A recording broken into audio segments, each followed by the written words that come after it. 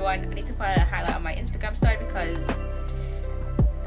Twitch stories take like 20 years to upload. Fuck.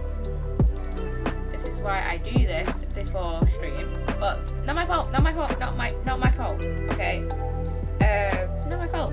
Me and Danny, we're playing Lethal. We're playing Lethal Company for well, my first time playing Lethal. It's not Danny's time first playing Lethal. Played Lethal quite a few times. But hi, I haven't. So I was like, and then last week I was like, Danny, play. I messaged him on Discord and he was like, and I was like, Danny, play Lethal with me, please. I got it like a few weeks ago. Cause like for like months before then, like since like November I think, he was like, play Lethal with me, Lethal with me, and I was like, no, I don't want to play Lethal. Like, I'll wait till my birthday. And then on my birthday, I got Logistics, and I completely forgot to ask for Lethal Company. And then I got a job, and I was like, you know what? And then like 2 weeks ago, I bought Stardew because we're going to play that in Sugar's Discord, and we have been playing that. And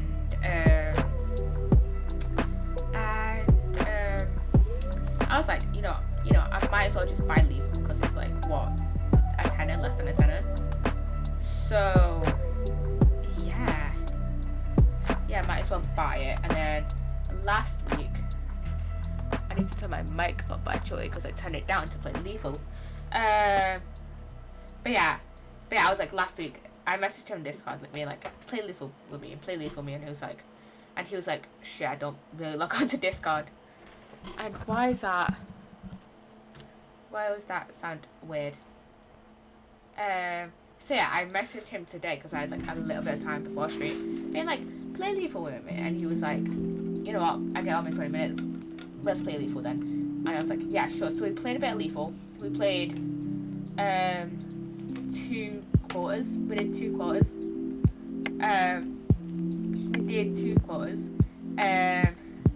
And we finished the first quarter at like 5 to 7, and what was I gonna say? I was like, calling it a little bit close, but it took us like 28 minutes to do the first one, so we can probably get the second one done in 20 minutes. No, it took us like half an hour to do the second one. So yeah. And I knocked my thing over, and I keep needing to adjust my mic volume because it sounds a little like staticky. I have been meaning, not gonna lie, I have been meaning to like sort out my mic settings for on here for this but yeah, I just haven't gotten around to doing it. Also tomorrow I haven't decided if I want to stream earlier than or later. Like if I want to get home, have my tea, and then stream, or I need to turn my music down. Either stream straight after work, or stream at just after 9, because I am busy. I have stuff to do at 7:30. I'm a little bit busy. I have a little thing. I mean, if you see my Twitter replies, you might have an idea of what I am doing tomorrow at 7:30. Let me look at my replies. What did I say? Where is it in my Twitter replies? Where bloody hell is it in my Twitter replies?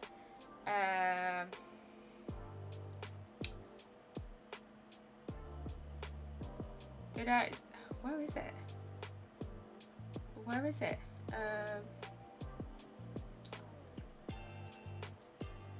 I don't know.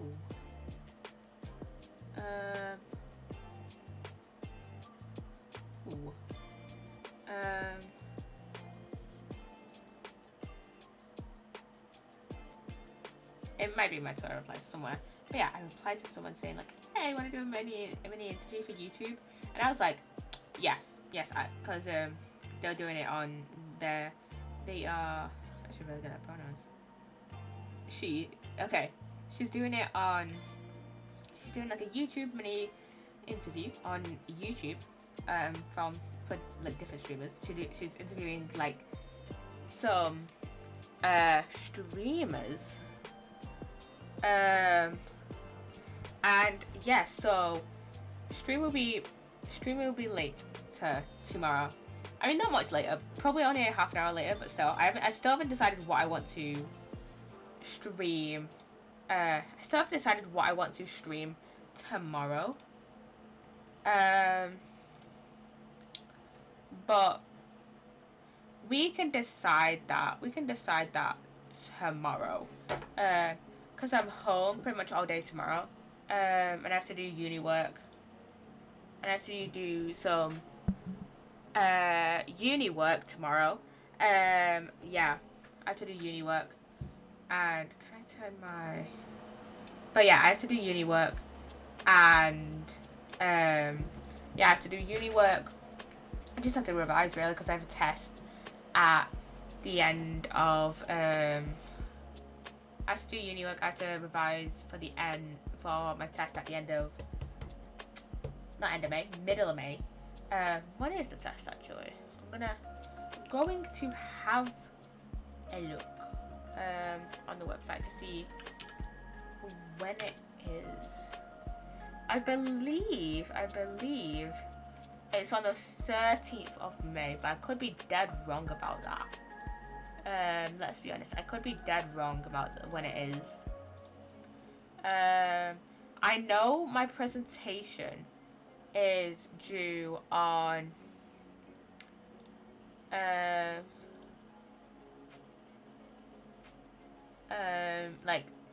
have my presentation like literally like last week of April, first week of May, because it depends on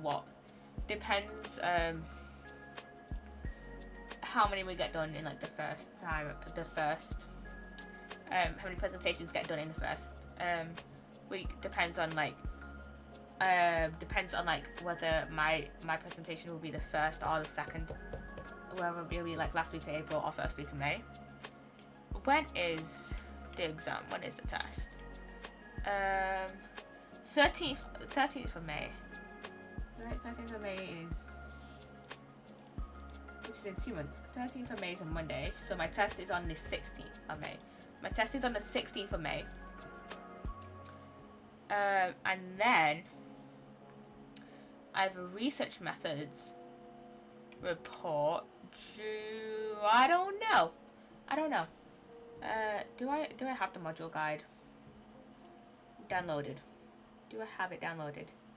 Is this the right module guide? Is it, my stream may lag because of me opening Word. Yeah, this is the right module guide. Where the fuck is it? Where the fuck is the due date for the qualitative assignment? 10th of May, so that's the week before. Yeah, it's during the 10th of May, so that's the week before my test. And then I know when my presentation is. Yeah, my presentation is. Yeah, that's what my presentation is. Feels weird looking at myself, like without glasses now. Like I know I spent like pretty much a lot of my like streaming, like career, without glasses, and I spent like a lot of my time when I first got my webcam without glasses. But it still feels weird to see myself without glasses. So yeah. Anyways, guys. Anyways. It's a thing. So I know a new clip has been posted to Lego's YouTube channel. About the a new scene from the new Ninjago season. But I'm not gonna really react to it. I've already watched it. I don't really have anything to really talk about it. Other than I fucking loved it. Okay, I fucking love that. I fucking love that little clip there. It's if you don't know, and if you're not gonna watch it, spoilers to anyone who hasn't watched it. It's of Wildfire and Kai, and I'm gonna move my mic closer. But yeah, it's of Wildfire and Kai, and it's like Wildfire is like injured, and my audio is so shit. Yeah, but Wildfire is injured, and Kai is like, you can't come on this mission, and yeah, Kai is like, basically, you can't come on this mission. Okay, how do I? I'm just gonna not peek. But yeah, Kai's like, you can't come on this mission. He's like, you can't come on this mission, otherwise you gotta sit this one out. And yeah, hello Lydia. Cool. Why thank you. Welcome on in. How you doing? But yeah, Kai's like, you can't come on this mission, and yeah, it's just like kind of like a cute scene. I don't remember much of the clip because I watched it the other day. But yeah, I probably won't be reacting to much Ninjago stuff until this season releases. I think I'm only going to be really reacting to like the promotional stuff, so like trailers and stuff, rather than just actual straight posting clips. So yeah. Anyways, let's get into this case. And I need my dad to get me a HDMI cable for my second monitor. Otherwise, my OBS is just gonna get blocked by my microphone. So yeah, okay. We have trial part 3. We have trial part 3 and trial part 4 to get through. Need to get this to get through. Okay, we're back in the defendant's antechamber. Regina! Gina, are you holding up? How is she? I'm starting to feel quite warmly towards her frequent cold shoulders now. Ginny! Are you alright? Why aren't you saying anything? What's the point here? Why go to all this trouble and fight so hard for the likes of me? What? Oh, you saw it? That picture? What picture? Ah, you mean this? The photograph taken by Hurley's red-handed recorder? I mean, that just proves she like had a gun in her hands at like 1 AM. It doesn't really prove that she like killed the guy. Like, well, I didn't think you would have captured a scene like this, that's for sure. It's hopeless. Anyone who sees that's gonna think I did it, ain't they? Well, I won't pretend it wasn't a bit of a shock when the prosecution first presented it to the court. Surely you've gotta have your doubts about me now. You can't still think I'm innocent. Of course I can. Ginny, why don't you talk to us? Tell us what really happened that night. Eh? Runa's cleverly managed to piece together a lot of new information, but still, we'd really like to hear it from you.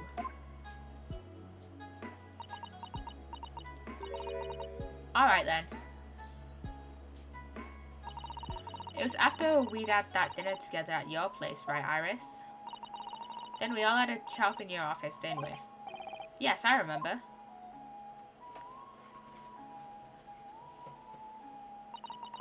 After that, I just couldn't get to sleep. So I slipped out and went down the street to the 2-1, to Windy Bank's place. I had to know if Iris' story was there or not. The end of the Baskervilles. I don't know what it's about or nothing.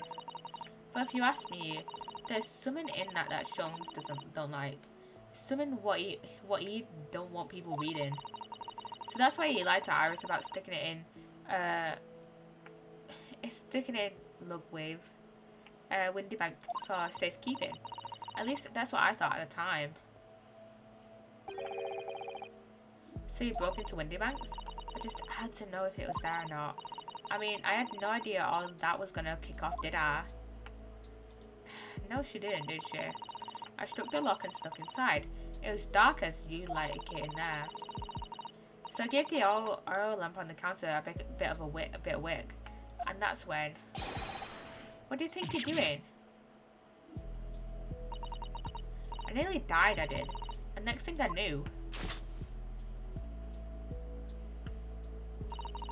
I'd grabbed the gun off the counter and was waving it in the air like, I don't know what. Ah, you're the girl who was in here this afternoon.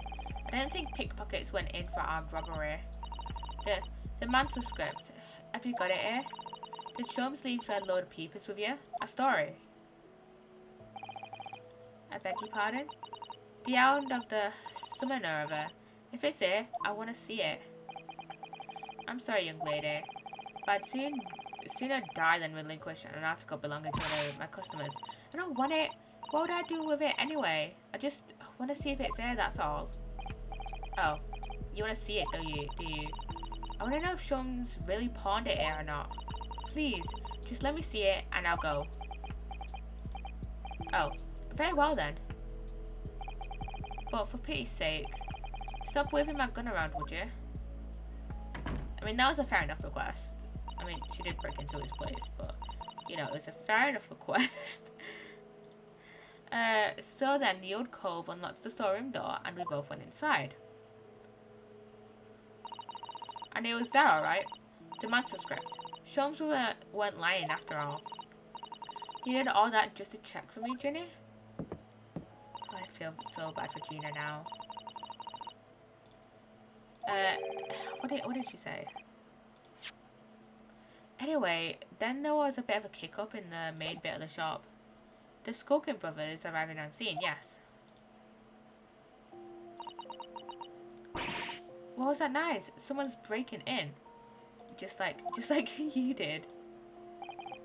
Dear me, is there some burglars convention here tonight that I don't know about?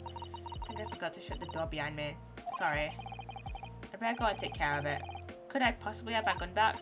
Oh, I'll come with you and... Now, don't be foolish, young girl. You must stay right here. Don't leave the room under any circumstances. And with that, he took the gun out of my hands and walked back out into the shop. I looked back in the storeroom, like he said, straining my ears in the dark to hear what was going on. It sounded like they got into a bit of a scrap. I started to think I should help, see. So I was just about to go out the storeroom myself when...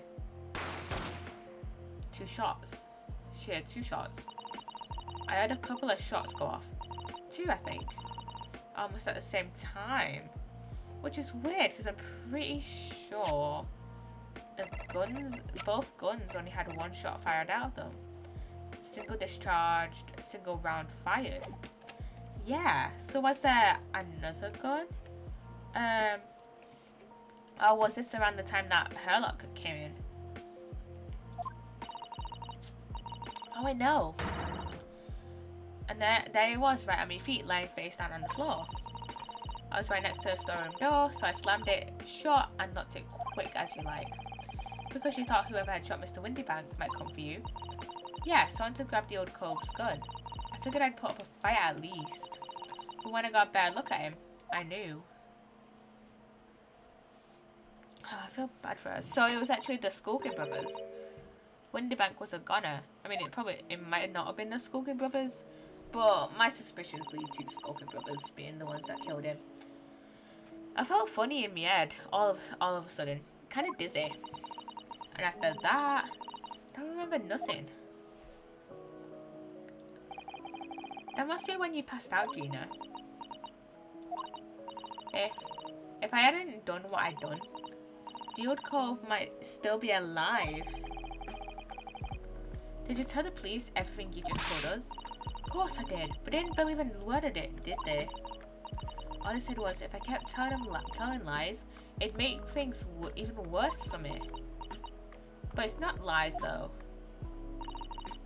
It'll be alright, Ginny. Don't worry. Just stay strong a little longer. Runa's about to put the real culprit through the mill. That cove, what was there in the afternoon? That Edward Benedict? Oh. Oh shit, we said, I still remember how he looked at me. Like I was nothing. He was there. He was there that night. Was he the actual murderer? We don't know his real name yet. But I'm convinced that he's involved somehow. Are the Skulker brothers working for Benedict? Anyway, thank you for telling us what happened, Gina. I appreciate your honesty. Your what? You can leave it all in Runo's capable hands now, Ginny.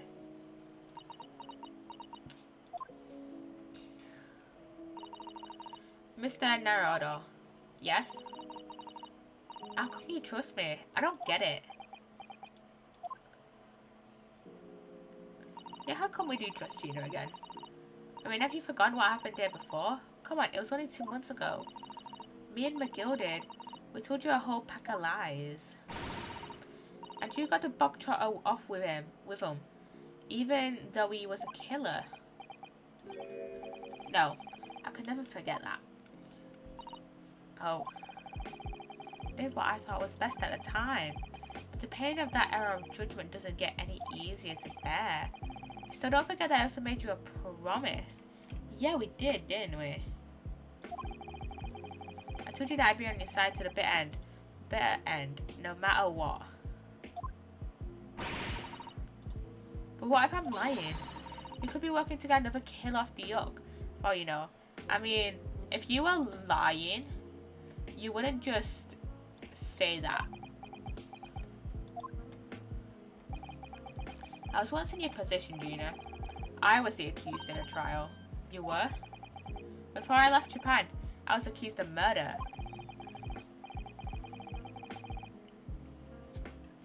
And strange as it might sound, the circumstances of the crime were pretty damning. I was sure that no one would believe me. I was sure that no one would believe it wasn't me who'd done it. Oh, Bruno. But there was one person who stood up for me, who believed in me, and was prepared to defend me. My best friend. Kazuma. Oh god, we love Kazuma. Ryunosuke. No one believes in you more than I do. Leave this to me. All you need to do is put your faith in me and I'll do the rest. I was so happy I cried. But even then, somewhere inside me, I couldn't help thinking, surely you didn't really believe in me. Not completely.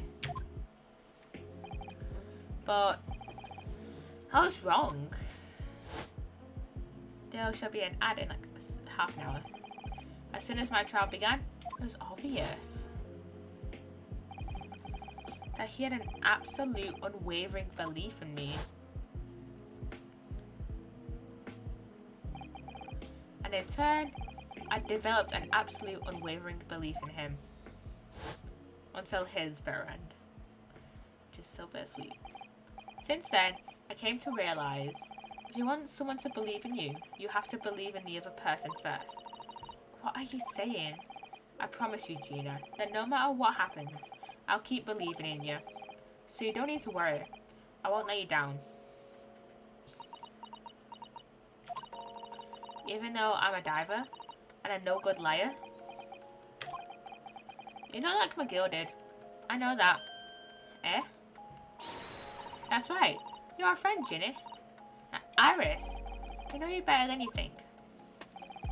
And we've come to the conclusion that you're someone we can trust. Yeah. That's really all we need to know. Exactly. Mr. Naruto,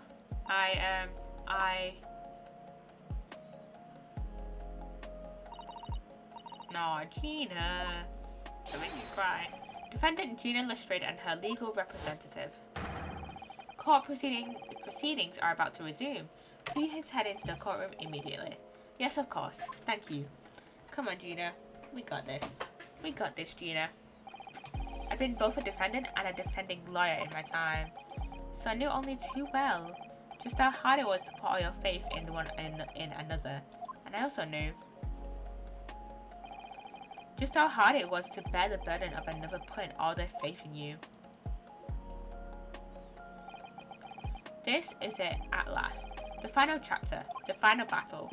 Wish me luck, Psssttt-san. And I hope you're watching over me too, partner. Oh yeah, we don't have Psssttt in this trial, but we do have Iris, so she'll probably be a help.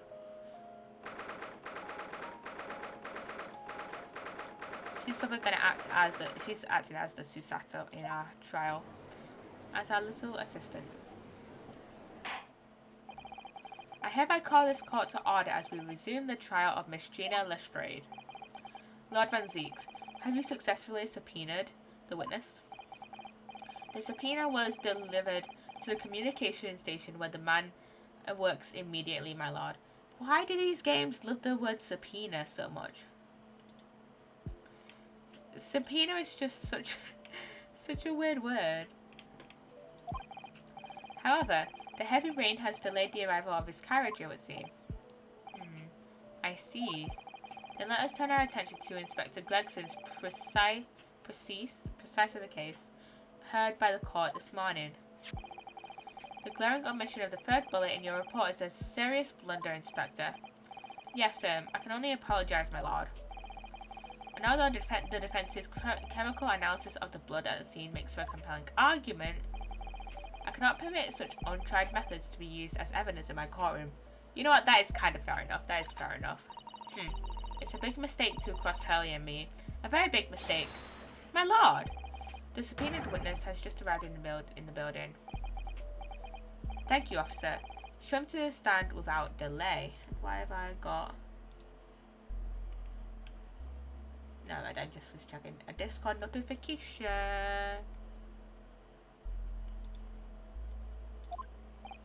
Mr. Eggert Benedict. I didn't expect to be crossing paths with him again so soon. And certainly not like this. There he is. There he is, Mad Hatter looking ass.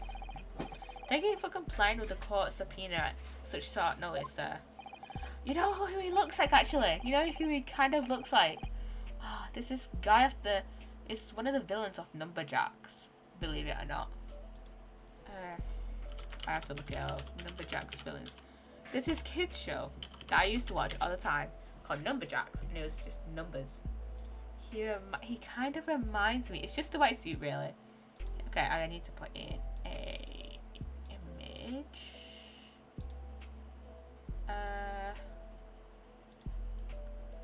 And I have to save this image. Where is it? Where is it? It would be in downloads. There we go. He kind of reminds me of this guy. A little bit. He kind of reminds me of this guy, the number taker from Numberjacks. It's literally just a white suit. But, yeah, he reminds me of this guy. He just reminds me of this guy. And why is my clip not working?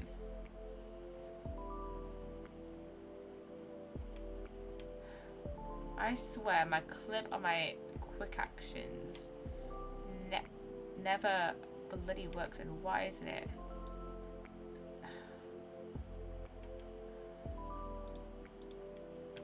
Yeah, I have to literally clip it on my phone.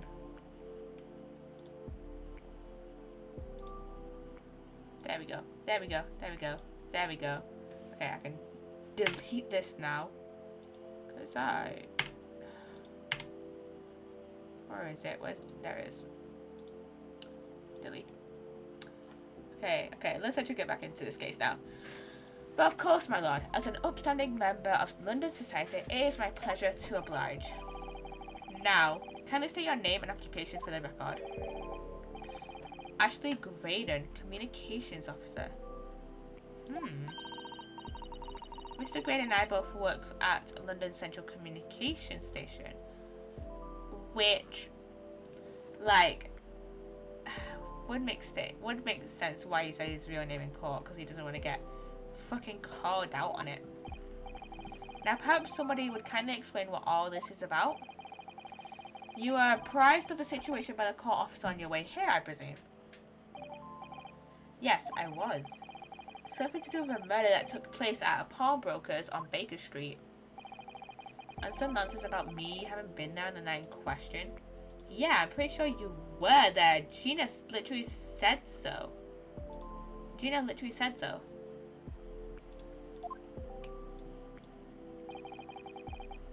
This is the accusation indeed. Yes, it literally is. This really is beyond a joke, you know. Very well. Without further delay, the court will hear your testimony now, Mr. Graydon. You will respond to the accusation made against you under oath.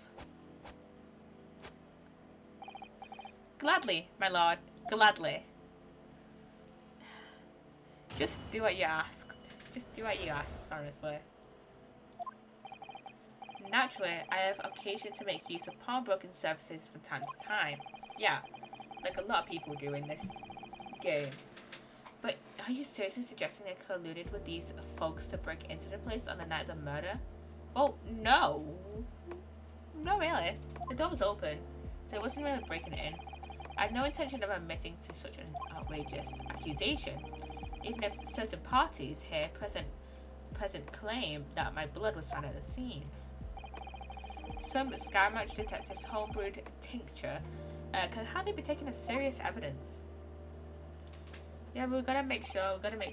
Stop complaining and just say what happened. So you deny the accusation completely, do you? I must say, I am dismayed. For the highest court in the land to be swayed by this self-professed detective's toy. It was the will of the jury, and our great British justice system demands that the jury's will is upheld. Then it would seem we had the misfortune of our most inept assembly of jurors today. By golly. How long am I expected to be detained here? If following the defense's cross-examination, your involvement in this matter has not been established, you will be free to leave immediately. Good. Then I shall be away in time for afternoon tea. Some small consolation at least. Let us not hold up Mr. Graydon any longer than necessary, counsel. Proceed with the cross-examination. So, we meet again, Mr. Eggert Benedict. Or is it Mr. Graydon? Yeah, you told us a different name. My apologies. You are? Bayunosuke Naruhodo, defense lawyer. We have met. If you say so, Ashley Graydon. Enchanté. So.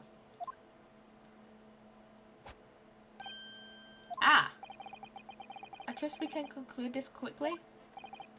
But I'm not holding your fleshy hat while we do. Cross-examination time. Yeah. Oh, shit. Didn't press options. Yes, we even met in the very pawnbrokery where the crime took place on the afternoon of the day in question. Though, of course, you introduced yourself by a different name at the time. It was Mr. Eggert Benedict, I believe. Tell me, Objection. What made you... The witness is here to testify about the events that took place that night.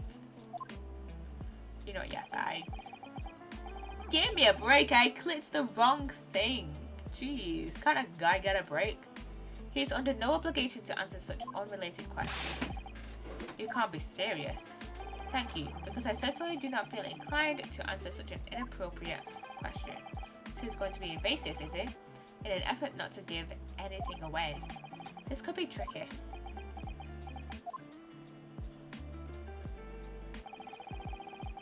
Okay, options. Let me save. 20 minutes till the ad starts. Could I skip it? Yes. But I can't be bothered. Hold it! Have we seen these two men before?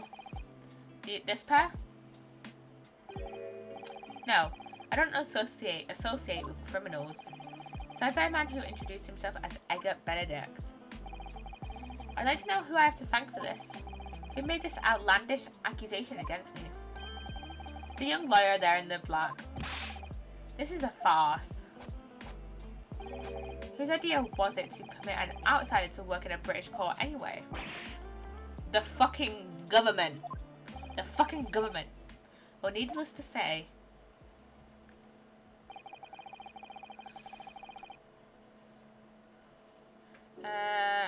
Hold it! when were you, where were you at around 1 in the morning on the night in question, sir? That is past the hour at which I would normally retire. No, wrong thing, I clicked. Certainly. I was not in the company of these rapscallions. You able to prove that? Objection! Listen carefully, my learned Nipponese friend. For you appear to be under a gross misapprehension on this point. What do you mean? The witness maintains that he was not at the scene of the crime. He has no obligation to prove his absence. If your accusation is that the witness was present at the scene, the obligation lies with you to prove your assertion. You will fulfill that obligation before putting any more unreasonable questions to the witness.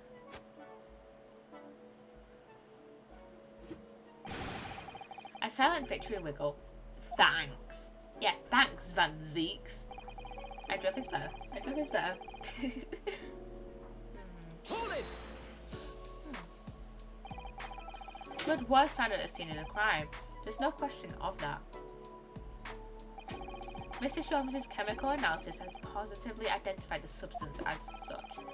But I am not the only human to have blood running through my veins, am I? How can you be sure that the blood is mine? It could equally be the blood of one of these two miscreants. Every individual's blood has slightly different composition, it seems. Mr. Sholmes' chemical is able to differentiate different... don't cut him off. It's different blood samples by sparing me the science lesson. Who's this Sholmes character anyways? You don't know fucking Sherlock Sholmes?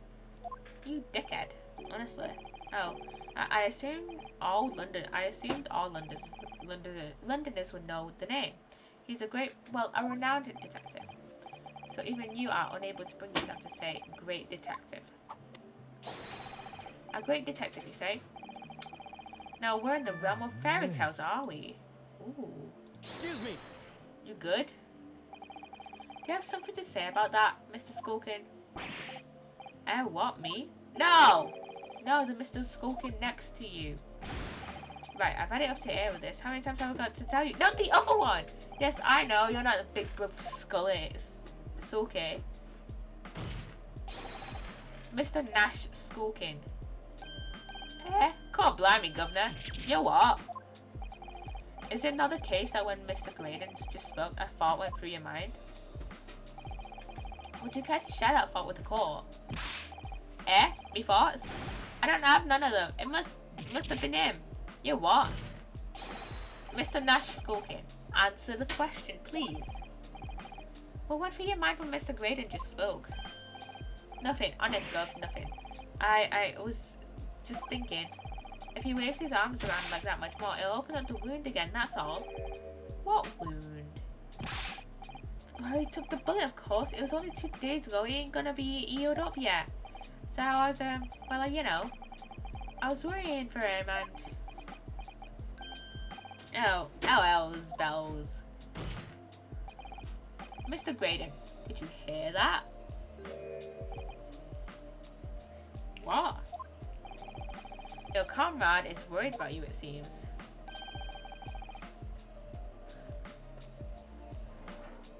My manager just texted me. And I'm not working tomorrow.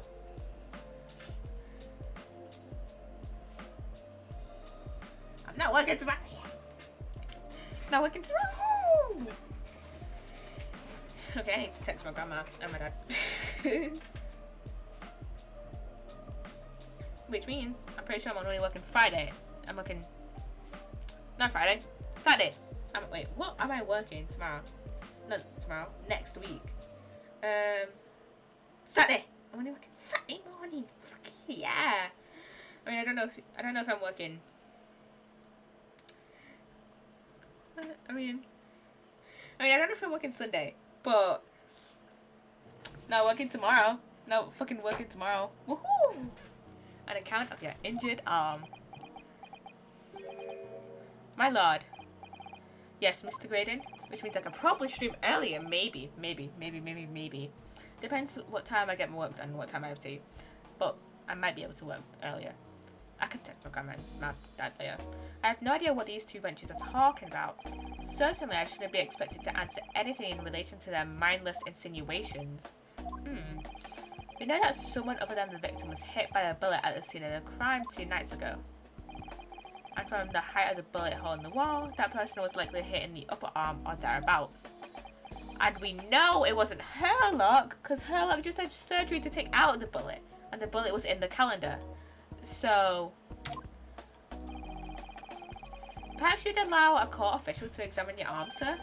The left arm that you're currently clasping with your right hand as if in pain. No, I refuse. You have shown no evidence whatsoever that links me to these common thieves. Accordingly, I am not obliged to permit any such invasion of my privacy. As I've already said, I'm completely uninvolved in all this. I've never had anything to do with the pawnbroker where this fellow was killed whatsoever. I take offense at the insinuation that I was in any way involved. You claim to have nothing whatsoever to do with Mr. Windybank's pawnbrokery? My lord, the defense would like that last statement to be added to Mr. Graydon's formal testimony. Very well, counsel. Continue with your testimony, Mr. Graydon. I assume we have to provide evidence now to this statement. Well, I've never had anything to do with the pawnbroking establishment where the man was killed.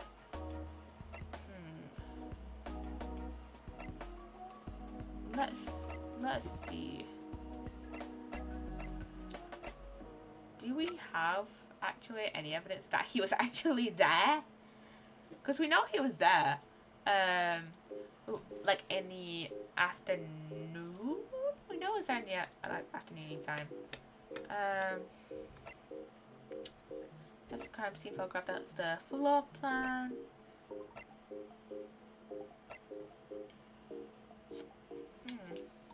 Let's look at these photos. Okay, it's just Gina and Windybank in there.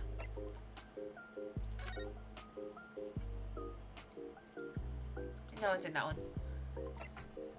And there's a stereoscope, a music box disc. Shows a pouch. And then the third bullet.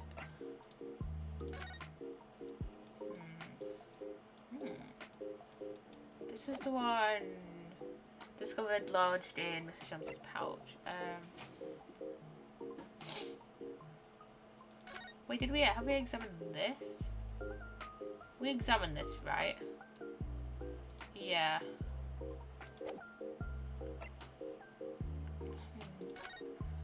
Should we present this? Because he was asking for this.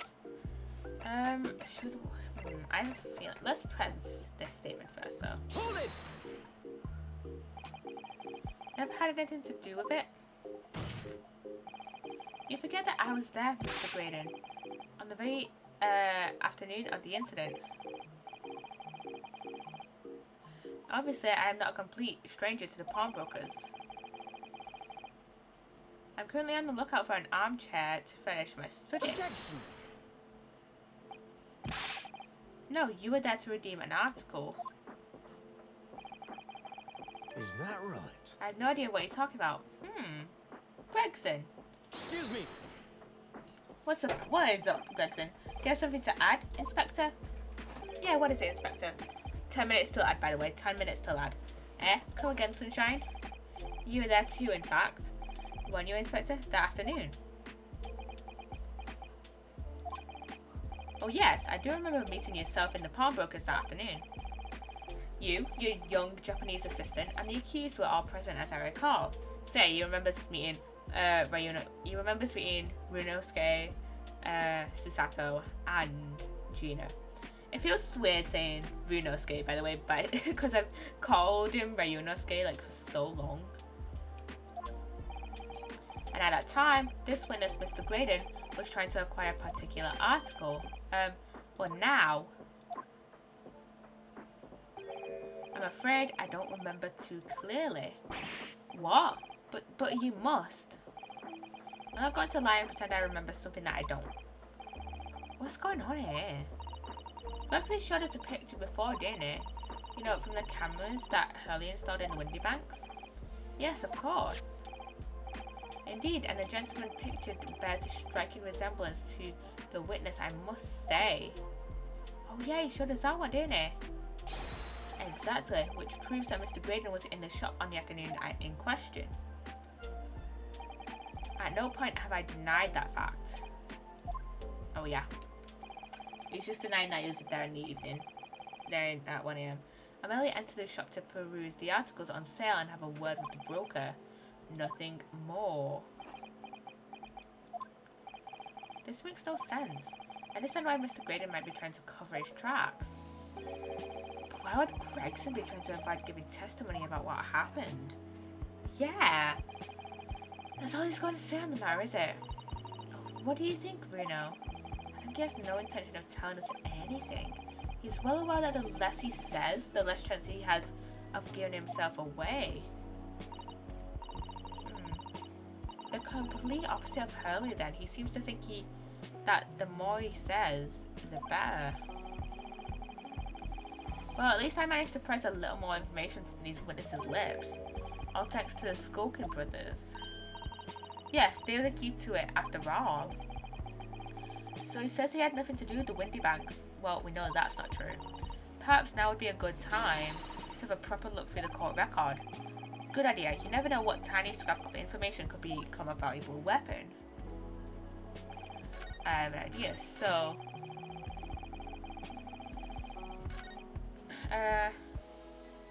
never had anything with a man was killed. That's a fucking blatant lie. What's this? You came for the music disc. You were there for the music disc and the coat. Have you ever seen this disc before, Mr. Graydon? Why? Is it supposed to mean something? This disc was, until the day of his murder, in pawn in Mr. Windybank's shop. It was redeemed by the defendant, Miss Gina Lestrade, that afternoon. However, somebody mysteriously just appeared to try and take it from her. And that somebody was you, of course, wasn't it, Mr. Graydon? As I have reiterated numerous times now, you are mistaken. That was not me. I've never seen that disc before in my life. It may have escaped your notice, but there is a small smear of blood on the disc. Ah yes, resulting from an abrasion of the thumb, perhaps. That's right. The surface of the disc is covered in hundreds of tiny metal bumps. In the skirmish to acquire the disc, the thumb of the person who tried to take it suffered minor lacerations. So, while the disc bears the remnants of that skirmish in the form of this smear of blood, the thumb of the person in question must bear the remnants also, in the form of a scratch. Good gracious, indeed it must. Mr. Graydon, you refused to allow a court officer to examine your arm before. Are you now going to refuse to allow us to examine your thumb? Because I have no doubt that it bears a small scratch consistent with the smear of blood on this disc. Well. It would seem I underestimated you. What is the meaning of this? I need to sneeze. Excuse me. Bless me. So you admit it now. You admit you have a scratch on your thumb from when you attempted to take the disc from the defendant. Order! Well, Mr. Graydon? It would appear there has been something of a misunderstanding here. I did not attempt to take the disc as you put it. No, quite the reverse. What are you trying to say? It's really quite simple, you see. The disc was mine from the outset. Is there some crime in taking an item you own out of pawn? What? It would seem, Mr. Graydon, that in this piece of evidence, my learned friend has established a link between yourself and the incident. Accordingly, you will tell the court everything you know about this disc now. As you wish. Though I'm quite sure it has nothing whatsoever to do with the pawnbroker's murder. We have another witness testimony. Now, before we start this witness testimony, instead of waiting for another 6 minutes, I'm going to start an ad now. I'm going to run a 1 minute ad. And yeah, and then the next ad will be in like another hour. So yeah, run a 1 minute ad. That should be running any second now. There we go. Ad break, ad break, ad break, ad break, ad break, ad break.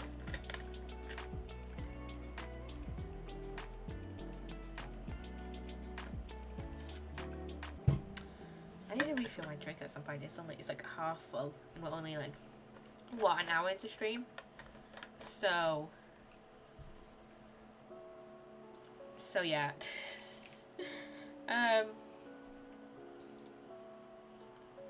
But yeah, what was I gonna say? I don't know.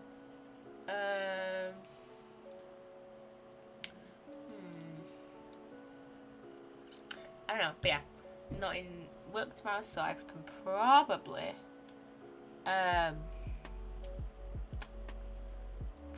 stream a little bit earlier.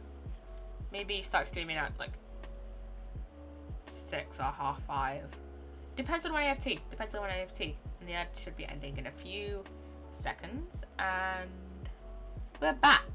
Now we have an hour and 5 minutes till the next ad.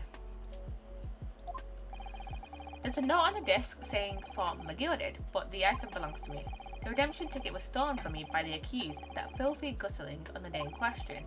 I proceeded at once to the shop in order to explain my situation and redeem my article. In the end, of course, the disc was taken by the police. In other words, I had absolutely no reason to break into the shop later that same night. Where is the redemption ticket now then? Did I hear you correctly, sir? McGilded, you say? The famous London philanthropist? She perished in this very courtroom 2 months ago after being acquitted of a distinctly messy murder. Yes, my lord, and the one and the same.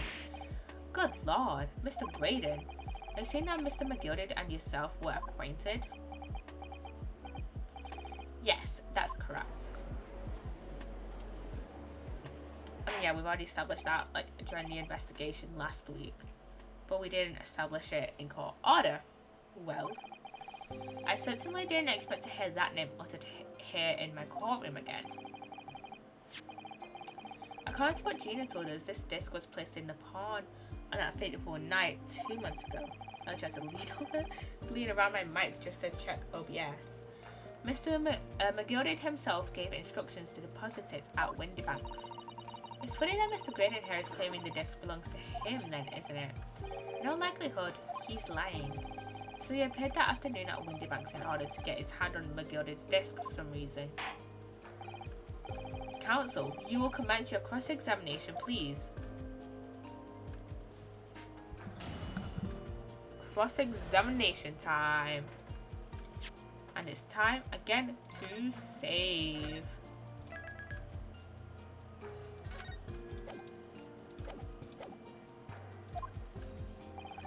There's a note on the day saved from McGilded, but the item belongs to me. Okay. Hold it! So you're saying that Miss Lestrade lifted the ticket from your pocket or bag?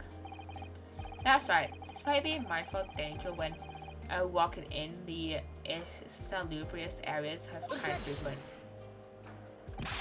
Miss Lestrade did no such thing. Well, of course you would take that stance, but the girl is a regular offender. You came to a pawnbrokery that day prepared with all the information you needed to identify the defendant. You were looking for her. That's what brought you to Windybanks. To get your hands on Mr. McGildy's disc. My learned friend is a veritable font of nonsense. Nonsense? I concur with the prosecution. Counsel, you will refrain from conjecturing in it in this way. Is that clear? Yes, my lord. Then I will continue with my testimony for what possible use it can be.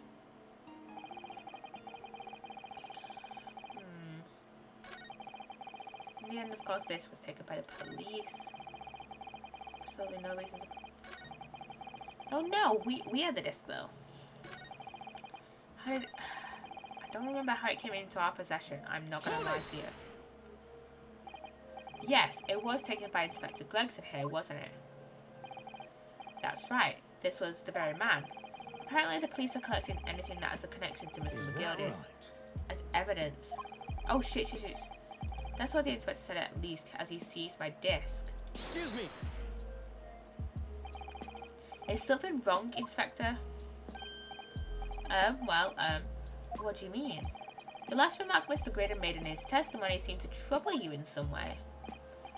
No it didn't. It's nothing. Leave it alone. Let me ask you this, Inspector. Why is Scotland Yard gathering Mr. McGildy's possessions? Can't tell you something like that, Sunshine. What is it, Inspector? Investigative secrets? Yes, exactly. You should know all about that. Magnus McGildy, who died so unexpectedly after his trial 2 months ago. A man renowned throughout the capital for his great contributions to public life. Yet he had a dark side too. Where are you going with this, Van Zeeks? I suppose the police are dealing with the aftermath of his nefarious activities, are they? That's enough. Coppers like me have duties to carry out that we're not at liberty to talk about. That's all you need to know. Duties conferred by Lord Strongheart, I presume. The Lord Chief Justice appears to have great faith in you, Inspector. Yeah, so tell us what the fuck is going on? What the fuck is going on, Inspector? The bottom line is, if you want to get more army, you're gonna need Lord Strongheart's paw print first. What's all this about? It's like there's something going on between Gregson and Lord Van Zeeks here. Well, it would appear that the inspector has revealed all he is at liberty to reveal. Mr. Graydon, let us return to your testimony. Gladly, my lord. Why is Gregson acting so weirdly? Why is he acting so weirdly? I don't reason to predict it. Are you sure about that? Because we still had this. Objection. This disc was deposited at Windybanks on Magnus McGildy's instructions. You knew that, and you went there with the intention of obtaining it for yourself. Objection. Conjecture again. And in any case, the disc was taken into custody by the police that afternoon. The witness had no reason to visit the pawnbrokery again that night. Objection. Sorry, my learned friend, but that's not true. What? Mr. McGildy had another article in Pawn at Windybanks, as this second pawnbroker's ticket proves. Ah. There were 2 articles belonging to Mr. McGildy in Windybanks pawnbrokery, and the reason you broke into the shop at that night was to recover the second one. Together with your 2 accomplices, the Skulking brothers. This is the second ticket, is it? What had the man deposited? The article description reads 1 small box. A rather vague description, it seems to me. Are you suggesting that I broke into the pawnbrokery with these clowns in order to steal some trinket box? believe there are adequate grounds to suspect that you did. This is absurd. Why on earth would I do such a thing? Once the article had been forfeited, I could simply walk into the shop and purchase it. There would be absolutely no need to resort to theft. That's a good point. Indeed, the witness makes a solid argument. So that means that for some reason, this Graydon fella needed a small box that very night, does it? What was in the box again? We didn't see the box, did we? It's time to put an end to this nonsense, my lord. Could you be a little less cryptic, Lord Van Zeeks? I do hate to ruin my learned friend's argument, but the truth is quite incontrovertible. On the night in question, no small box was taken from Windybank's pawnbrokery. And rest assured, the prosecution can prove it. What? God gracious. Inspector, show the photographic prints to the court if you please. Yes, sir. What prints? These prints were taken from one of the detective's security cameras. Ah, how are these red-handed recordings again? As previously explained using this plan of the shop layout, the victim's establishment was furnished with automatic cameras in 2 locations. One was set to capture the counter where Mr. Windybank received his customers, and the other was set to capture the shelves on which articles were placed for sale once forfeited. According to the information on this ticket, McGilded's small box had been forfeited already, 2 days before the incident at 9 PM on the 13th of April to be precise, which means it would have been on the shelves of forfeited items in the shop front. Now, what I have here is a print taken by one of the cameras about 2 hours before the incident. That's at 11 PM on the 15th of April.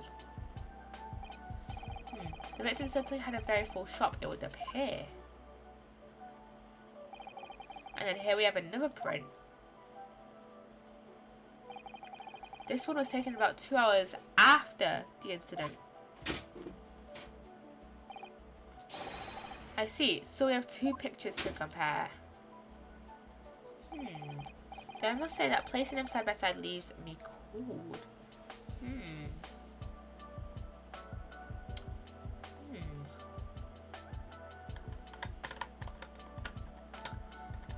Nothing is too noticeably different. I feel like something's up with that horse statue though. I can't place my fingers on it.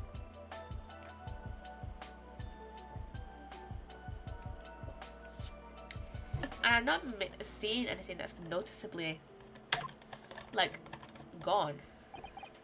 Dear me, that started to make my head ache. Obviously, at Scotland Yard, we considered theft as one possible motive in the case. We explored the possibility that something had taken in addition to the victim's life.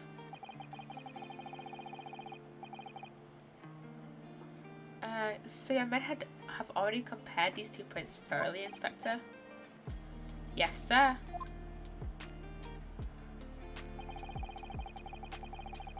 We counted every single item in each of these 2 photographic prints. And the yard's conclusion is that exactly the same number are present in both. But are the exact same items presented in both? I mean, I can't tell, but not every item might have been there. So, who knows? Who knows? Who knows? Who knows? In other words, nothing was taken from the pawnbrokery on the night in question. And my learned friend's assertion is nothing more than a hopeful fantasy. I don't believe it. If I could have just shown that he'd stolen McGilded's pawn box. Have I been able to break him down at last? You know what, Runo? I've been thinking. Stereoscopics. I wonder if these 2 photographs are really are exactly the same. What? So, counsel, in light of the evidence put forward by the prosecution, what is your position? It seems that in fact on the night in question, nothing was stolen from the victim's establishment. Do you accept the prosecution's assertion? I don't know. Could there be some hidden discrepancy in these 2 photographic prints somewhere? could be.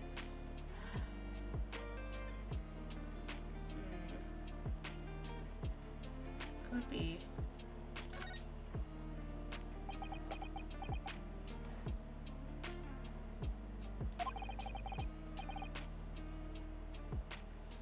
I wasn't sure at first, but there's a clear discrepancy between these two prints.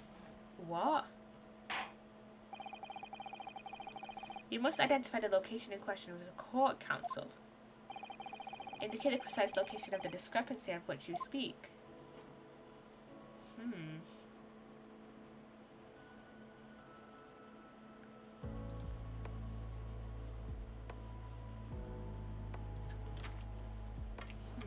What is it? I'm looking for a guide right now because I'm not sure. It just says small brown box in the lower right corner of each photo. So the stereoscope.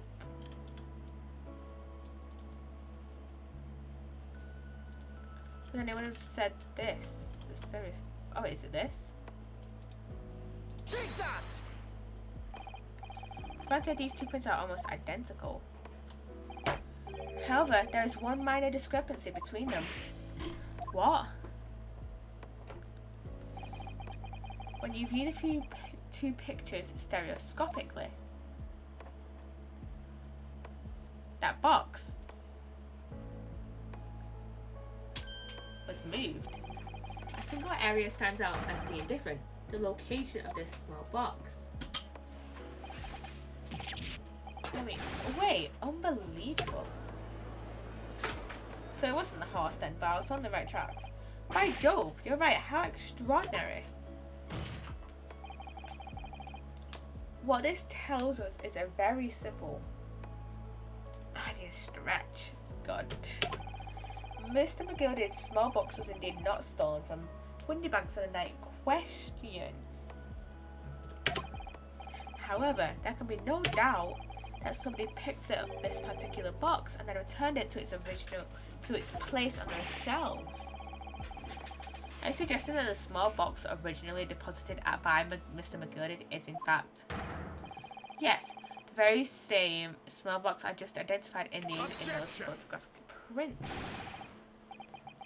Mindless guesswork. What if it was? So a box was moved on a shelf. Nothing was stolen, which means quite simply that nothing has changed. That may be true, but alright, McGildy's box wasn't stolen it. But that doesn't the fact that it was moved like change? It changes everything. I believe this changes everything about this case. How can that possibly be? The crucial point is the fact that what was moved was a small box. In other words, we have to consider what might have been inside the box. What are you suggesting?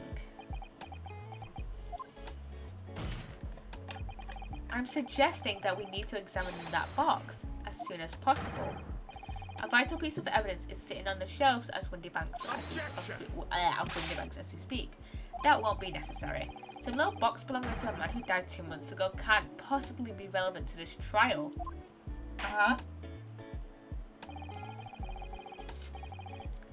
The court does not uphold your objection. Lord Van Zeeks. Bailiff, arrange for an officer to go to Baker Street at once. Obtain the small box in question and bring it back here for further examination.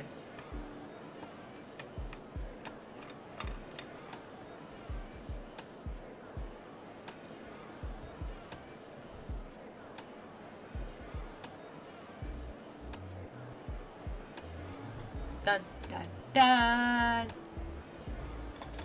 Tension.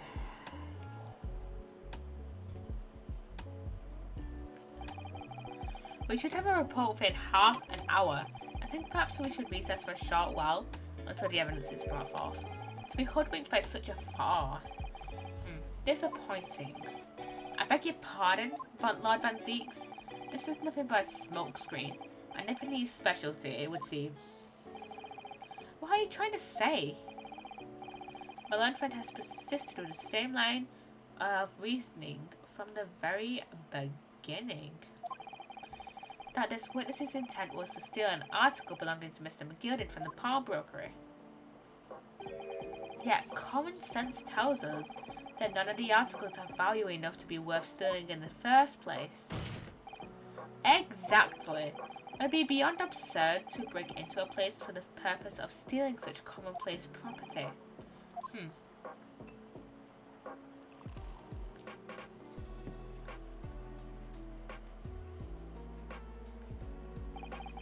If your lordship recalls, Mr. McGilded perished 2 months ago, immediately after the conclusion of his trial. A trial in which he was found not guilty. A trial in which it was established he was the upstanding member of society his reputation implied, in fact.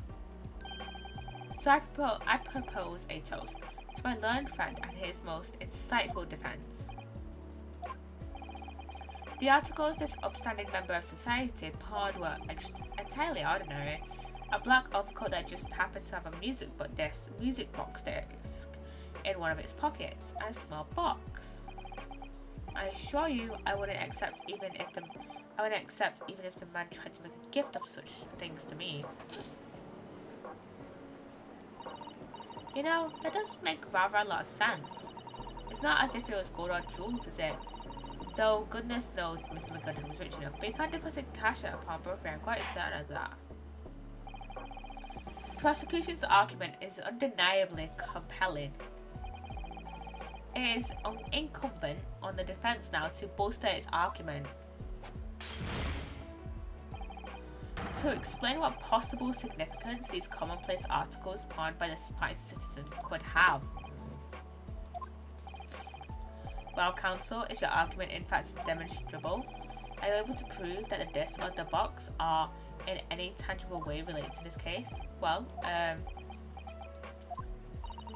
what's the matter, Runa? We know that they're related, don't we? They're both vital pieces of evidence. Yes, of course. You and I both know that. We know Mr. McGilded's true character, and we know the disc is significant, even if we don't know why. But if we explain all that to the court at this point, we'll have to acknowledge that McGilded's acquittal 2 months ago was a mistake, that the defense's argument was flawed, based on false information. Oh no. And that would mean admitting that Gina committed perjury. I mean, she would get less time. She wouldn't get killed, though, for perjury. She would get time in prison, sure. But, like, she wouldn't get killed, because I think the death penalty was... I have such an itchy nose, I swear. But yeah, murder, death penalty. But perjury, not death penalty. But Ginny, could it be that Van Zeke's nose? Is that why he's doing this now? Because he anticipated everything. But maybe this could be a great opportunity for us. Sorry? What do you mean, Iris? Well, what is it that you always say, Runo? Sooner or later, the truth comes out. Every time. Alright, the exact significance of the things that McGilded deposited with Mr. Windybank is something that only Gina can explain to the court. But if I put her on the stand to testify about that, it could critically damage our chances of winning this case. What's the right thing to do here? Have Gina testify. We have to have her testify. My lord, the defense would like to make a proposal. Oh, what proposal, counsel? While the court awaits the arrival of Mr. McGilded's small box, I'd like to call the defendant, Miss Gina Lestrade, to the witness stand. The defendant? To what end? It's to do with the various articles deposited at Windybanks by Mr. McGilded, my lord. Miss Lestrade has information related to them. I believe it would be beneficial for the court to hear what she has to say. I think we just have her testimony, and then we'll finish with part 3 of this trial, actually. And then we'll be on to part 4. And what do we have for part 4? We have 3 cross-examinations. And then it's just, I think it's just like exposition basically after that. It will prove the significance of the articles in question once and for all. Well, things are becoming interesting. I presume you've considered the implications of the testimony you're proposing, in particular the impact it will have on the accused's standing, and indeed your own. I have. Lord Van Zeeks, would you care to explain that last remark? The prosecution accepts the defence's proposal. I move to interrupt the cross-examination of the current witness and hear from the accused herself. Very well, if you have no objection. So, the court will now hear the testimony of the defendant, Miss Gina Lestrade. You witnesses currently in the stand may step down and until further notice. Then I shall bid you good day. Wait, you, sir, shall remain in the stand while Miss Lestrade testifies. As you wish. Alright then, Gina, it's time. I know this will be hard, but please, put your faith in me here. Good luck, Reno.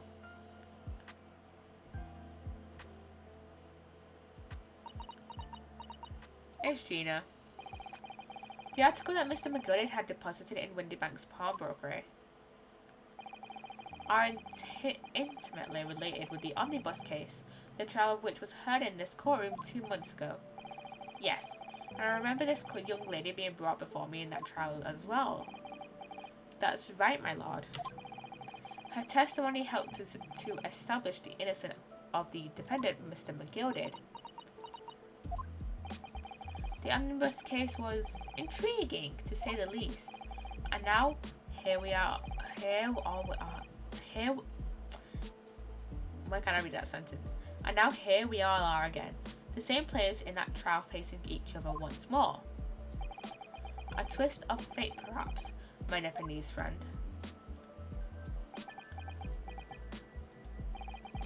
Allow me to recap the events of 2 months ago. An old brickmaker was stabbed to death in an omnibus running along London's winter streets. Apart from the victim, there was only one other person in the carriage, Mr. McGooded. Naturally, he was a prime suspect for the murder. But as the trial progressed, another possibility emerged, that the murder in fact took place above the defendant's head on the roof deck, with the body then being dropped through the skylight into the carriage below. It was Mr. Strayed whose testimony brought that possibility to light. At the time of the incident, Mr. Strayed was concealed under a seat in the carriage, hoping to pick the pockets of unsuspecting passengers. Then, immediately after the trial, having been acquitted of the murder, Mr. McGooded died in this very courtroom in the most extraordinary of circumstances. A mystery that remains unsolved even now, 2 months on, as indeed does the omnibus murder itself. Be that as it may, I recall neither the disc nor the small box being mentioned in the course of these proceedings. Miss Lestrade. Would you tell the court now, please? What really happened in the omnibus 2 months ago, I mean? Yeah, come on, Gina. I don't know what you mean. I already said all of what I know. Gina. And what about everything you told us yesterday from inside your prison cell? Please, Miss Lestrade, this is extremely important. But remember, little girl, if it transpires that you willfully withheld information in the trial 2 months ago, the Home Office will seek to prosecute you for perjury. And naturally, you will lose all credibility as a witness. Although, let's face facts, you have little credibility to lose. Ginny, don't listen to him. Please, you have to trust Bruno now. Harris? We're on your side.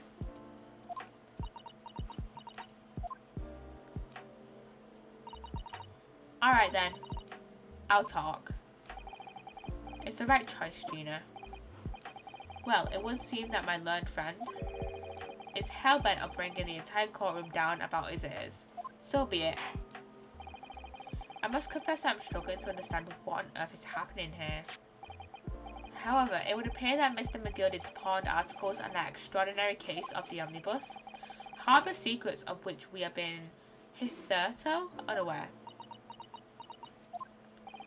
So, Miss Lestrade, you will now give your testimony before the court about the events of 2 months ago. You will reveal the truth, a commodity sorely lacking in your original statements. This is it. Everything's going to come out. Like Van Zeek said, this could bring the whole courtroom down about my ears, but as a lawyer, I'm prepared to take that risk. I'm prepared to make that sacrifice. And first we save before... Oh wait, no. It's witness testimony, not cross-examination. Never mind. Truth is that Brickmaker Cove was in the cabin of the omnibus the whole time. When the Irishman dragged me out from under the seat, I saw that desk on the floor. All of a sudden, I had a scream from over my head, and that pair on the roof deck went off to call the slops. That's when McGill slipped the driver some tin to do a run to the pawn shop roundabout. He threatened me not to snitch, not to say nothing to no one about what I'd seen or heard. And probably the only reason she told us was that he's dead now. Good grief, this is outrageous. What you've just called to the court bears almost no resemblance to your testimony 2 months ago.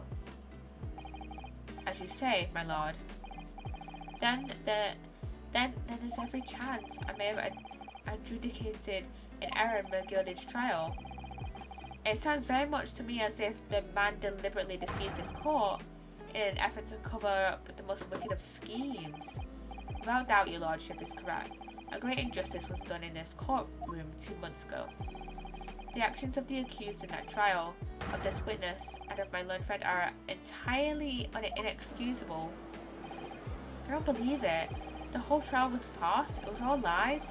The McGilded fellow was brought to the court, just like that pickpocket. Don't forget that lawyer from the east. They were all in on it together. You're wrong, the lawyer. Mr. Narado, the lawyer there. He didn't know nothing about it. Humbug.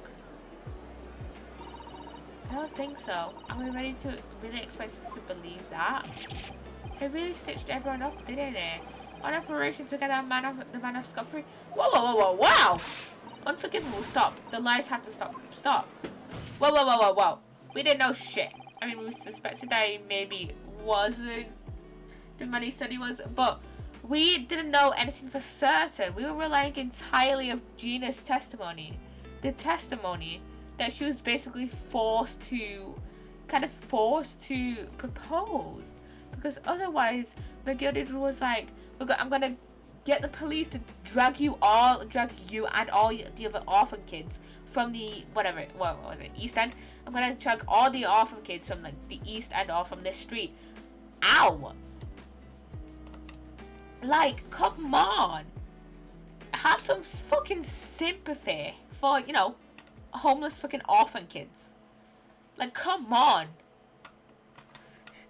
I'm very passionate about this game, as you can tell. But come on, dude. Come on. Yes, the defense made a terrible error of judgment.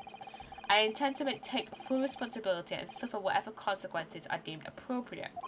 However, it is imperative that the court allows the witness to elaborate on her testimony, because the true significance of McGilded's pawned articles must be brought to light. Very well, my learned student friend. Yes? Given the depths of calamity you have just plunged yourself into, this may well be worth hearing. Words fail me. The situation is utterly deplorable. Mr. Naruhodo. Yes, my lord. I will decide upon your fate following the conclusion of this trial. Of course, my lord. Blimey, Mr. Naruhodo. Now, counsel, proceed with the cross-examination. Now we have got to a save.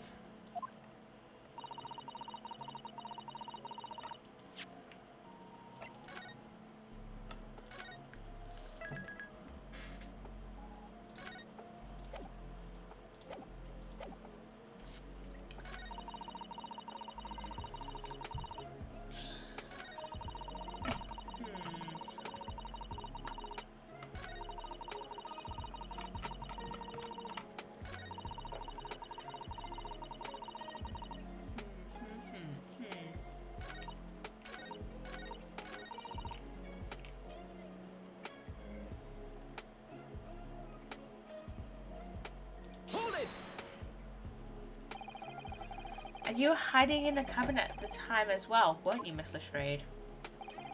If I remember rightly, in the storage compartment underneath one of the seats. Yeah, that's right. It's pitch black under there, so you can't see nothing at all. What are these two up to? What? Gregson! Excuse me. Is there something you'd like to share with the court, Inspector Gregson and Mr. Graydon? What are they whispering about? Inspector, Mr. Graydon. What? Blimey, you trying to give me a heart attack? You have been whispering to each other for quite some time now. Tell us, what is the discussion about? Discussion with this fella? Pull the other one, Sunshine. Think I've got anything to talk about with a shady gent like this? You're being fucking shady. You're being fucking shady, Gregson. You are so shady.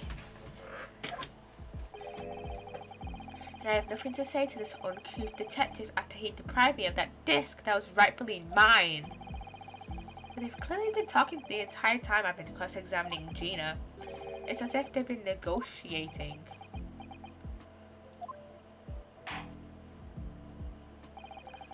You'll kindly refrain from talking amongst yourselves while the witness is giving testimony.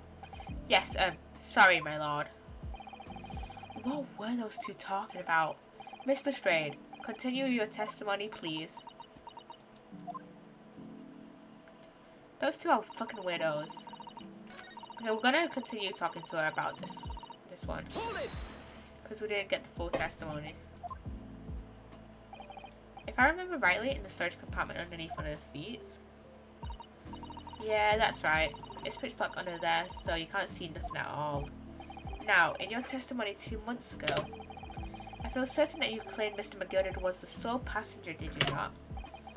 False testimony, my lord. That's what you told me I had to say. But it's important that you tell us the truth now. Were Mr. McGilded and the victim acquaintances? I don't know. I did hear him talking a lot. What were they talking about? Well, I couldn't hear too well. But if I had to say, I think it was about money or something. He kept talking about buying and not buying. Perhaps business dealings of some kind. Well, anyway, they got louder and louder. It started to sound like a proper fight. I was pretty scared by then. I hardly dared to breathe. And all of a sudden, I didn't notice like someone keeling over on the floor.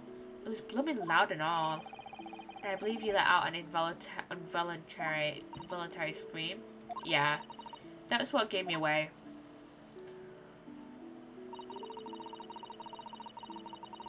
Hold it! Let's just press every statement. Let's see what happens. Was the disc you saw this disc? Yeah, I reckon it probably was.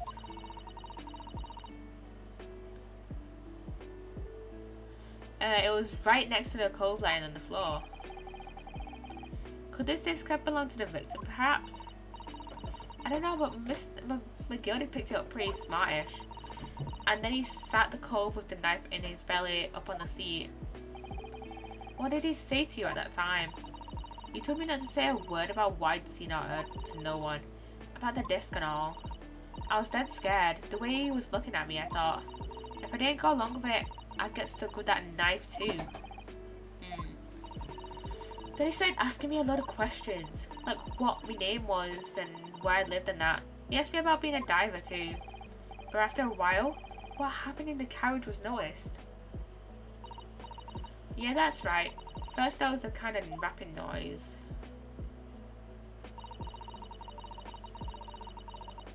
Hold it!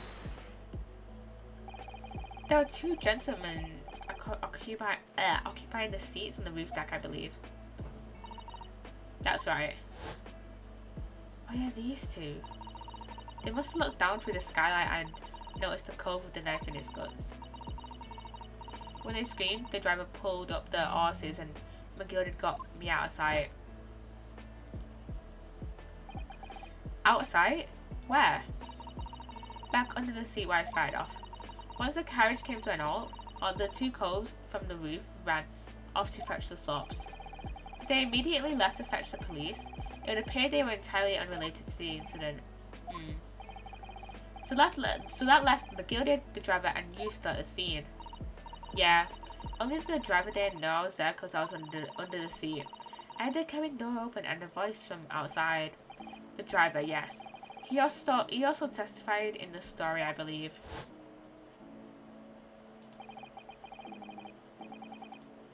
A fellow who went by the name of Beppo, if memory serves.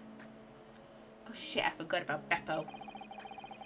What did McGilded and the driver say to each other? I don't know what happened and stuff like that mainly.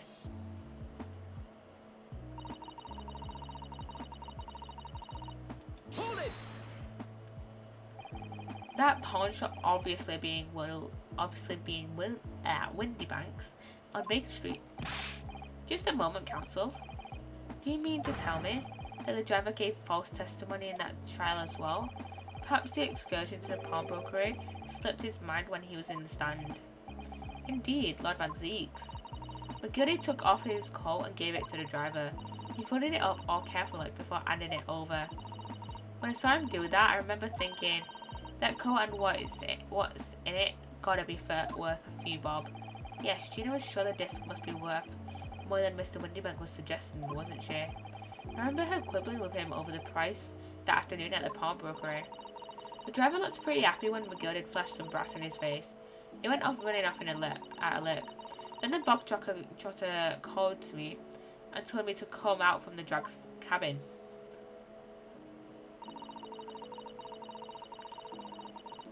Hold it! Threatened you how exactly? Told me I'd only be able to scalp her if I did exactly what he said, which included giving false testimony in court 2 months ago. Yeah, that's it.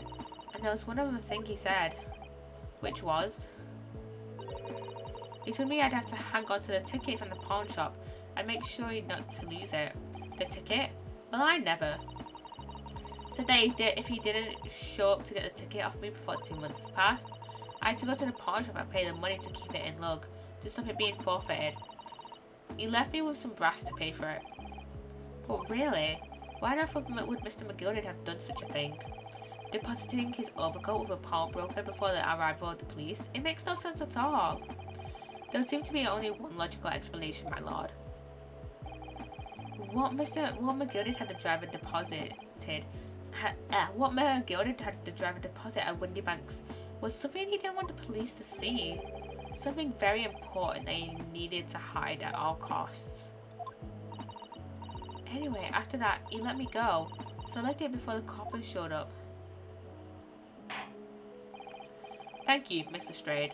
Thank you, counsel. I've had enough. I believe we now have a reasonable understanding of what actually transpired on the omnibus.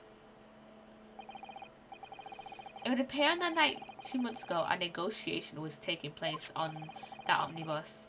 A negotiation concerning this disc. However, matters did not run smoothly. When the parties involved began to quarrel over price, McGilded took what he wanted by force, at the expense of the other man's life. Which proves my point. The disc was clearly extremely valuable in some way. Although I didn't understand why what did he say? Although I don't understand why as yet. And 2 days ago, precisely 2 months after the omnibus incident, McGilded's coat and its contents were due to be forfeited. I didn't know what I should do with the ticket. I mean, the cove died right after his trial, I knew that. So you decided you would try to claim the articles as your own. Well, why not, eh? They're only gonna be forfeited. Why shouldn't I have got them? Anyway, you can't blame me for thinking about it. Thinking ain't no crime. Mr. Strayed, it would appear Mr. McGilded was prepared to kill in order to take possession of this disc. Do you know why that would be? Eh? I ain't got a clue. But I reckon it must be worth a fair bit of brass. He was probably gonna sell it. And you can't blame me for thinking that. Thinking ain't no crime. My lord.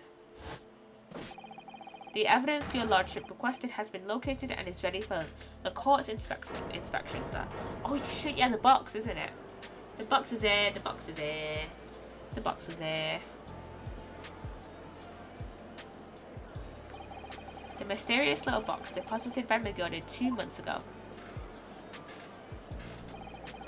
There's no doubt in my mind that is a key piece in this far-reaching puzzle.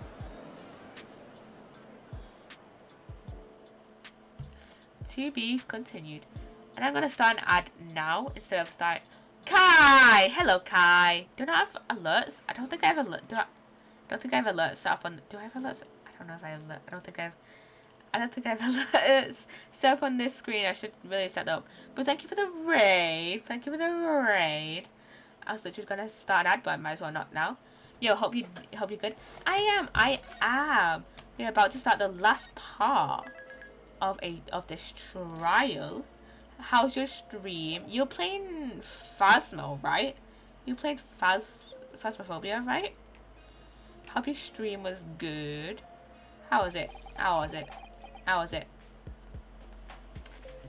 your stream? I might as well have a little chit chat with you before we actually get into this last part. How was your stream? How was your ghost hunting? Awesome. Yeah, it went well. And yeah, doing the Easter event. Oh shit, I forgot about the Easter event actually. I think I did a lot. I think I played it last year on Easter, but I haven't played this year. Not gonna lie, I probably would have played it before stream if I wasn't playing Lethal. Yeah, hope it was fun. I got my trophy. Ooh, sounds fancy. Sounds very, very fancy indeed. Well, I hope your stream went well, and thank you again for the raid. We're just playing through this trial. So basically, what happened is that the accused, our defendant, is Gina Lestrade, and the basic premise of these two parts of the trial is that we're trying to prove that Gina is not the killer of this guy, Pup Windybank, and we're trying to find out who the actual killer is. My suspicion is that it's actually Ashley Graydon, aka Eggert Benedict, and Gina was actually a witness in a trial 2 months ago, and the defendant in that trial was called McGilded, and McGilded was a very sus man, was a very suspicious little man, but we managed to get him acquitted, and we managed to get a not guilty verdict. And basically, almost right after his trial, he in that trial, one of the pieces of evidence was like an omnibus, like a carriage. It was like a carriage, and they'd brought the omnibus, the carriage, into the courtroom for, evidence purposes, because it was, the scene of the crime, the scene of the murder that McGilded was accused of, and McGilded died in that. That's pretty cool. I thank you. And McGilded, he died in the omnibus because the omnibus set on fire, and McGilded died in that fire. And now, over the course of this case, we have been mainly over the course of this trial, and maybe I think in the latter parts of the investigation as well that we did last week, we have been especially suspicious of McGilded. Once he was hit the connection between this case, the connection between Gina and the last case, and maybe not everything was cracked up to be, because maybe it was oh, McGilded is kind of suspicious. Maybe he actually did commit the murder. Maybe he was actually the killer in that murder instead of someone else. And it was revealed that McGilded basically threatened Gina, just basically being like, hey, if you don't shit shit, I knocked my, I need to replug in my webcam. There we go, I need to readjust it now. But McGilded was basically like, hey Gina, hey, how about you, that's fine, I can. Gina was like, hey Gina, how about you, just lie in court lie to get me acquitted and not guilty, because it was ultimately her testimony that led to his not guilty verdict. And he was like, oh, how about you just lie in court so I can get a not guilty verdict, and if I get a not guilty verdict and you lie in court, then I won't run out, you and your friends off the streets. I won't call the cops on you, because Gina is like an orphan, a homeless kid, like, and all her friends are like orphans and homeless, and they all live on the East End, I think, and East End. They live in like the east of London, and they're like one of the streets in the east of London. And yeah, that's basically where we are up to. So yeah, we've got this last part. We've got a few more cross-examinations to do, and then we shall be done with this case. This is a very long case. This is in the Psssttt Chronicles. The Great Psssttt Chronicles is made up of 2 games. These 2 games were originally separate. I think Great Psssttt. Yeah, that's pretty cool indeed. Why, thank you. These 2 games, actually, I think the Great Psssttt games originally came out on DS. I don't think they came out on Game Boy, like the original Phoenix Wright trilogy did. I think these 2 games originally came out on DS, and originally they were split. They originally were 2 games: Great Psssttt Adventures and Great Psssttt. What was the other one? I cannot think of the other one. I'm just gonna call it Great Psssttt 2 because I cannot think of the actual name. And this is the last case in Great Psssttt Adventures before we move on to Great Psssttt 2. It is annoying me that I cannot remember the name on this case. I'm gonna look it up. Resolve! It was Resolve! I remember it now. It's called Great Psssttt Resolve. That's the second game. And that has 5 cases as well. And so basically, we're halfway through. Chronicles, which is scary. There might be some other stuff that I am just forgetting to mention. This is okay. Oh yeah. This box. The reason we're on this box. The reason we're going to be talking about this box is that basically they get so basically McGilded at the scene of the omnibus murder. He basically told the omnibus driver to be like, hey, can you go put these in a pawnbroker's, which is basically like a bank for stuff.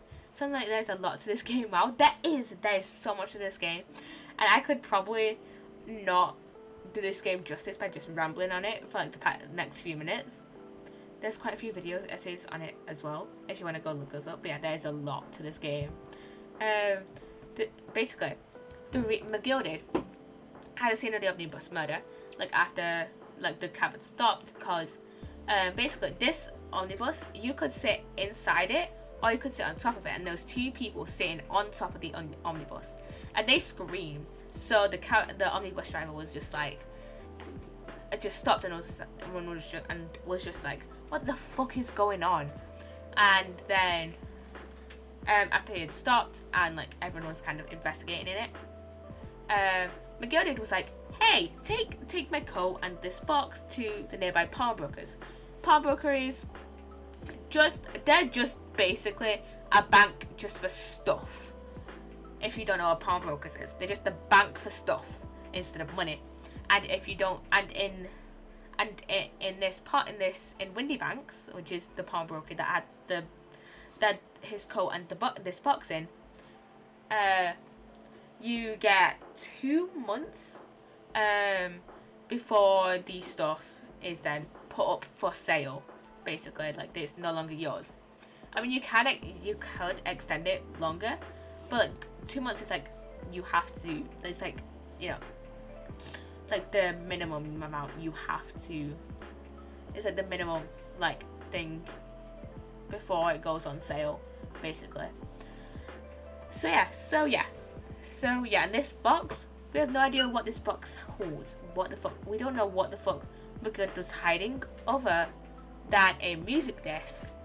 A music box disc, which is this one here, this music box disc, that was in his coat pocket. So yeah, we're gonna investigate the box now.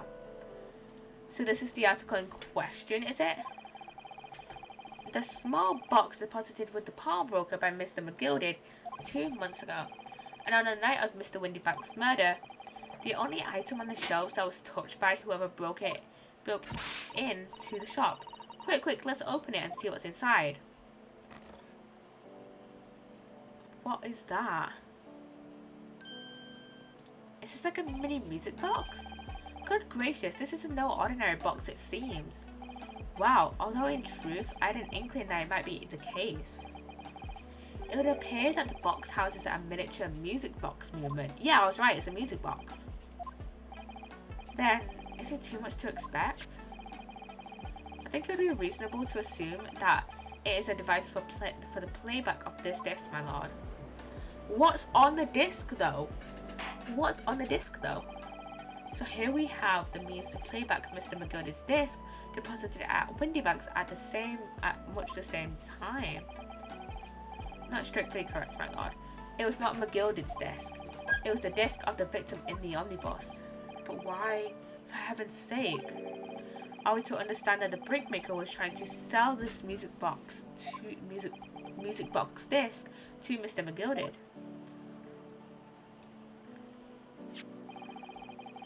I believe the answer will become clear if we listen to the music on the disc, my lord. My exact thoughts. Oh my god, why is my nose so itchy? Yes, very well. Let the court now listen to this curious disc at last. Wait, my lord. Good grief, what is the meaning of this, Inspector? The music box and the disc are, well, they're unrelated to the case. No need to spoil the somber atmosphere in the courtroom with some silly bit of music. What are you hiding? This disc may very well have motivated the culprit in this case to commit murder. Clearly there's every chance that it's fundamentally important to understanding what happened. The prosecution has no objection. But no, that piece of evidence is police property now, you can't. Clearly Scotland Yard has some vested interest here. But it is policy of this prosecutor to leave no avenues unexplored. And you, Inspector, have no jurisdiction here to prevent that from happening. What is he hiding? What is Gregson on about? No further delays, please. Play the disc. Yeah, play it.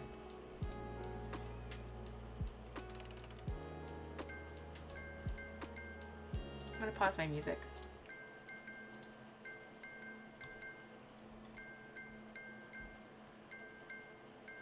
Is it Morse code?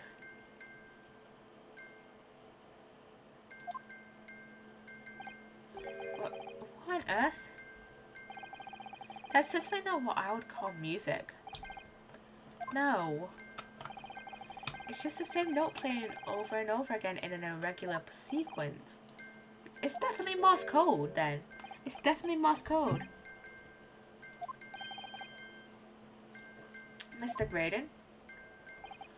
This really is priceless.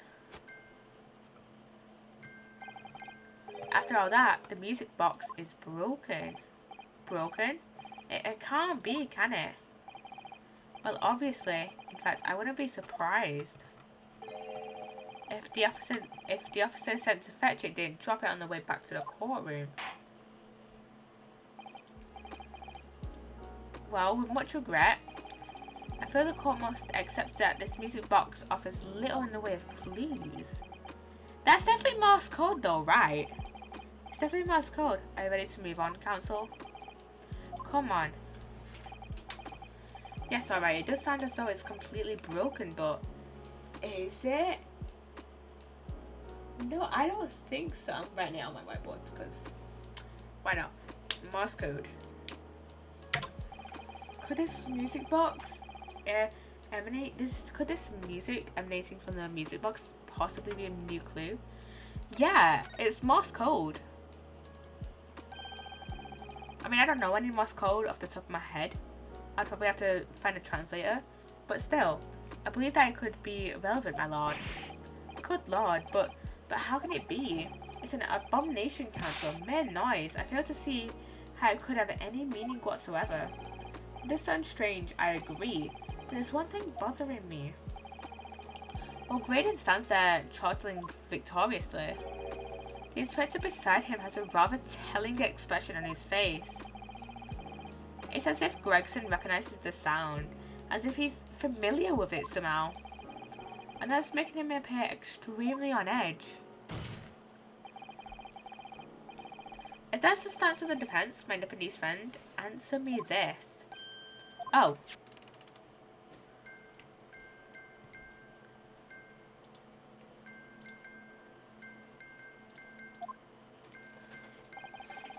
Just what relevance do you propose this woeful chiming has on this case? It's the defense's belief that the sound emanating from this music box is not supposed to be music. Just because this is a music box, it doesn't necessarily mean the sounds we're hearing are music. Look at that. The smile vanished from Graydon's lips as soon as I said it. I'm on the right lines here. I must be. Making deductions based on how people react to what you say. You're acting just like Hurley, Runo. Objection. Hurley being Herlock Sholmes. The sounds we're hearing aren't necessarily music. Well, now that you've told us what they are not. I'm sure the court would like to hear what they are. Do enlighten us, my Nipponese friend. Well, surely you have an idea in mind, because if not, it will be the death of your ill-formed argument. Exactly. The music box is clearly broke. Oh shit, the ad. I forgot about the ad. The ad starts in 5 minutes. I forgot about the ad. Shit. Let's just sneeze it. Let's just sneeze it. Add to sneeze for 5 minutes. We've got another 10 minutes yet. Got another 10 minutes. The music box is clearly broken. Refusing to accept that fact is pure foolishness. They've got me. I don't know what the answer is. Yeah. Rena? I've just examined the music box very thoroughly. And I'm fairly certain that it's not broken at all. Really? Really, the way it's been made, it can only produce a single note anyway. Thank you, Iris. Iris, our little smartass. Alright, well if the music box isn't broken, it must mean that the sounds it's producing have some significance that it ain't musical.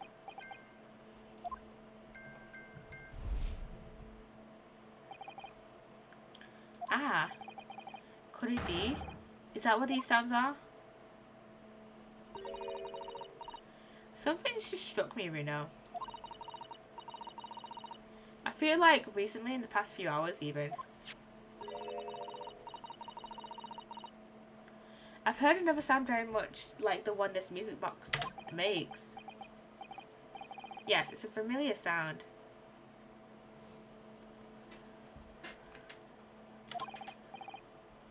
Actually, Iris, I was just thinking exactly the same thing. I'm going to have to press the defense for an answer. If your assertion is that the sound produced by this music box is not in fact music at all, then what the devil is it, counsel? Or the evidence we've seen so far, or the testimony we've heard? It's all pointing to one single answer now. The prosecution demands that my learned Nipponese friend presents proof now. And tangible proof of this latest wild speculation. Alright then. This could be the best chance I'm going to get to fight back in this trial. And if I'm right, I'm going to join all the dots together. The evidence that explains the true nature of the sounds on this music box disc is... Oh, is this McGird's notes? Oh, this is just on the this is on the McGird case.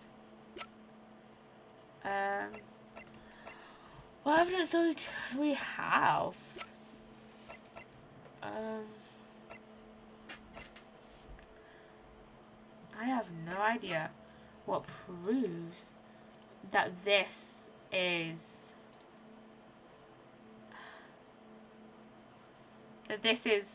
Morse code or anything relating to that.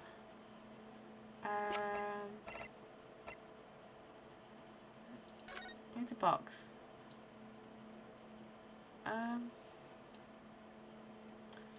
This doesn't say anything about it. Let me see. Let me have a little look-see.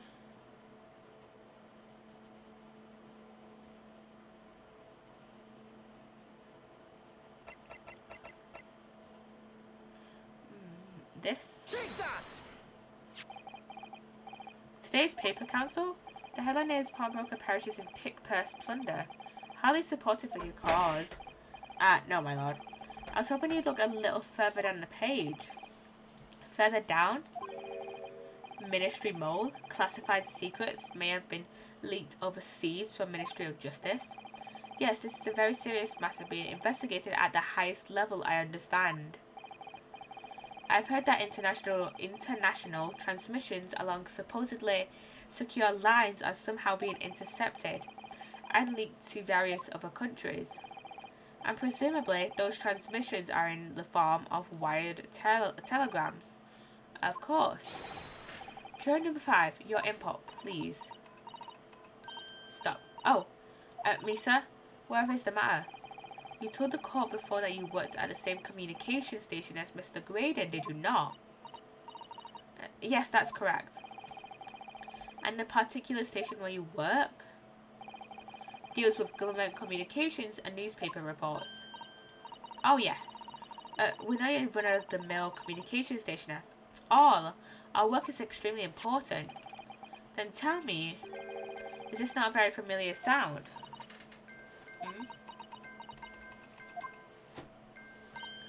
You don't mean to say, is it? That's right, madam. It bears more than a passing resemblance to the sound made by your telegram machine as you tap it. I believe it's called Morse code. I don't believe it.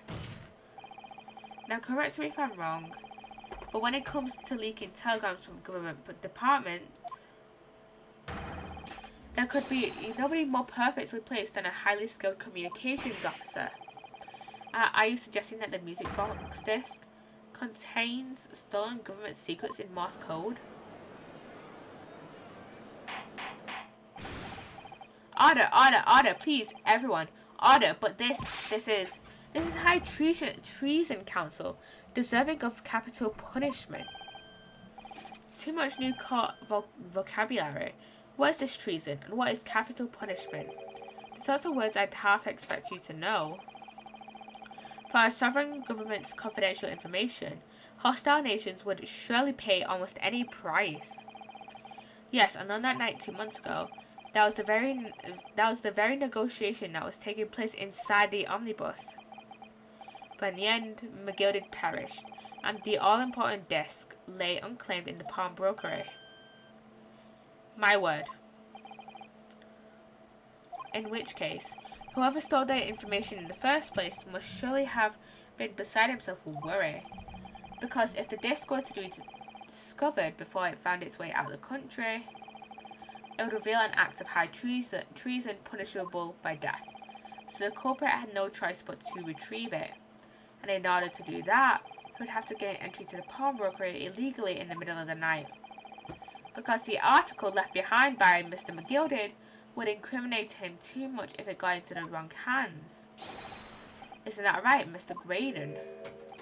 Yeah, Graydon. You think I've been stealing government secrets?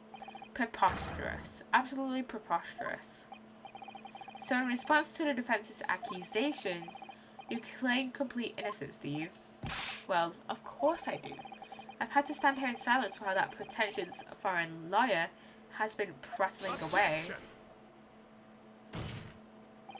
Then by all means, counter the charges, sir. The prosecution demands the witness testifies in response to the accusations brought by the defense. Delighted, I'm sure. The witness is reminded that the crime under scrutiny in this trial is the murder of the pawnbroker, Mr. Windybank. That being the most offense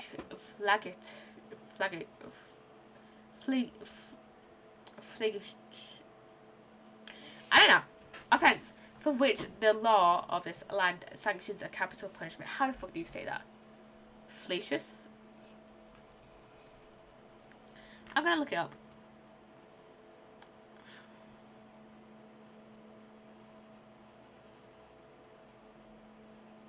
Flagitious. That's how you pronounce it. That's how you pronounce it. I don't know why I was out so hard. That's such an easy pronunciation. Bless me. But the heinous act of high treason is no less serious a crime. I urge you to bear that in mind as you testify, Mr. Graydon. So then, let us proceed. You may. In a minute. In a minute. You're gonna let us have a rabbit and pork, eh, Governor? We've got things to say. I beg your pardon? Who do you think you are? Name's Nash Skulkin. Occupation is professional baddie. Name's Ringo Skulkin, but we ain't baddies enough to sell out our motherland. That's right, we're what they call the three Skulkin brothers. No. Bad timing, fellas. Very bad timing. Okay, gonna start the ad before we do the witness testimony. Gonna run the ad before the witness testimony. We're back in 1 minute. 1 minute. 1 minute. 1 minute ad. 1 minute ad.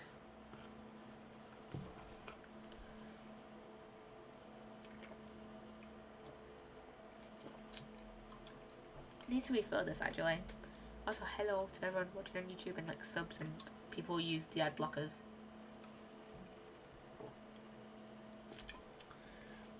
And I would say hello to the VIPs, but I don't have any VIPs, I don't think. No, I can't think of if I have any VIPs or not. I also have VIP related channel points. Check out the channel points. Like saying that to people who will be using them now. But whatever. I need to crack my knuckles, jeez. Okay, we've got this one. We've got 3 testimonies left. And then we shall be all done and dusted with adventures. So, yeah, that's exciting. Exciting indeed. And everyone should be coming back from the ad right about now. Welcome back, everyone. Welcome back. Welcome back. Okay, just about to do the witness testimony for Graydon. A mere communications officer couldn't possibly steal confidential government information. Besides, the sounds produced by that music box aren't even Morse code. It was some low-class brickmaker negotiating with McGilded anyway, was it not? I have no relation to the man. Look, all we've done is break into the gaff the other night like what he told us to do. If we'd known there was dodgy government secrets involved, we wouldn't have touched it.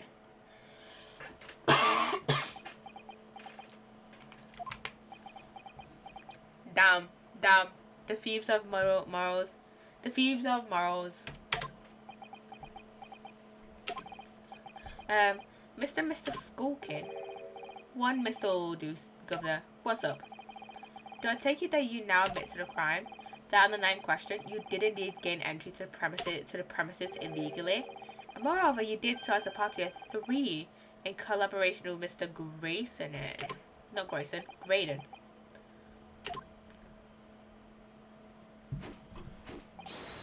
We did, Gov. We did. Still gonna get charged with, you know, breaking and entering. Quiet it down, please. What do you say to that, Mr. Graydon? 2 against 1 here. I have no idea what these 2 ruffians are referring to. You little rotter getting us mixed up in all this monkey business. You said never said nothing about no government secrets. It was supposed to be a straight up job. And about the geezer whose shop it was, eh? Poor old bloke didn't have to die, did he? Let's know who your friends are. Whatever these men say, I deny the accusations. Indeed. Well, I certainly wasn't expecting this little music box to become so significant in the proceedings. However, as it has, I'll admit it into the court record as evidence. Dun dun dun dun dun dun.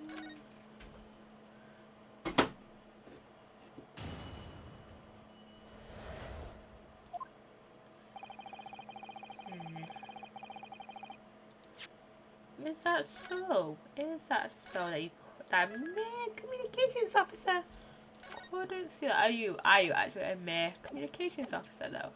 Hold it! So is this newspaper headline accurate? Government communications are being intercepted. How could I possibly know? What do you mean by that? Any important government communications are handled by high-level officers, by specialists. General members of staff in the station where I work would never be entrusted with sensitive information. Oh no, stop. Must say something, stop. Let me guess. Number 5. Juror number 5. The regular communication stations officers aren't as lowly as you're being led to believe. A team of us are responsible for setting up and testing telegrams used by the ministry, and Mr. Graydon is the team leader. That's fascinating. These jurors, I swear, they used like the same few jurors, like this juror here, juror number 5. I'm pretty sure she has been in every single case that has had a jury. So the McGilded case, the Natsume case, and this case. So she's been in 3 cases. I'm pretty sure. And this old guy that's next door, not that guy, but you know, this guy here. He's been in at least one other case. They like reusing their jurors. I have to admit. Graydon is highly skilled operator. Stop. Currently in presence of idol. Stop. So you had access to the equipment used for these confidential communications, Mr. Graydon. Well, what of it? The transmissions are always made behind closed doors so they can't be heard. In any case, all messages are enciphered. Normal employees couldn't understand them. Oh no, stop. Must say something, stop. Mr. Graydon regularly attends meetings with ministry technicians and the ministry communications team. He assists them in ensuring that there is no errors in important international communications. And he received the top prize at the cipher cracking convention 5 years in a row now. That's fascinating. Graydon is highly skilled operator. Stop. Currently in presence of idol. Stop. Well, your idol would appreciate it if you'd keep your mouth shut. So you admit to it, eh? She should really pick her idols more carefully. I tell you, this lawyer's accusations are completely unfounded. Then why did juror number 5 basically confirm our suspicions? Hold it! They're not. To anyone with a brain, that'd be blatantly apparent on listening to that music box for even a few seconds. Of course. Juror number 5, wanna say anything? Surely it can't be that my learned friend is unfamiliar with Morse code. Ouch, he looks genuinely shocked at my ignorance. I'd be more than happy to demonstrate the basics for you, sir. A lesson here in the court? Morse code is a continuous series of 2 distinct tones. Tones, you say? Yes, a short dot and a long dash. By combining those in different ways, you construct letters. I see. For example, this is A. And this is B. But when you listen to the sound produced by this music box, you only hear one sound, don't you? But it sounds so similar. The rhythm of it is the same and everything. But there's no discernible meaning to this apparently random sequence of sounds. So your assertion is fundamentally flawed. This is not Morse code. Unless it's under like a cipher. Like a Caesar cipher or anything. I know Caesar cipher is like more more based on the text-based transmissions. But you get my point. Maybe it's just in a cipher. No. You just gotta crack the code. Really? You shouldn't be so surprised. What did I tell you? That music box is nothing but a worthless piece of scrap. Perhaps you might consider studying your subject matter before casting aspersions in future. Stop. Nothing to say but stop. Oh, it's so frustrating, isn't it? Iris? I mean, if the government secrets were somehow being leaked using the music box, so many other things would slot into place so nicely. Could there still be something I haven't considered? Would it really be possible to use this music box somehow to play Morse code? It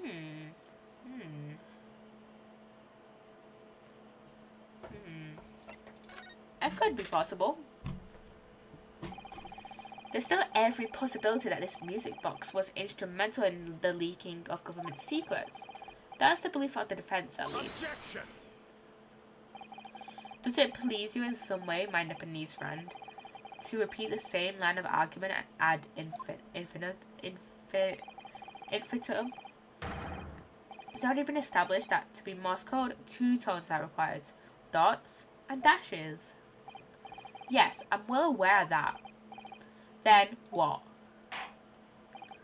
Well, it would appear the defense has a hypothesis to put forward.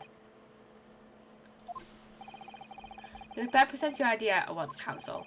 How do you propose that this music box, which appears to produce only a single tone, could have been used to cipher secret messages into Morse code? There's this here.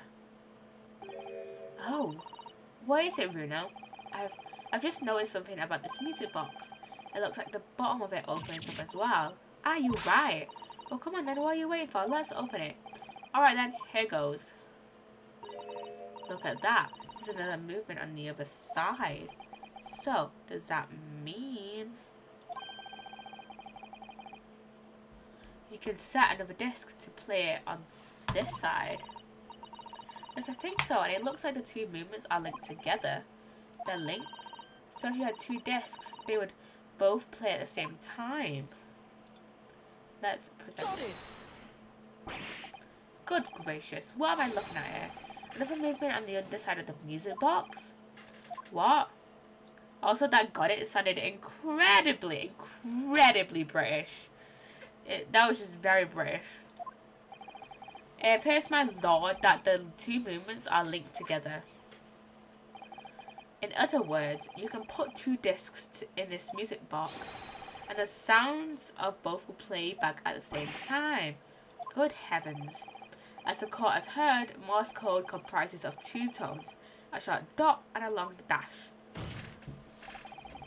With a second disc in place, this music box could be used to generate Morse code and convey a message. This is beyond a joke. I'm sorry. This poor excuse for a lawyer has absolutely no evidence to support his claims. Though, of course, if my learned friend were able to present the court with the second disc, that would be another matter. Well, I can't at the moment. And may I remind the court that, as the witness has pointed out, he was not the one in the omnibus with McGilded 2 months ago striking a deal over the discs. Indeed, that was Mr. Mason, the brickmaker. Exactly. I had nothing to do with it. I had nothing whatsoever to do with it. Though it has holes, I must admit the argument presented by the defence has much promise. I believe the cross-examination should continue. The link between Graydon and the victim of the omnibus case must be there somewhere, but I haven't found it yet. Oh dear. It looks like you need to give your argument more strength, Bruno. You will reiterate your testimony if you please, Mr. Graydon. If I must, though, I maintain exactly what I did at the start of this pointless cross-examination. If someone was negotiating with me, I got it anyway, was it not? No relation to the man. Hold it!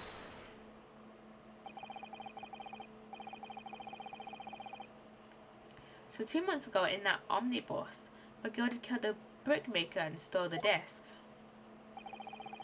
Mr. Mason was a single man with almost nothing to his name.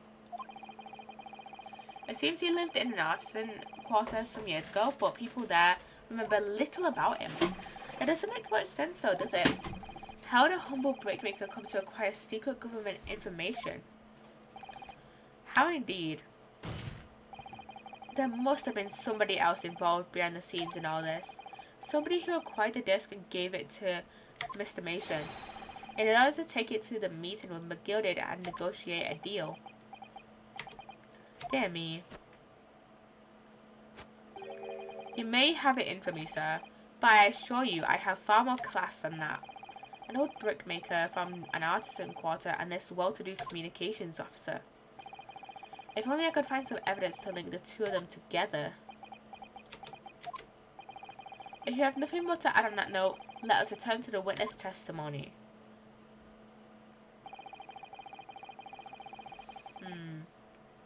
Hold it! Like Mr. Graydon told you to do, you mean? Uh-huh. Yeah. That's it, yeah. Who else, eh?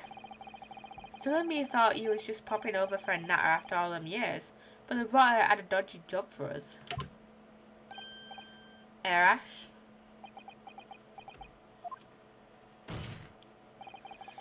Let me stop you there, Mr. Skulkin. After all them years, you say? Do you mean to tell me that Mr. Graydon is an acquaintance of yours? We're a sociable kind of buddies, you know? Sure, let's say Graydon's an old China. Huh. What do you mean to say about that? Excuse me. Is something wrong, Mr. Skulkin? Eh? No, the other Mr. Skulkin. What? You me? Yeah, Ringo. When your brother was testifying just now, he said something that seemed to cause you to react. Oh, I was just remembering the old days, that's all. We used to have a right old laugh together way back when. Together with Mr. Graydon, you mean? Yeah, with Ash. I mean, you look at him now in his fancy whistle and flute and you wouldn't Adam and Eve it. But when he was younger, he was from the poor part of town, just like us. Is that so? But he was always a learner. He had the brains, he had the savvy. Always coming up with smart ideas like what would never have gone through our heads. God blimey, ain't that the truth? Remember Milverton and Skulkin's milk run? That was a corker, eh? Save until after the trial. Your reminiscing has no place in this courtroom. And neither does your fruit. Oi, the geezer asked us a question, didn't he? And we was answering. Yeah, we ain't done nothing wrong. Nevertheless, the court is not prepared to accompany you down your trip down memory lane. Consul, can we turn our attention back to the testimony, please? I don't know, could this sentimental story be relevant so far somehow? Let's just add it to testimony anyways. My lord. Yes, counsel? The brother's last sentimental statement could hold vital information related to this case. Very well, counsel. I will permit the brothers to supplement their testimony with that detail. Briefly, I hasten to add. Say no more, as Skulkin's never sulking. I need more drink. More drink. Milverton and Skulkin's milk run. But wait. Milverton. Who the fuck is Milverton? Who the fuck is Milverton? I'm sure I'm going to regret asking. But what exactly is that? Some kind of business? Just a little scheme we had going back in back when we was youngsters. A bit of fun, really. Delivering fresh milk to locals. That's what it was all about. That sounds alarmingly legitimate. There must be a catch. I suppose since we're here, I should ask them to elaborate. But on what? The business. The business name.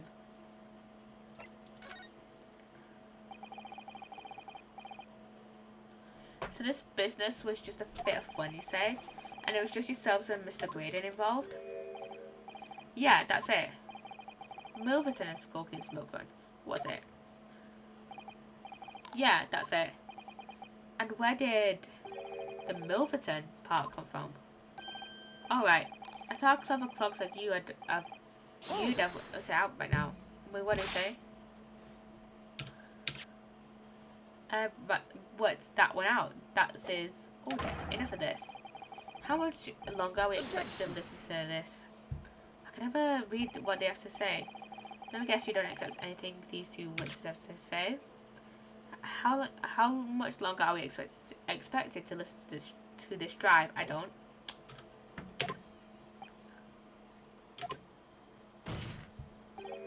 Tell me, why is it that it was only at the mention of the name Milverton that you decided to interject? Because well, it wasn't the happiest of homes that one came from. Yeah, his old man was struggling for money and such. His wife walked out on him. She took the name Graydon then, see. But Ash will always be Milverton to us. Milverton. So that used to be your surname, did it? Of course not. This is all bunkum. I've been a Graydon since I was born. Do you really think you can rely on the testimony of these two thieves? And can we really rely on the testimony of you, Ash? You're a communications officer attached to the civil service. As such, your personal details will have been thoroughly checked at the time of your appointment. It would be a very simple matter indeed to subpoena those records, Mr. Graydon.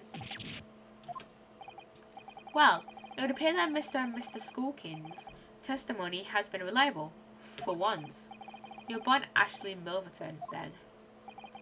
Is that correct? Very well, yes. So Ashley Graydon was once Ashley Milverton. That information could change things and could turn out to be extremely important. His profile has been added to the court record. All of a sudden, we seem to be up to our necks in a serious matter of national security. Although all this talk about interception of secret government messages is still just conjecture at this stage. It would explain a number of things though, wouldn't it? The negotiation Ginny overheard on the omnibus 2 months ago and the break-in at Windybanks. But the trouble is, it wasn't Mr. Graydon in the omnibus with Mr. McGill did. No, that was Mr. Mason, the brickmaker who was so horribly murdered. If only there was some link between the two men somehow. I know, but Mr. Graydon's testimony didn't read what he said. Seems to be as watertight as ever. I wonder if the key to us making headway with the cross-examination here could be those two brothers. Yeah, the Skulker brothers.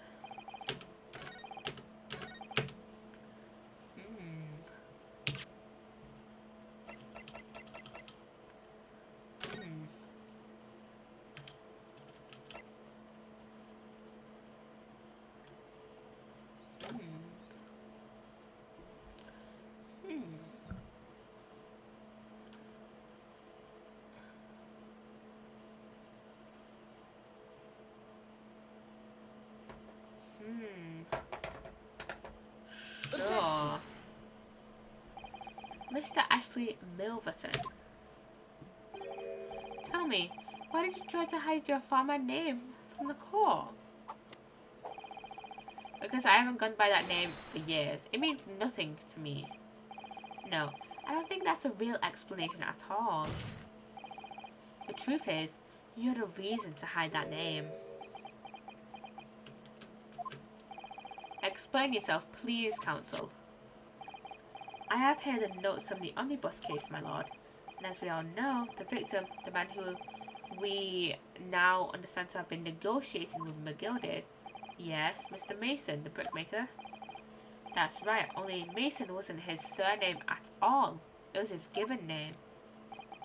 His full name was Mason Milverton. Milverton? Do you mean to say it's alive? Mr. Ashley Milverton. Is it not the case of the brickmaker, Mr. Mason Milverton? What's your father? I don't.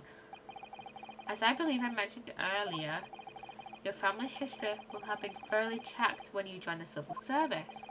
And and it really would take no time at all for the court to subpoena those records.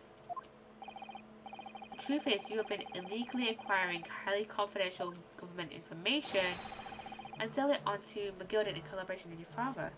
Why is my dad calling me?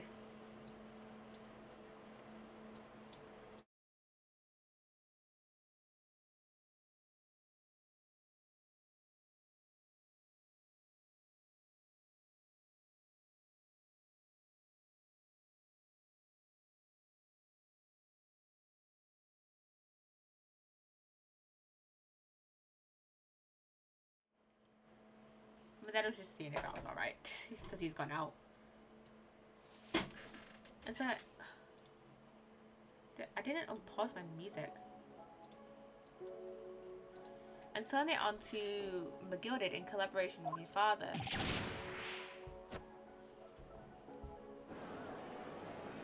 I completely forgot the point he was making, like, at all. What was the point he was making? The truth is that you have been illegally acquiring highly confidential government information and selling it onto McGilded in collaboration with your father. I need to turn my mic up a little bit more. A little bit. Just a little bit. The new facts and evidence unveiled by the cross-examination of this witness all come together to reveal the truth. The truth, you say? That you collaborated with your father, Mr. Mason Milverton, in illegal dealings with Magnus McGilded. By doing of this music box, you mean, counsel? Yes, stealing information being sent in secret government communications and selling it onto McGilded. Mr. Graydon concocted this elaborate scheme of using two music box discs to encode the information, as presumably a safety measure against the information falling into the wrong hands. And a very effective one. I shouldn't have given the scheme any credence whatsoever. But the deal with McGilded went sour, and the brickmaker met his end. Yes, but before he was arrested, McGilded managed to temporarily dispose of the stolen disc at the pawnbroker. Then, having learned of the situation, you appeared at Windybanks 2 days ago, in an attempt to recover the two articles McGilded had placed in pawn there. But that attempt failed. One of the discs was still seized by the police, and the other you never found. So that same night, you enlisted the help of the Skulking brothers, and broke into the pawnbrokery. This time, determined to recover the second disc. Are you suggesting that the second disc was inside the music box? We never knew nothing about that. On the night that Mr. Windybank was killed,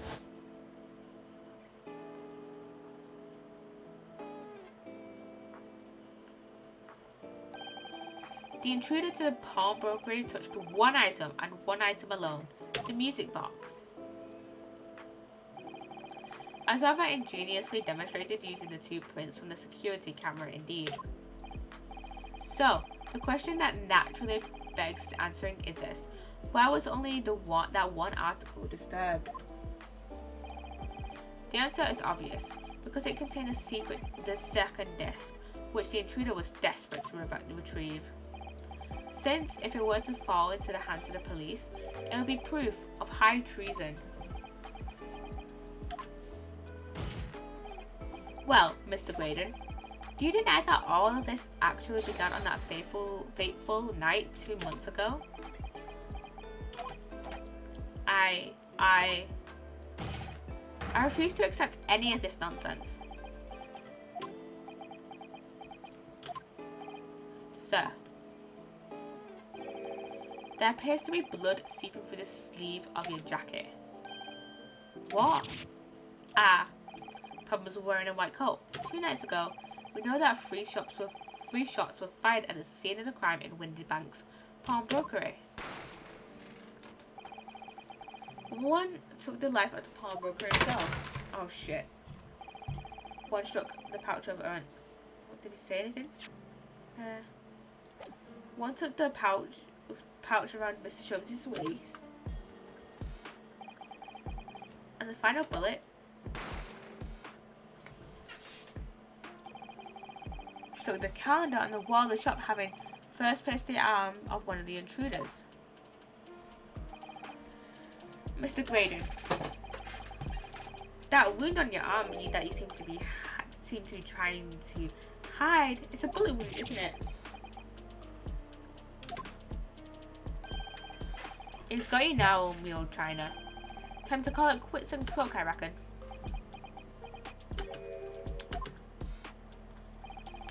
Don't acknowledge my presence there under any circumstances whatsoever.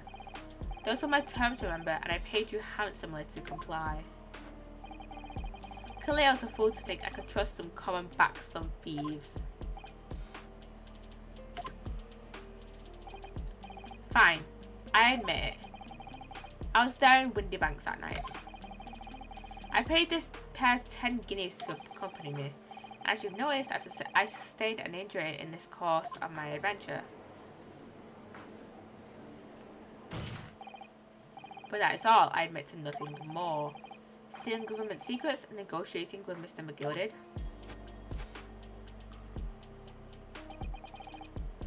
As God is my witness, I'm sure I recall nothing of the sort.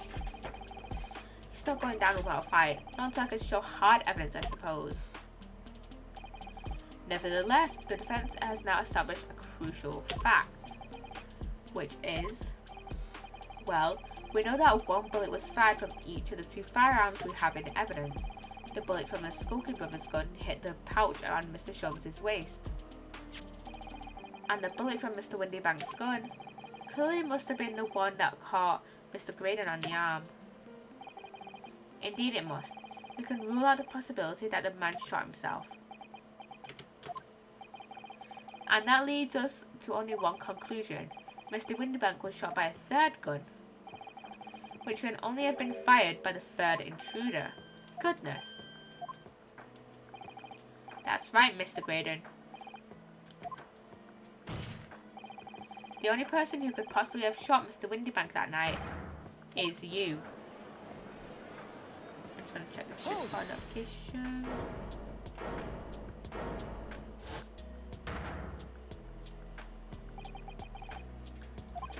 What are you laughing at? You little upstart. You made a grave mistake when you summoned me here.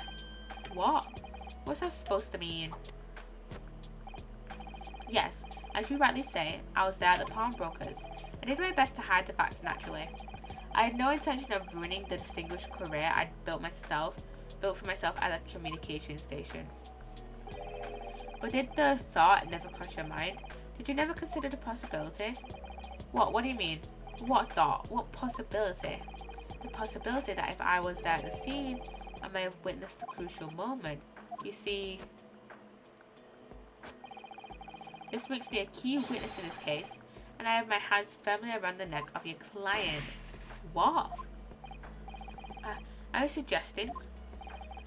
I saw it all. I saw the very moment that pickpocket girl pointed the gun at that poor defenseless pawnbroker and shot him. You... what? What are you on about, mate? Order! Order! Order! Well, it would seem we are finally entering the last act of this theatrical trial. Mr. Graydon. Yes? I trust you are fully aware of the implications here. If it is shown that your claim is false, you will have incriminated yourself as the killer. Oh, I understand fully. Then I must ask you to give your formal testimony once more. You will explain to the court precisely what you saw at the moment the defendant allegedly shot the victim. Nothing would give me greater pleasure. We have another witness testimony that this guy is giving us. While these ruffians were jostling with the broker, I was still near the entrance to his shop. When Windybank threw Nash over the counter, I felt a sharp pain in my arm.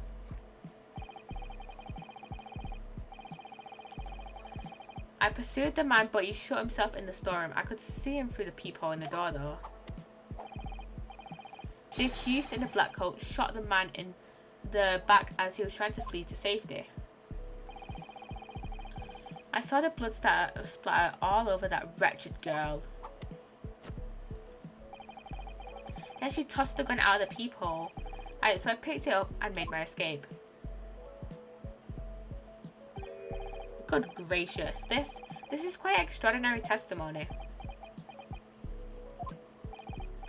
You claim, sir, under oath, to have clearly seen the defendant pulling the trigger. Order, order, order. It wasn't my intention to testify in this way. But neither is it my intention to be found guilty of a murder I didn't commit. So you see, my hand has been forced. I tell the truth now as an act of self-preservation. The truth? Until now, the prosecution was completely unaware of these details. Yes, well, sorry about that. Having shot me in the arm, the pawnbroker was then shot in the back by the accused. And as I said, she was showered in his blood. You say the blood was spattered all over the accused's coat? Are you sure on that point? Okay. Proof. Oh yes, quite sure. All over the black overcoat that pickpocket girl was wearing at the time. Oh shit, wait, yeah. We had the proof. And the investigation we saw when we went to visit her in prison. It was all over the coat. Really? If a coat could somehow be shown to harbour vestiges of blood, that would be conclusive evidence here. Oh, I know that conclusive evidence, though. Such an investigation is entirely possible, my lord.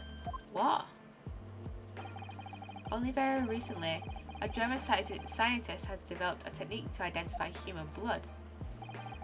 So here's the true science. Not some amateurish detective's dubious foray into the world of chemistry. There's nothing dubious about Hurley's work. His ideas are all sound. Ideas are no use to us here. In science, as in law, theories must be proven before they stand. In Germany, the technique has already been employed in the courtroom as the basis of evidence. Scotland Yard has a small quantity of the chemical reagent used. With your lordship's permission, we could shatter all vestiges of doubt within minutes. This doesn't look good, Bruno. Why not? Well, if we don't know, then we know, don't we, that there's blood all over the front of Ginny's coat. If they tested with their chemicals. Oh, help, you're right. I was forgetting what happened yesterday.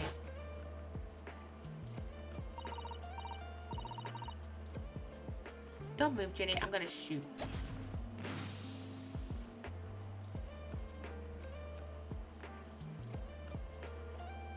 Yeah, the blood was all over her coat. But that's not Mr. Windybank's blood. That stain is from 2 months ago. That's Mr. Mason's blood from when he was stabbed by Mr. McGilded. He was wearing the coat at the time. My lord, the defense objects to the test proposed by the prosecution.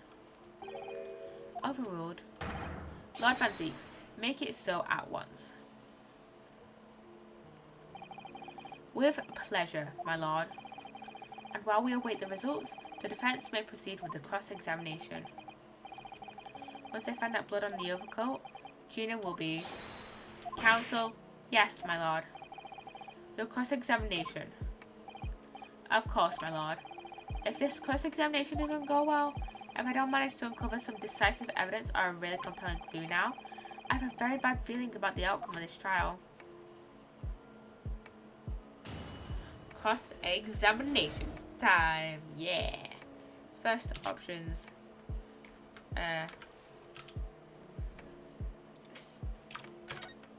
Saving time. I'm literally just entirely using my keyboard at this point instead of a mouse.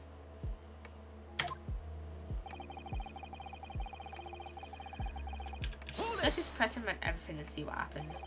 Mr. Windybank emerged from the storeroom, I believe. Ringo and Nash were scouring the counter when he suddenly appeared and flew at them. He already had the revolver in his hand.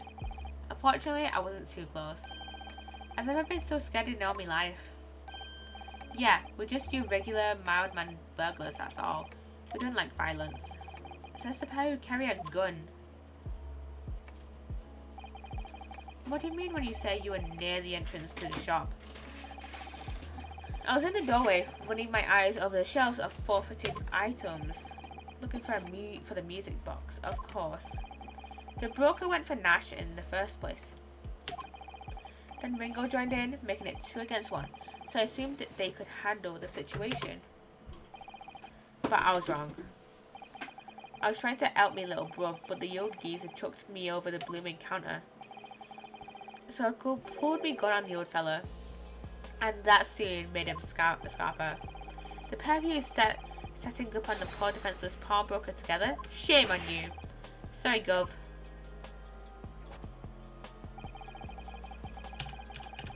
Hold it!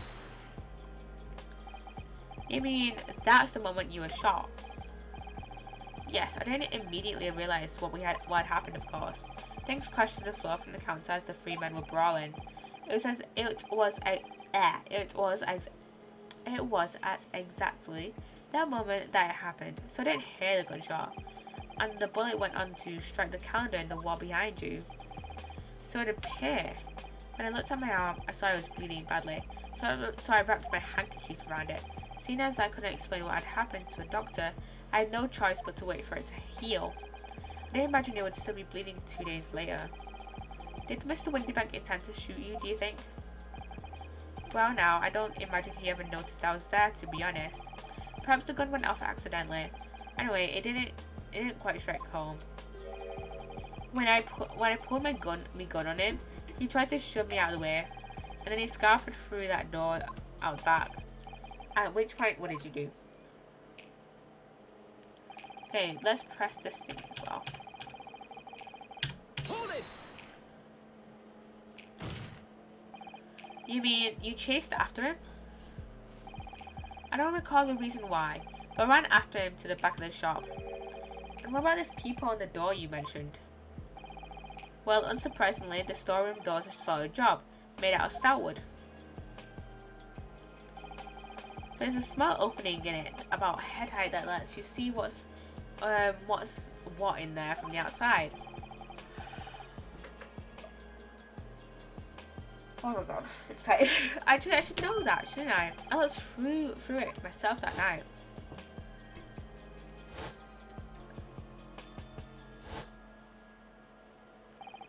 And what about you, burgling brothers? Did you see what went on through this peephole as well? Not likely, Gov. Didn't see nothing of the sort, guy. Gov, even. I doubt these two buffoons were even aware of the peephole's existence. So the Skulking brothers were there, but they didn't see the killing of Mr. Windybank take place. Inside the storeroom, I could see the broker and that young girl standing there. The defendant? Yes, though neither of them noticed that I was looking. The girl raised her gun and pointed it straight at the man. And then, what did you see next?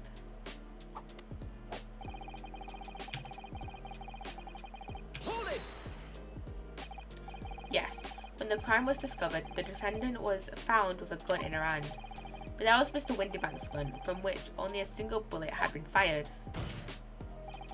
And as we've already established, Mr. Graydon, that bullet was fired at you. Ah, but no.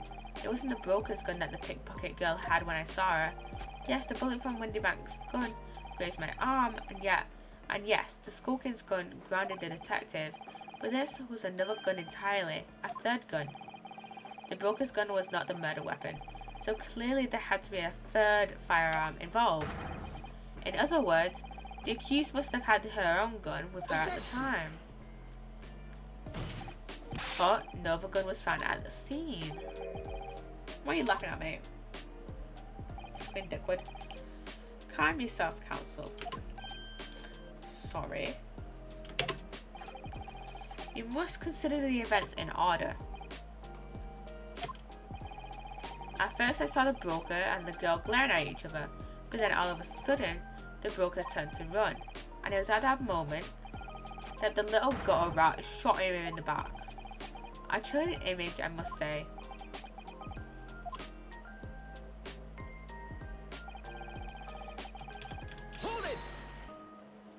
He has so much shit to say, I swear. All over? Yes. Through the people, I saw it clearly. Of course, the stains are invisible now, what with the coat being such a dark colour. But I assure you, that garment is sullied with the victim's blood. Well, it is sullied with blood, that's for sure. But it's not Mr. Windybank's blood, is it? No, that's right. It's Mr. Mason Milverton's blood from when Mr. McGilded stabbed him 2 months ago. It's so annoying. If they'd only accept Hurley's chemical analysis, we could prove that. But they won't, so unfortunately, we can't use it as evidence to support our case. Bother. Oh, bother. Hold it! Did I hear you correctly? She threw the gun out of the room. That's right. After the broker fell to the floor, she started walking over. Over where exactly? In the direction of the storeroom door, to where I was watching. Of course, I quickly retreated. And then, the girl dropped the gun through the people onto the floor on my side of the door. But why on earth would she do such a thing? I couldn't tell you. Perhaps she was hoping to distance herself from the murder weapon. Without thinking, I went and picked it up. I suppose I was worried about just leaving it there, in case any more tragedies took place. So it was you, in fact, who took the third gun from the scene of the crime? Yes, it was yours truly. Prove it then. I left the clear up to my lackeys and left. Clear up? We'd made a bit of mess around the corner, as so Mr. Whistler flew air told us to tidy up. He thinks he's our blooming mum sometimes. Well, I was paying you enough, by God. Tell me, Mr. Graydon, when you left the pawnbrokery that night, was it by any chance with the second disc in your jacket pocket? You're like a bullet at gate, aren't you? Excuse me. Gregson, put him down. Also 15 minutes to next ad. Gentlemen.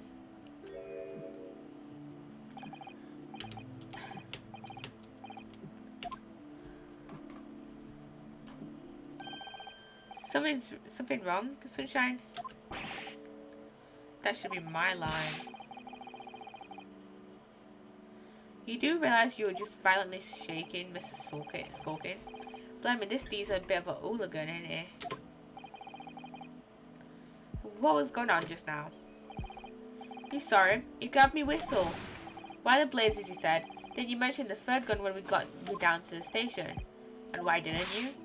'Cause we didn't know nothing about it. All that flaming peephole in the door. Sorry about that. I can be prone to losing my rag sometimes. Not are you? God blimey, see the way he's looking at me? I'm telling you, this D gives me the willies. That was strange.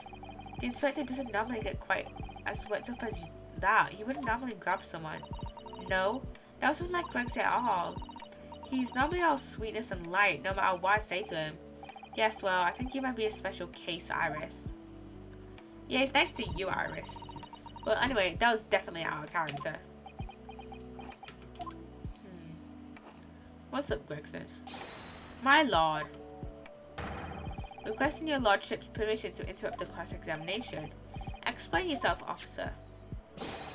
I have the results of the test I was ordered earlier, my lord. Ah, the blood on the accused's overcoat. Thank you, officer. Very well. The cross-examination is hereby temporarily suspended. I presume you have no objection, counsel? No, my lord.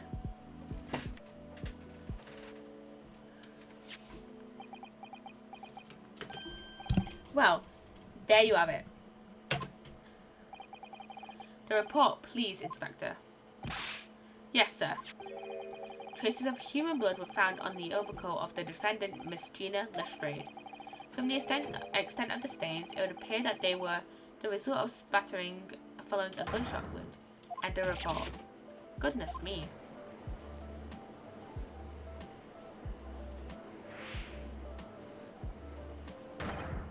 I see. What did I tell you? No, the blood on that coat is not Mr. Windybanks. What on earth makes you say that, Counsel? The coat originally belonged to Magnus McGilded. Just before his coat was deposited at Windybanks, McGilded had fatally stabbed Mr. Mason Milverton. So the blood on that overcoat is the blood of the brickmaker from the omnibus case. Well, the dead cannot speak. Isn't that right, my Nipponese friend? Sorry? 2 months ago, in this very courtroom, did you not argue fervently for McGilded's innocence? And yet now that the man is dead, you brand him as a murderer? Your conduct shatters any shred of respect you may have earned for yourself in this country. But that was... I call it a bally disgrace. Treachery. That's what it is. How to determine whether the blood on that coat is 2 months old or not? Even a stereoscope couldn't help the answer to that problem pop out. It can't be done. But we use Mr. Sholmes' specially formulated chemicals. Mr. Sholmes is a detective, not a chemist. Would you please put faith in a chemical formula devised by me, for example, when I'm a communications officer? I held out Peroshki to a starving boy, and he ran away crying. Relevance? Sherlock Sholmes is barely more than a figment of the public's imagination. His name carries no weight in this courtroom. No weight at all. How could you say that? Victory is sweet indeed. This proves that my testimony is the whole truth from the start to the finish. How do you arrive at such a conclusion, sir? As the witness state, the accused's coat was splattered with the blood of the victim.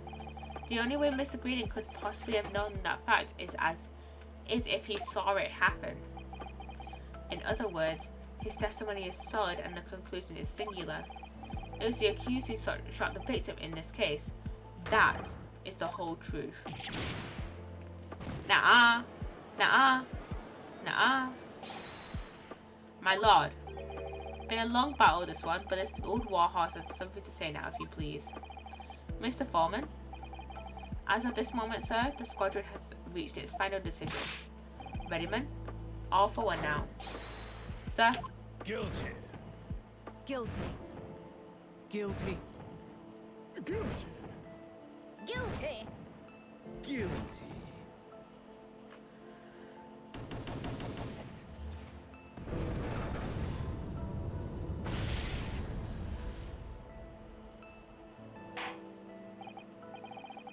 Well, it appears the ladies and gentlemen of the jury have reached a unanimous verdict. We still have one more witness testimony to get through.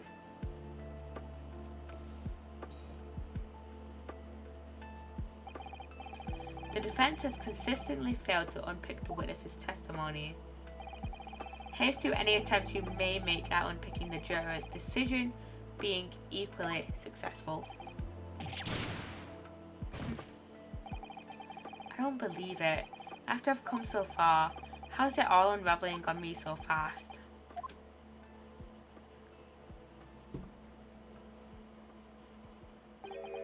How very distressing to be held in such low esteem. What? Who the bloody hell is it? Wouldn't you agree, Mr. Naruhodo?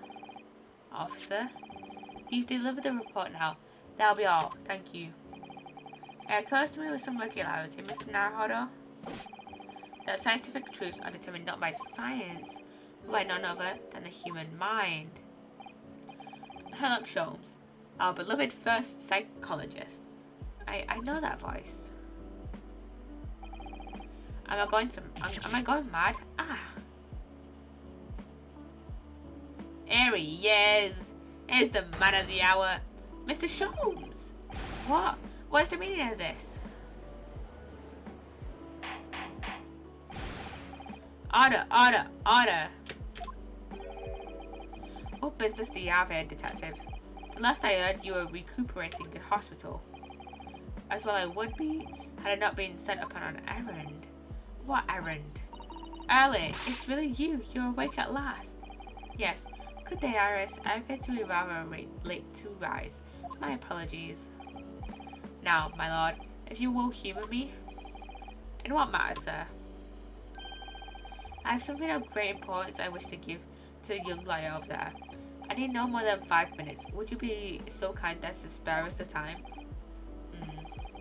What say you to this, Lord Van Zeeks?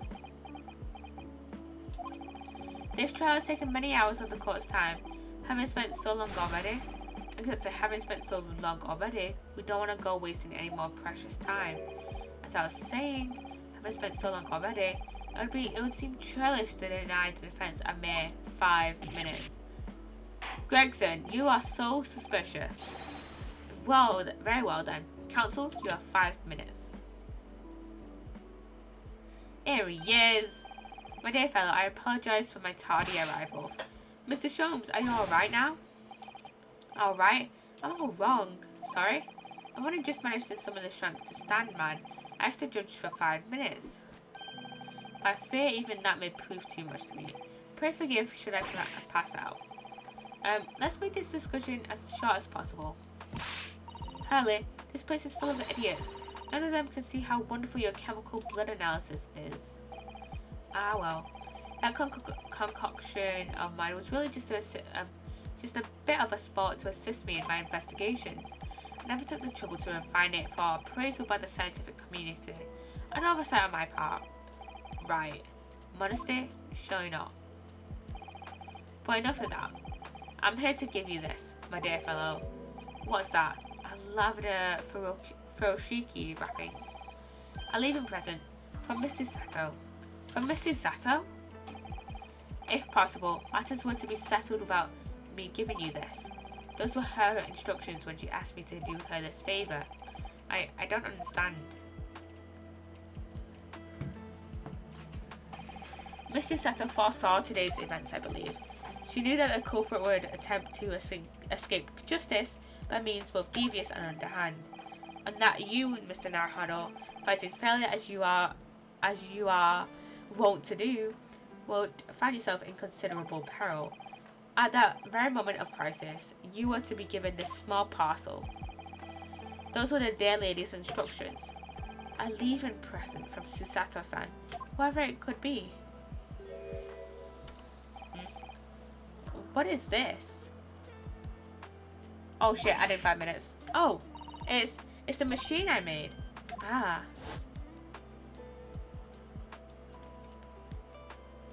Oh, it's the cat flapper.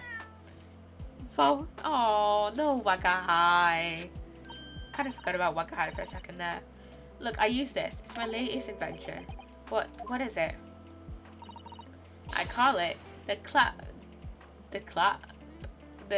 flapper mat. It can make a cat flap for a little furry friend like Waggy in seconds.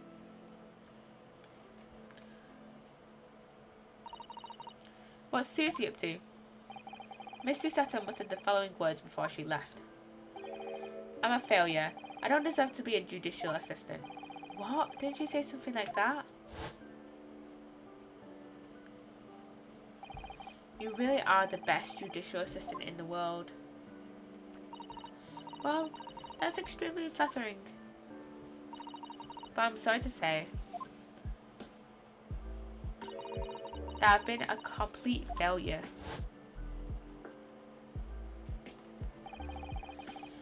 Whatever did you mean by that, Mr. Sholmes? That night, when you left Windy Banks in pursuit of the thieves, Mr. Sato made use of this contraption for a certain purpose. That is your answer, dear fellow. Not at all cryptic then. Susato-san used this cat flapper mat that night. This cat flapper mat has been added to the court record. Misdirect. Your 5 minutes is over. We're out of time already. Me when an ad starts playing, I completely forgot about it. I'm grateful to you for affording us that brief recess, Mr. Reaper. I need no thanks, Detective. After all, the die is cast. Is it really? The jurors are unanimous in their leanings. No doubt my learned friend will consider a summation examination. But any attempt to alter the verdict now would be utterly futile. I wonder. Mr. Naruhodo. Yes? The rest is down to you, dear fellow. What is your plan? The rest is down to me. I need to be careful here. If I make a wrong move, the trial will end badly. My lord requests, the defense requests further cross-examination. Further cross-examination. The jurors have spoken. Protocol dictates that you may not cross-examine a new witness now. Oh no. The defense is not asking for the cross-examination of a new witness, rather to continue with one of an existing witness. What? It would appear that rather important details escaped your attention, Mr. Reaper. My lord, requesting your lordship's permission to interrupt the cross-examination. Thank you, officer. Very well, the cross-examination is hereby temporarily suspended. Presume you have no objection, counsel? No, my lord. Okay, we have an ad in like 15 seconds. So nobody can say anything then. If Bruno asks to resume his cross-examination of Mr. Graydon, the court is obliged to allow it. This is absurd. We shall be back after this ad. Ad starting soon. I would remind those present that this is my courtroom. I concur that the defense is entirely within its rights to request the continuation of the cross-examination. However, I will not permit an unremitting protraction of these proceedings. Why isn't the ad starting? Jesus Christ. Therefore, I decided to afford the defense one final opportunity in concluding the cross-examination. Counsel, you must choose but one statement from the witness's testimony and but one piece of evidence to present in support of your argument against it. A single chance to present evidence? If following that the situation remains unchanged, I shall move to adjudication. Is that clear, counsels? You will not press the witness any further. Why isn't the ad starting? Ad break, ad break, ad break, ad break, finally. Ad break, ad break. I need to get a drink in a minute. But I'm pretty sure we're almost finished with this case. So, I might get it like, I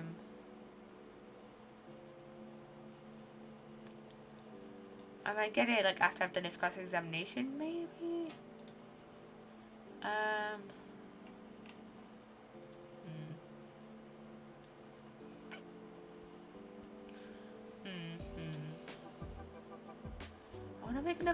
I want to make another stream compilation as well. Maybe of Terraria and Roblox streams, maybe. But also I can't be bothered doing it like after streams, so maybe sometime next week I'll make one, because I have one last thing to upload next Friday, and that's it. That I have in my drafts at least. And the ad is ending soon. Hello chat. Hello, hello, hello. Hello, hello, hello. We're back. My lord. Yes, my lord. A single statement and a single piece of evidence. Most generous. Well then, Mr. Naruhodo, it's high time I fell in a dead faint. I leave this in your capable hands. That was the most dramatic faint ever. Just like her look. Such classic her look vibes. Mrs. Sholmes. That is just such a classic her look move.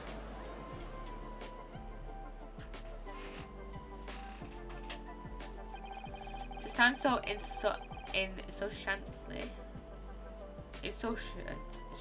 before the court in a state of such high fever. Either the man has extraordinary strength of mind, or an extraordinary lack of feeling. I imagine he's feeling very little right now. Very little right now. The detective is sleeping soundly in one of the antechambers. Strike a man when he's down, do I don't you? Well then, counsel, are you fully prepared?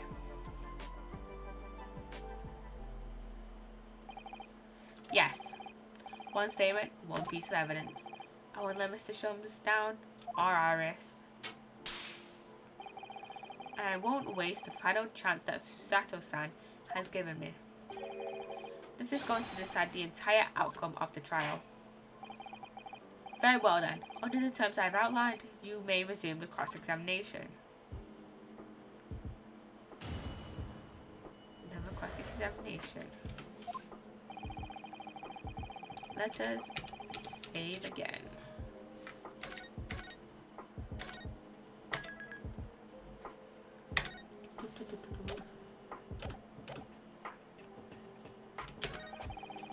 Let's have a look at our cat flap-o-matic. Let's have a look-see. This looks like a face. Look at this little guy. Look at this little guy.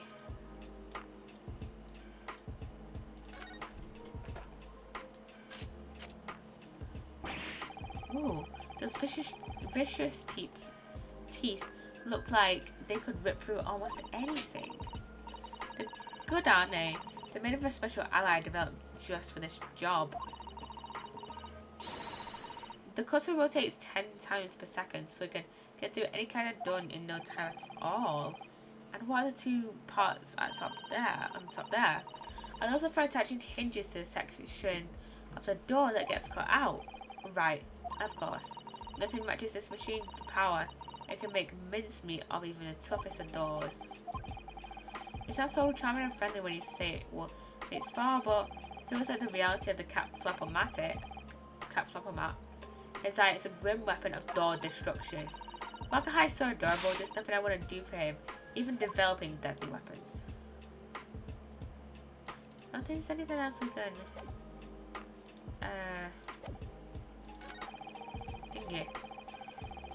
Thingy. Present with this. Objection! What on earth is that eccentric contraption, counsel? It's my cat flap-o-mat, Lord. It makes a way for cats to get in and out of a room. It can cut through any door and you can think of and makes a new little door in the middle of it. That's right, my lord. It's a device for creating so-called cat flaps. Small doors for cats to come and go as they please without their owners having to open the main door. I'm sure we can all work that out for ourselves. But that cat lover's contrivance has no possible relevance to this case. Oh, really? Of course it doesn't. To start with, there was no cat flap in the pawnbroker's door.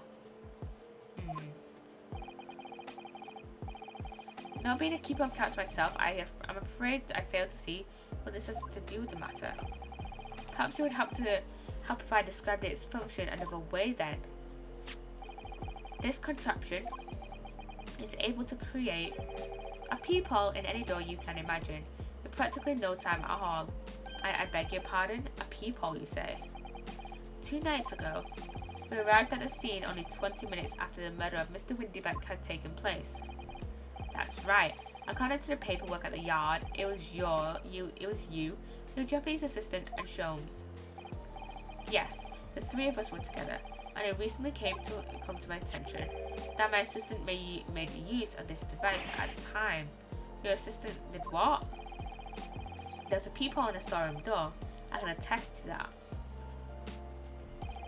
Because I looked through the peephole myself in order to see inside the locked storeroom. This is ludicrous. What are you trying to say? Of course there's a peephole in the door. I said as much as in my testimony. How else could I have witnessed the crime, for pity's sake?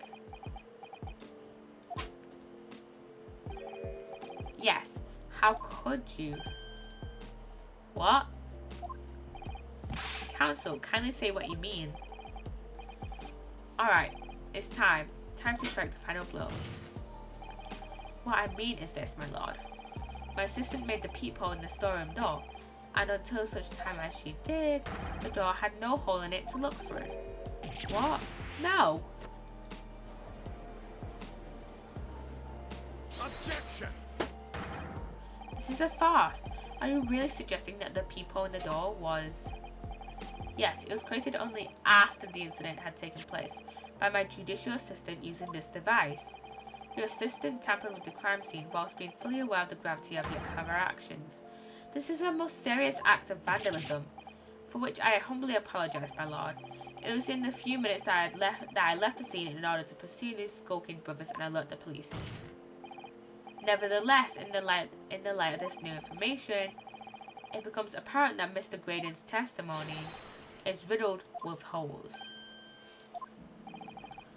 Riddled with, explain yourself, counsel. The majority of Mr. Graydon's testimony that appears to incriminate the defendant is based upon what he witnessed through the peephole in the storeroom door. Yes, that filthy girl shooting the man in the back. However, if at the time of the incident, that peephole did not yet exist in the door,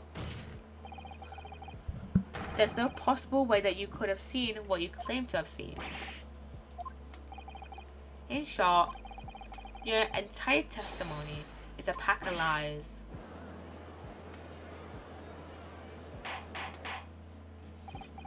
Order. Is there any credence in this relevance? Objection! Is this relevance? None whatsoever, as my learned friend must surely realise. Exactly. This is just some cheap trick designed to discredit me. I'm afraid not, sir. Of course it is. Do you seriously expect people to believe that plaything can cut through a solid wooden door? Oh yes, I designed it to be very powerful. It can cut through even the toughest of doors. That's absurd. That's absurd. I don't believe it for a second. Haha. I had a feeling you'd say that. What? Waggy, cooey, time for dinner.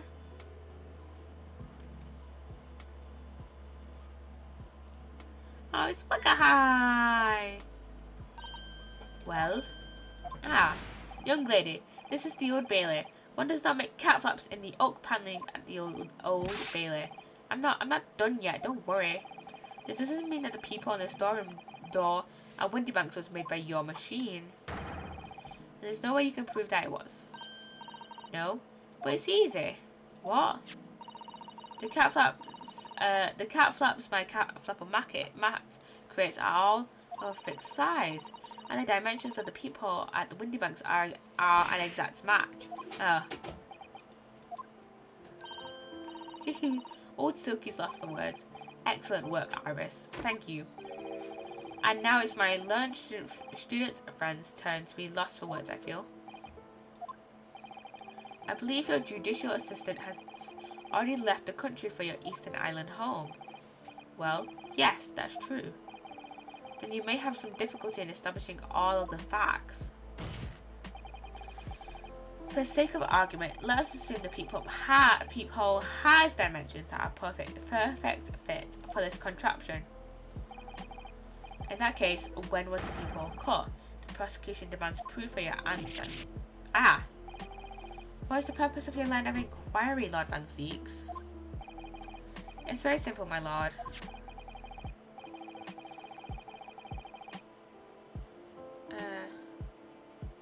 The defense argues that the peephole was created after the incident using this device.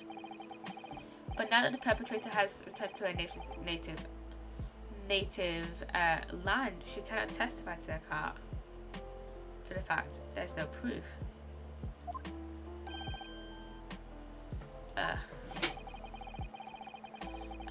And for as long as the defense remains unable to prove when the peephole was made, my learned friend's claim amounts to nothing more than a baseless accusation. What? You are full of bullshit, honestly. Indeed, that is so, Lord Van Zeeks. Well, counsel, don't give out now, Bruno. This is the time to create your own opening and force your way through. I don't know if I can do this, but I do know one thing. Psssttt is the greatest judicial assistant in the world. Very well. The counsel for the defense will present evidence to support the claim made. Proof that the people in the door of Windybank's storeroom was created after the event and not before. But we just gotta look at one of the photos, because if we have a look at this one, no people there. Look, no people in the store here. Take that! What are you? A print from that detective's infernal cameras again? Our judicial assistant, Mrs. Sato Mikotoba, is an extremely intelligent and capable woman, which is why I never had any cause to doubt that she would have considered this scenario and made sure I had the necessary proof. And the necessary proof is this photographic print, counsel. This print shows a scene in the shop moments after the defendant entered the premises. Agreed. And it also shows the accused mercilessly wielded a gun in the direction of the defenseless broker. But more to the point, it pictures the storeroom door in the background. Let me see that print again. I don't believe it. This is really quite remarkable. The door to the storeroom is completely divided of a peephole of any description. Ah. Mr. Graydon. Hello, Sue TVV. Hello, welcome on in, Sue. So? Wait, no, that's so, not Sue. How are you doing, so? Welcome on in, how are you doing? We're just playing a bit of Great Ace Attorney Adventures. We're doing the very last, last bit of the last cross examination. Spanky, hello, thank you for the raid. Welcome on in. You've caught us at quite a good time because we are almost finished with this case. I would say we have a good solid half an hour left of this case. And in that last half an hour, it'll probably give us a full-blown explanation of this case. But yes, thank you for the raid, Spanky. How's your stream? What are you even streaming? I don't think I managed to. I didn't catch any of it. I can check in the Discord. Mario Kart 8. Ooh, that sounds fun. Trans if you don't mind asking. I am gender fluid. So yes. Hey Poppy, how you doing? Not bad. I feel like poo, but all good. I'm doing pretty good. Kind of tired, but also we're near towards the end of this case. Nice. Well, thank you. But yeah, we're near towards the end of this case. So yeah, we're gonna try and get it finished today, and then next week we can start talking about Succession, which is the long case of this is the last and longest case of Apollo Justice, which will probably also take us 2-3 weeks to complete, but you know, I don't mind. I love Ace Attorney. But yeah, very quite tired, but also almost done with this case. You know what, if you guys want to stick around, you can. It'll probably get explained after this little bit that we have to get through. We just have to provide a couple more pieces of evidence, and then I think a lot of it will get summed up nicely enough by Naruhodo and a few other people involved in this case. Basically, what we're doing, do you support Palestine? Yes, I do. Basically, what we are doing is defending Gina Lestrade. She was arrested on the murder of Pop Windybank, the owner of a pawnbrokers, and there's so much to explain now that I just can't be bothered explaining. But yeah, we are We are very suspicious. Don't examine the band. I'm very suspicious that it's actually Graydon that actually killed Pop Windybank, and I think that's the direction this case is going.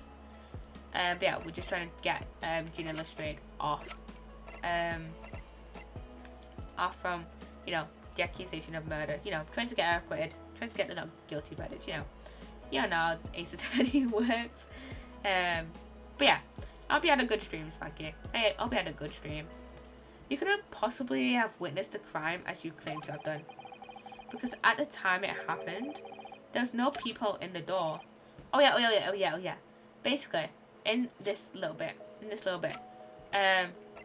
this guy, actually Graydon, is saying, "Hey, I witnessed the crime through a peephole in the door, because I witnessed the murder through a peephole in the door, but the crime happened at like just after 1 a.m. right? This was taken. This like photograph, this like security photograph was taken just before the crime, and there's no people in the door, so that's the point we are making right about now. You know, I should do a shout out. Actually, I should do the shout outs. Shout out. Let's shout out Kai and Spanky because they both rated. I keep forgetting about the shout out thing. It's slash shout out, isn't it? It's slash shout out, not exclamation part. That's what I keep forgetting. And I'll give the shout out to Spanky in a minute when this shout out for Kai has gone through. In other words, your testimony is a catalogue of lies.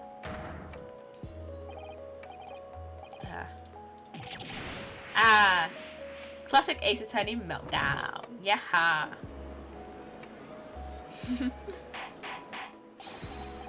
Order. I am satisfied that the defense has substantiated its claim beyond all reasonable doubts. The witness's testimony was entirely fallacious. I don't know what fallacious means, but I can't be asked looking it up. I'm just guessing it means just like untrue, basically. I'm gonna put through the shout out for Spanky. I have to wait another minute. Fuck. What the fuck did Van Zeke say? That's not the only thing we now know beyond all reasonable doubt. My learned friend's assistant's guilt can no longer be denied. The woman tampered with a crime scene. But more importantly, good lord, there's more, Lord Van Zeeks. The defense may have established a reprehensible instance of perjury, but that is no proof that this man is the victim's killer. Yes, that's right. What? I was there at the scene, it's true. And I was shot in the arm, it's true. But that's all. Yes, in fact, if you look at the circumstances, I am the victim here. Oh, please. Yeah, please. I don't believe this. But they're right as it stands now. I don't have any definitive proof that he is the culprit. Still, he can't worm his way out of it now. Iris, you know what they say? There's no point in locking the cat's door after the cat is bolted. Isn't that right, Bruno? The fuck do you mean? Fuck you mean? As Hurley always says, one lie begets another. No wait, that might be a lie I wrote for him in one of my stories. Well, no matter who said it first, you're right. I need to take my moonlight lamp off charge. I completely didn't realize it was completely fully charged. Mr. Graydon,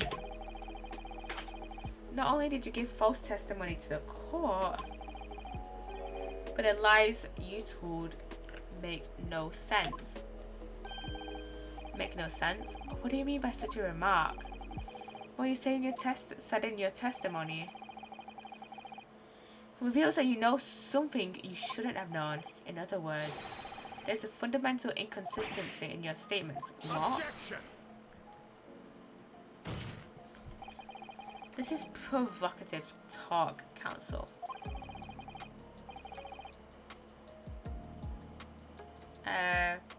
Will you lies in the court explain this alleged inconsistency?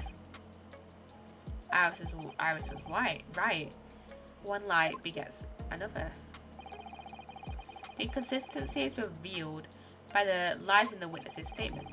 It shows that Mr. Graydon had knowledge of something he shouldn't have known about, namely the bloodstains on her coat. The bloodstains on Gina's coat.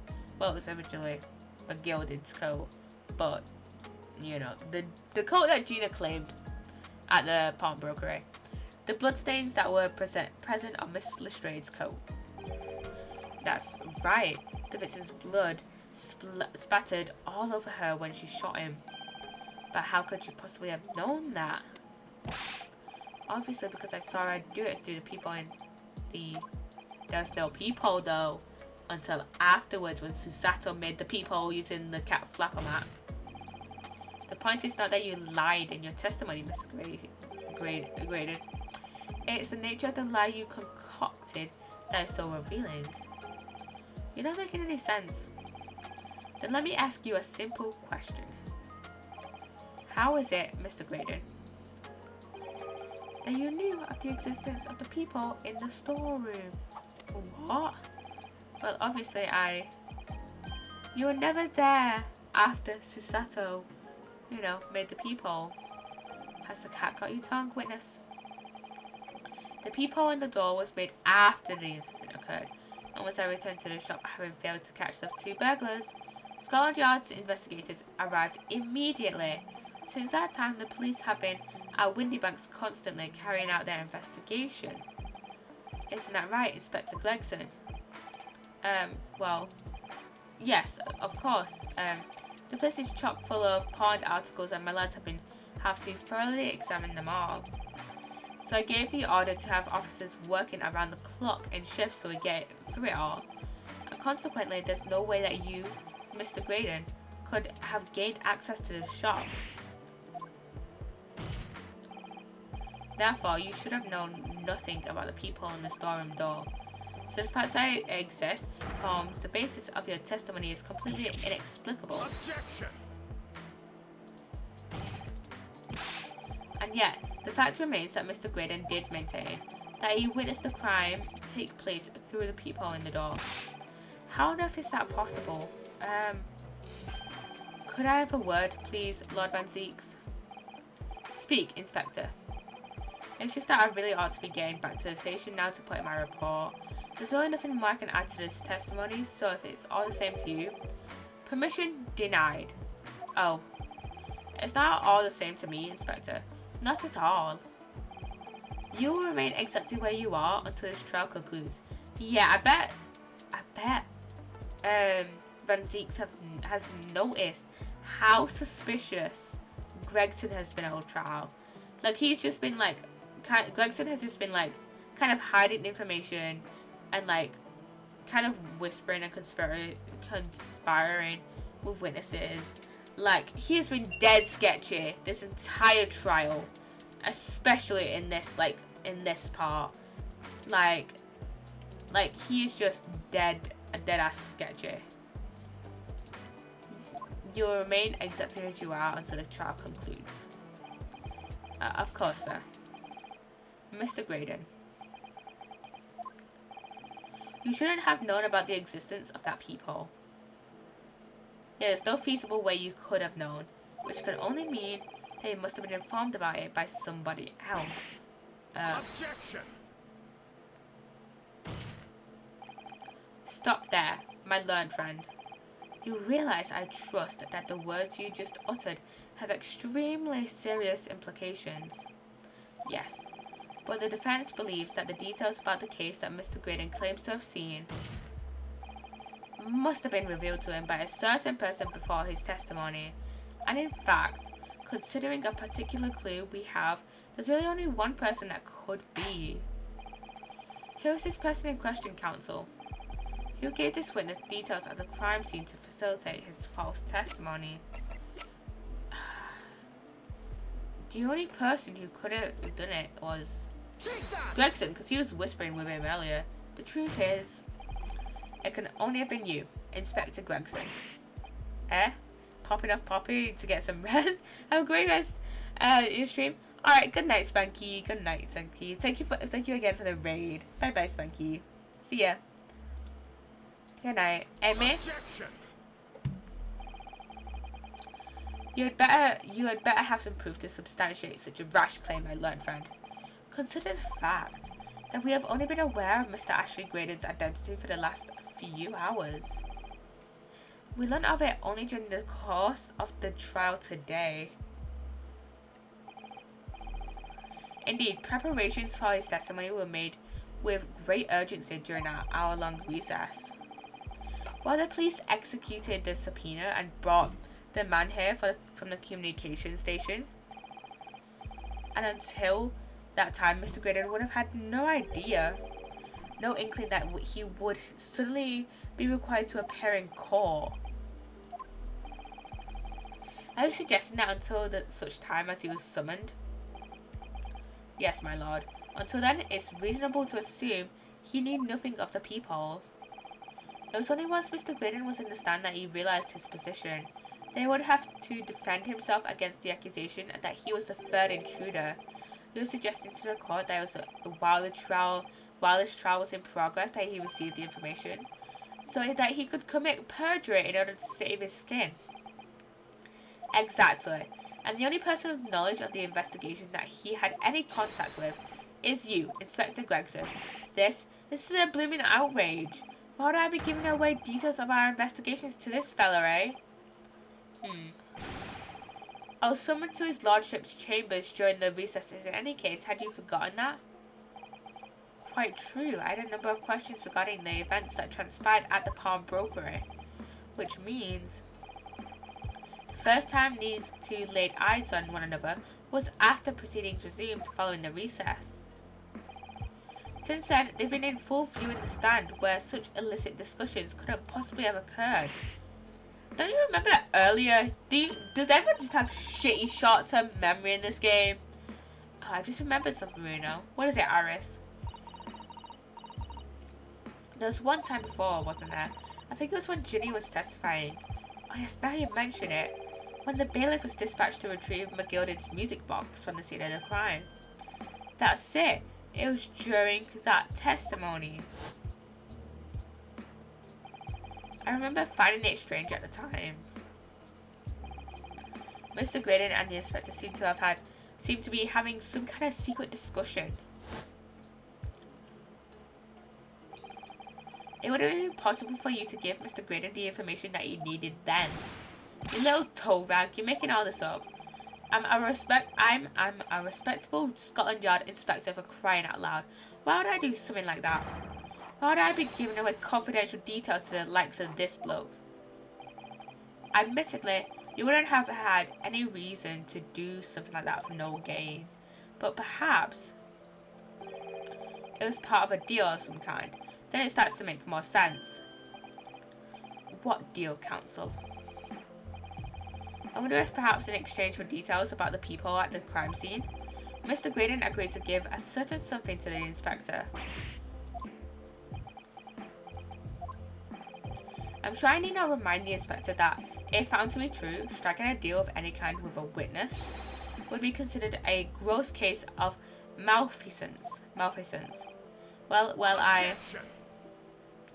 not only that, but a potential culprit as well. A suspect, in my eyes. It's becoming clear that jumping in with accusations is this Nipponese student's speciality. I don't do that. But with the stakes so high, the prosecution is not prepared to listen to baseless charges. It is incumbent on the defense now to present evidence in support of this diabolical claim. Evidence? Just why are you proposing that the inspector did abandon on the witness to return? The court must see proof of this alleged deal. If Inspector Gregson really did strike a deal with Mr. Graydon, then logically there's only one thing he could have asked for. That must be it. Reno, do you think it could be? Yes. It's the missing link that would join all the dots together in this puzzle. I must press for you for an answer now, counsel. What evidence explains the nature of this alleged deal that Inspector Gregson made with the witness? I am going to go with the music desk. And you'll see why. Inspector Gregson. Besides this murder, is it not true that you've been working on another very important case? What? Again at now, sunshine? Is it possible that this other top secret case is what's alluded to in this newspaper article here? The classified secrets being leaked overseas from the Ministry of Justice? How the bleeding Nora could you? We discovered during the course of this trial the music box deposited at Windy Banks by Magnus McGill, a special music box designed to play two discs at once. It seems very likely now that encoded on the pair of discs that were in McGilld's possession are the leaked classified secrets.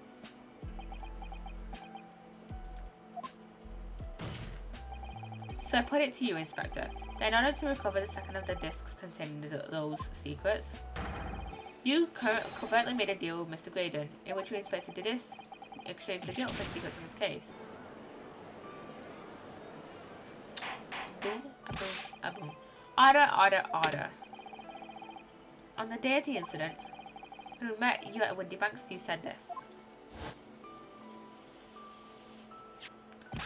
I'll be taking that whatever it is of Mr. Gilded down to the yard. So take it over. No, don't. Don't give it to him. It's mine. That is mine.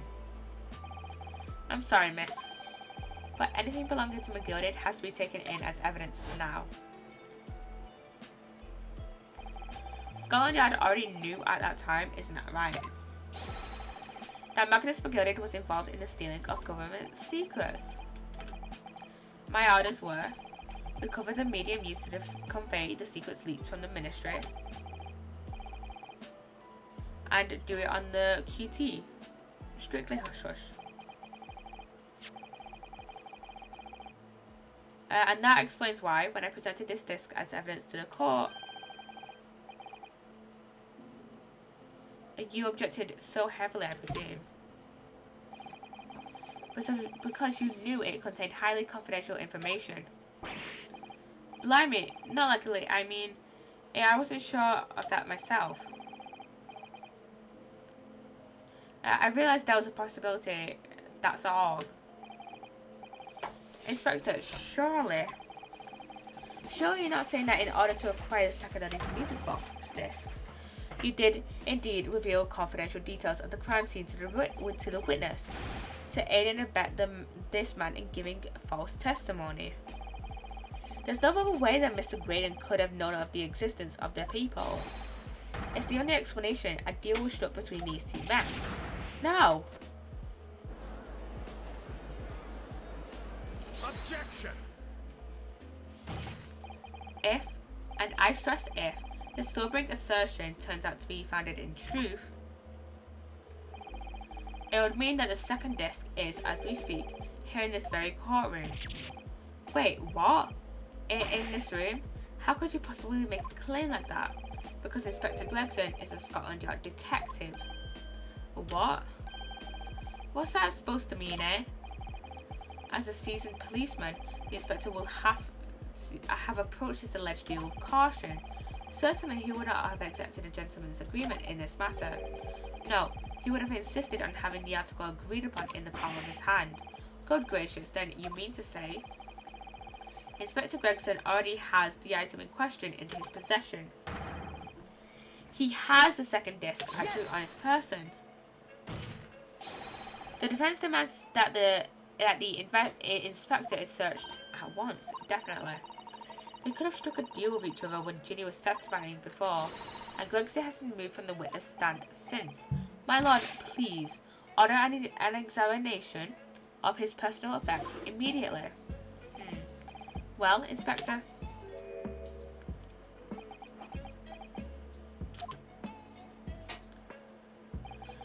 This young lad wants to tone down his imagination. He's insulted me and my profession quite enough. Just get searched.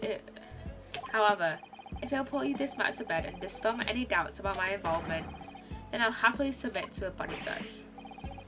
What? He's going to agree to it? I presume you're aware of the precipice on which you now teeter, my learned student friends. You made a most serious allegation against Scotland Yard here. In following the search of the inspectors, personal effects, no disc is found. You will be deemed unfit for court service and this trial will end. Our country's government will formally demand of yours that you are severely reprimanded. That sounds serious. Indeed. So a visiting student makes such defamatory remarks about our country's most senior police force. It's not something Her Majesty's government will be able to overlook.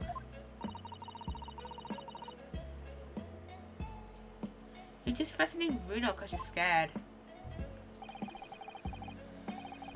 The accusation is beyond serious. You must be prepared for grave consequences. It's true. I can't imagine Gregson would have accepted a gentleman's agreement for something so critical. The disc must have physically changed hands, which means the inspector should have it. But somehow, something doesn't feel quite right here. Very well. Counsel, you know the implications. So let me ask you one final time. Yes, my lord.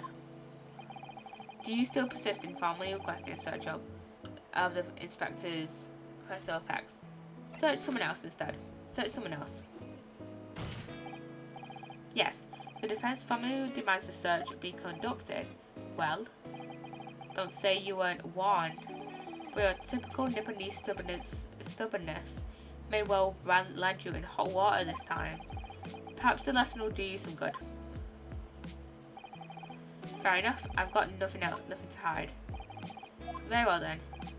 Bailiff, conduct a search of the inspector's personnel questions. The defense demands a search, but not of Inspector Gregson. What? Now what's all this? I'm the one you're accusing, aren't I? I thought you wanted to search me. No, Inspector, not you. Somebody else. What's the meaning of all this, eh? Lost it at last, have you, sunshine? The court shouldn't have to put up with this nonsense. You're being completely irrational. Be quiet, all of you.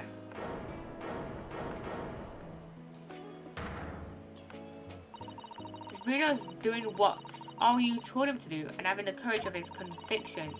So you should respect that and listen to what he has to say in good faith. Because that's the British way. Yeah, listen to the fucking 10-year-old. Well said, young lady. Get fucking owned by a fucking 10-year-old.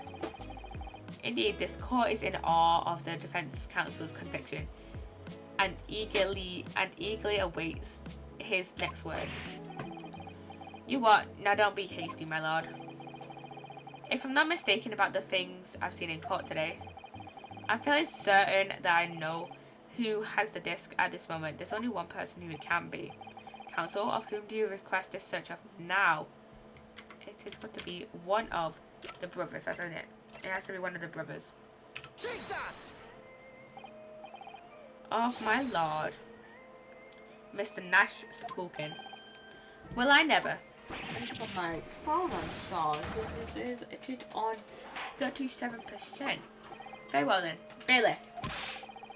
Restrain the witness and conduct a thorough search of his personal effects. Hold it! Please, my lord. Inspector. Scotland Yard has two objections to the search. Unfortunately for you, Inspector, the objections carry no weight here. In this courtroom, only the prosecution and the defense have the authority to object. But, Lord Van Zeeks, I have no idea what force is in play that might influence your actions. But personally, I have no intention of obstructing the course of this trial. Bailiff, carry out the search. His face, man. His face. I love his face. No, and more.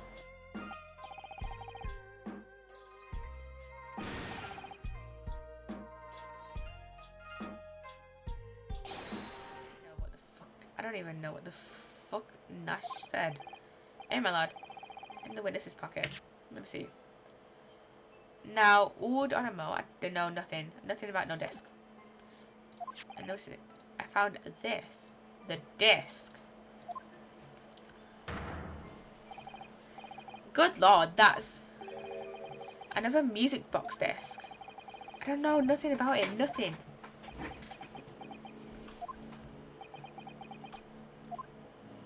Sure he knows nothing. This is the second music box disc left behind by Magnus McGilded. Is it not, Inspector Gregson?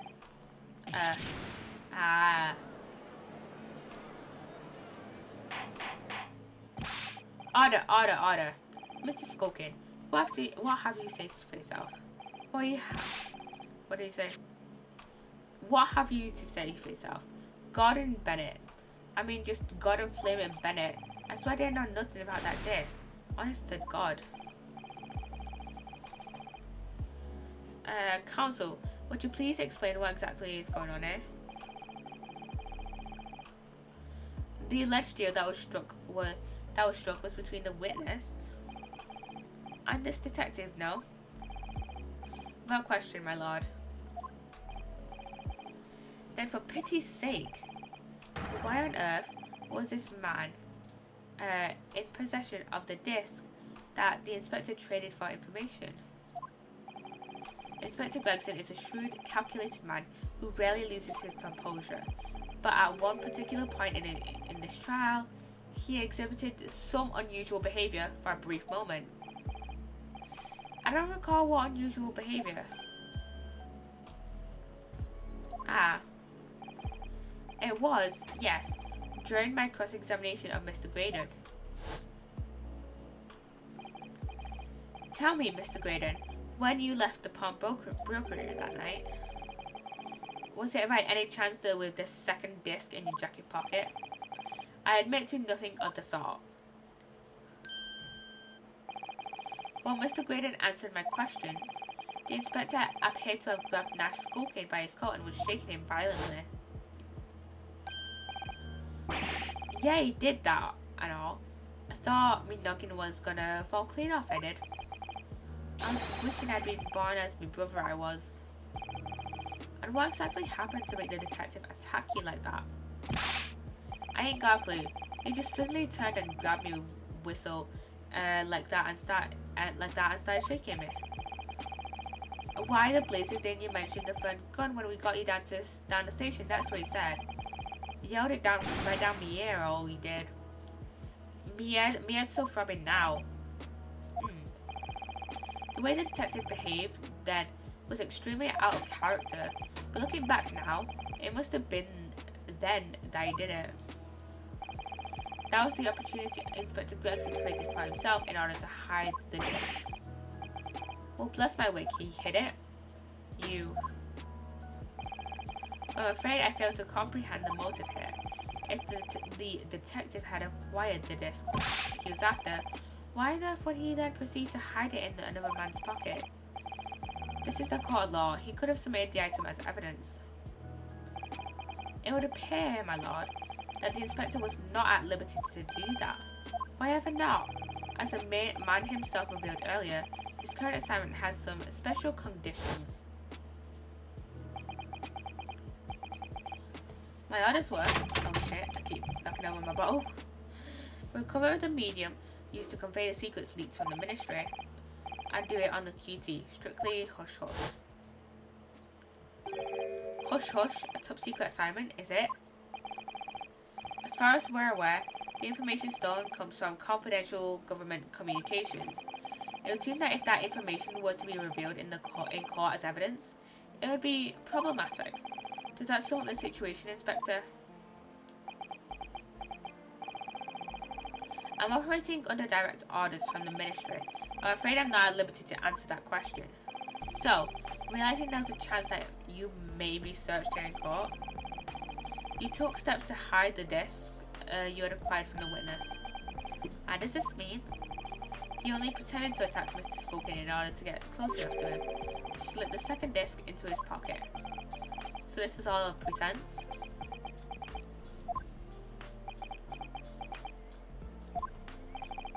Well now, Inspector Gregson. And you, Mr. Graydon. Are you prepared to admit the accusation made against you of this deal?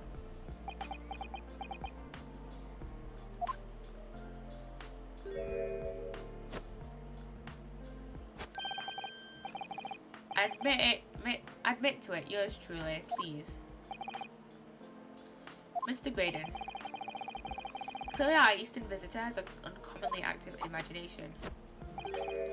However, there's no proof that I passed that disc to the inspector. Hello Nordic. Thank you for the lurk.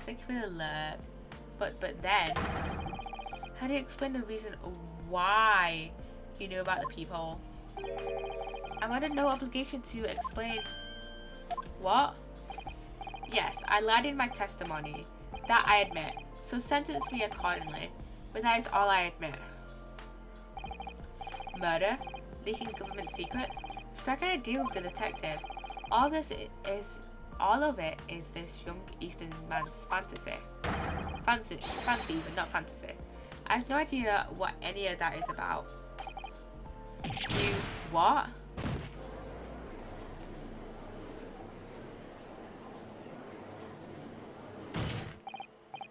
Well, what about you then, Inspector Gregson? Do you admit to making a deal with Mr. Graydon in order to acquire the disc? Ladies and gents of the jury, as a Scotland Yard Inspector, I will declare this and nothing more. I am acting in the best interests of the country. Whatever I've done, it's been in the name of justice. Sure. So as members of the public of this fine country, I'd like to think that justice will be your guiding light when you're making your decisions.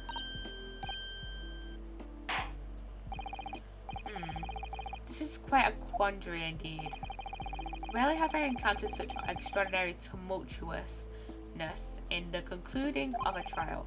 Nevertheless, in the absence of any further evidence to be presented, I believe it is time that we put the matter to the jury for their final leanings.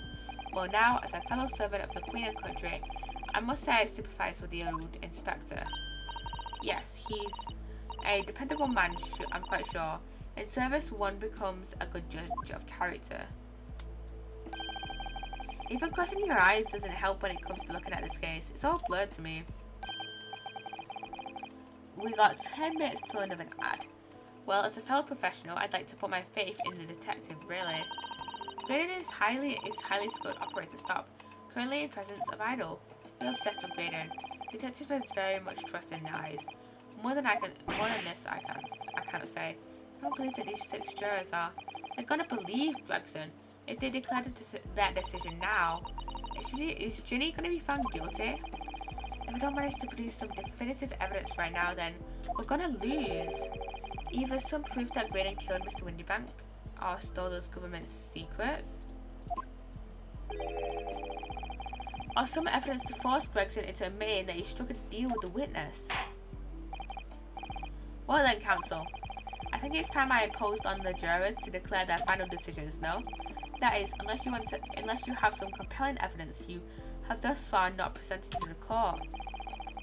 If I let the judge call on the jurors to announce their leanings, Gina will be found guilty. Thank you for the lurk, Chris Raymore. Welcome on in, by the way. Welcome on in. Welcome. So there's no choice then, Bruno. You have to throw some more evidence at them. This is it now. It all comes down to this. Who do I present evidence against, Gregson or Graydon? I don't like Gregson, so I'm gonna say I like Gregson even, so I'm gonna present it against Graydon. Mr. Graydon, there's one final piece of evidence I would like you to see. You misguided fool. Whatever do you intend to show me now, you'll be wasting your time. I have nothing left to lose. I assure you, I will admit to nothing. This is my last chance. It looks like I'm going to have to force his hand here. one final piece of evidence to get him to admit to the deal he clearly struck on the stand. I'm gonna say the music box. Take that! Is that Mr. McGildy's peculiar music box, counsel? Yes, with a disc already in place ready to play, I think perhaps now would be a good time to listen to the sound produced by the music box again. Only this time, with the second disc we've just discovered set in place as well. Goodness, this disc, counsel? No, wait, I cannot let you do that. Why not? Because, because it's got nothing to do with this case, that's why. It's got everything to do with this case. The more I'm around listening to the stream, while I work on something. Ooh. Well, thank you for the look. Thank you for a little look towards the end of the stream. Not true, Inspector. Eh? The defense has already proposed that the sounds heard by the court earlier from this music box were a part of a Morse code message. We know that Morse code is comprises of two distinct tones. The defense believes that the second disc contains the second tone needed to complete the message, and now we have a chance to confirm that theory. For crying out loud, Sunshine, we're talking about state secrets here. If you go laying the whole courtroom here confidential information like that, it's treason. Then do you admit the charge? That in order to protect those state secrets, you engaged in unlawful dealings with the witness. You're mad. If you let that secret information out into the public domain, you'll be making an enemy of the entire British government, you idiot. Then admit to it then, you fucking idiot. Let's not forget, Inspector, that you, a Scotland Yard officer, leaked confidential case details to a witness. Oh yeah, add in 5 minutes. Then that you continue to lie to the court, and all because by fair means or foul you're determined to do your duty. Well, by fair means or foul, I'm prepared to do mine. Don't you dare. I will stop at nothing to protect my client. I don't care who I make an enemy of.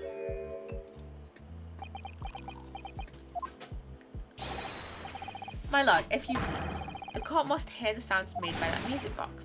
Come on, Van Zeeks, for Pete's sake. Objection! Inspector, you should know my methods by now. I'm a prosecutor. I'm no Scotland Yard puppet. In this courtroom, my duty is to the law. So let me propose a toast to uncovering the truth. By fair means or foul. No! Damn, Van Zeeks is a great prosecutor. Probably one of my favourites. Very well, the defence's stance here and that of the prosecution has been made very clear, I feel. Therefore, in accordance with the defence's request, the court will now listen as this music box is set in operation once more. This time, with the second disc in place and both discs playing simultaneously. Let's hear it.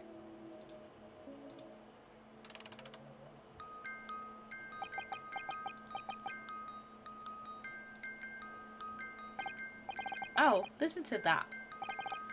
It's unmistakable now. It's Morse code.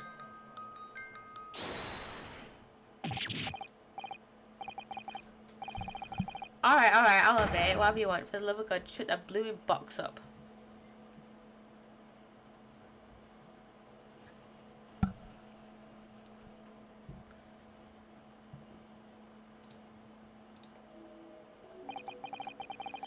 Let me ask you again then, Inspector Gregson.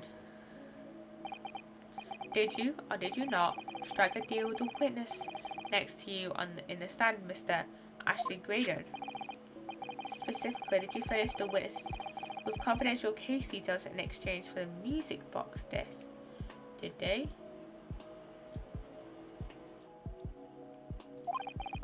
Did you reveal the existence of the peephole in the pawnbroker storeroom door, Inspector? I did. Stop, what are you doing, man? It's all exactly like the young Eastern lawyer said. When the trial resumed after the recess and we were stood here in the stand together, that's when he approached me with the deal. Shut up, you imbecile. Shut up. Psst, you there. You're the detective who turned up at the pawnbrokery the other day, aren't you? I may have something you're looking for, Inspector, with me at this very moment. So how about trade? I suggest you accept. Our information that may make certain individuals uncomfortable will soon become very public indeed.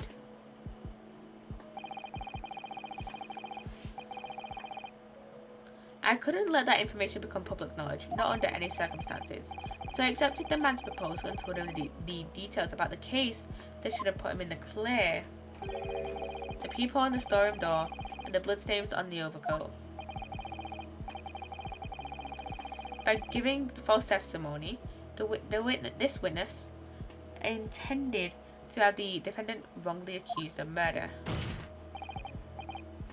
Inspector, you knew that. Yet you still revealed those details to facilitate the witness's perjury. I did. But then it turned out the people had only been made that night after the incident took place. Scotland Yard wasn't aware of that, if I'm perfectly honest. Well, Mr. Graydon, what do you have to say for yourself? There's nothing, and I know there's nothing, and no one left for you to hide behind. You struck a deal with the inspector in order to escape conviction of a very serious crime, namely this. You are the third intruder who broke into the pawnbrokery on the night in question. And you perpetrated the murder of the proprietor, Mr. Pop Windybag. You... Oh, add in 4 seconds. Add time. Add time soon. Add time soon.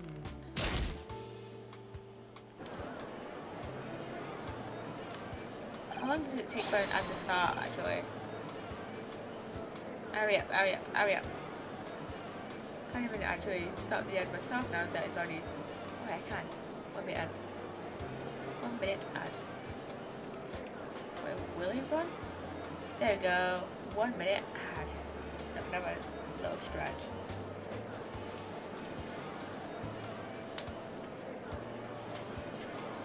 Oh. So glad we are at like the tail end of this trial now. And I can't do get this uploaded and then go to bed because I am tired. I'm not gonna stream, not gonna lie. It's been 4 hours since I started streaming.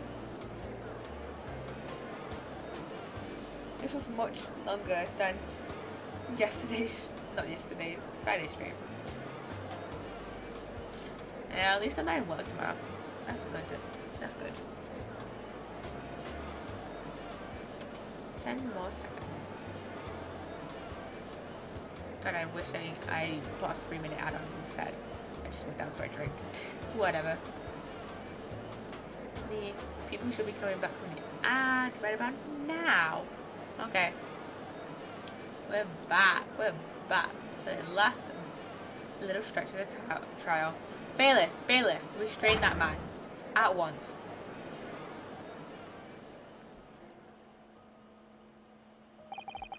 That's it then. It's all over.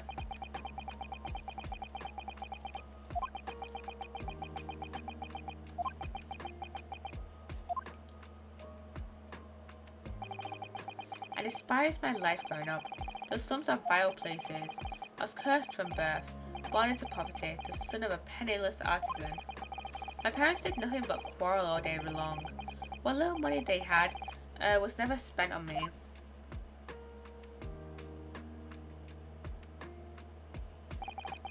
So I set about studying to better myself, to one day escape from that hellhole.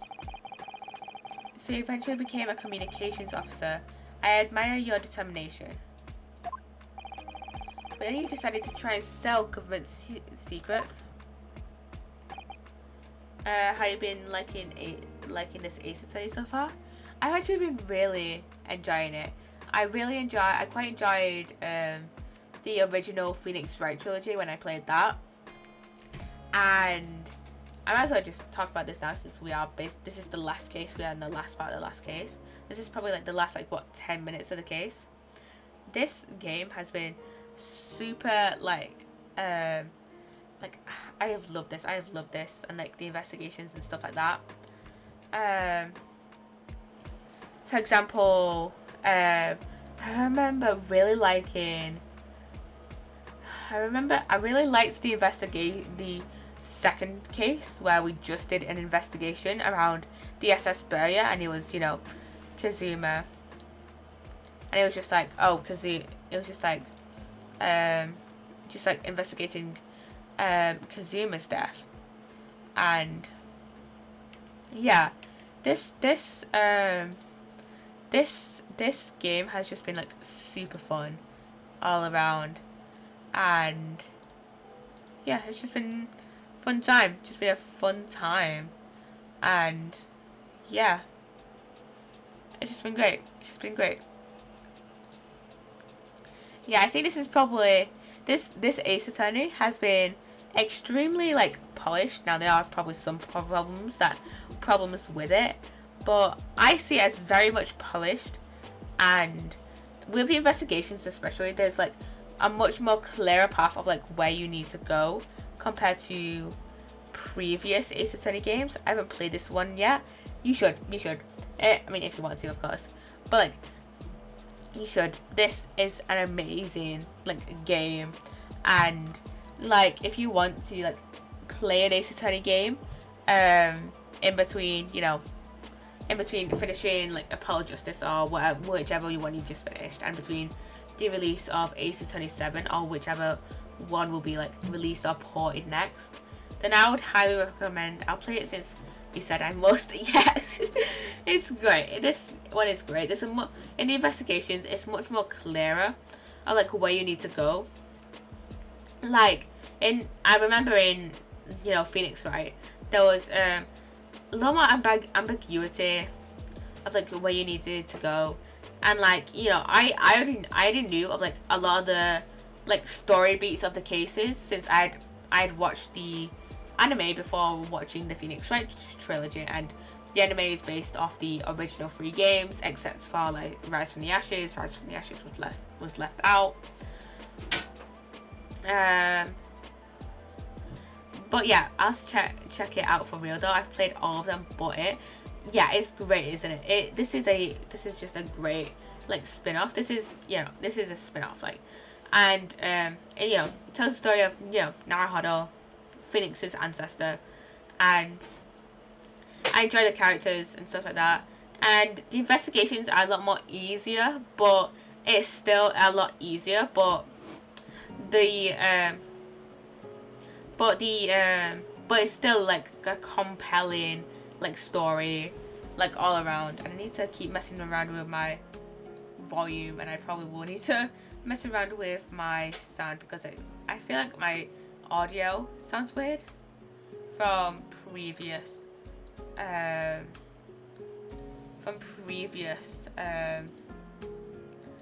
streams. But yeah, this is just a great game, and from what I've played, it's amazing. I am quite excited actually to start Resolve whenever I do play that in probably a few weeks, because honestly what I'll probably do is next Friday and Sunday and then Friday and Sunday after that week I'll be doing Turnabout Succession, and then I'll probably take maybe a couple of weeks where I just play a few other different games, and then I'll dive straight back into Ace Attorney. I'll dive into Resolve and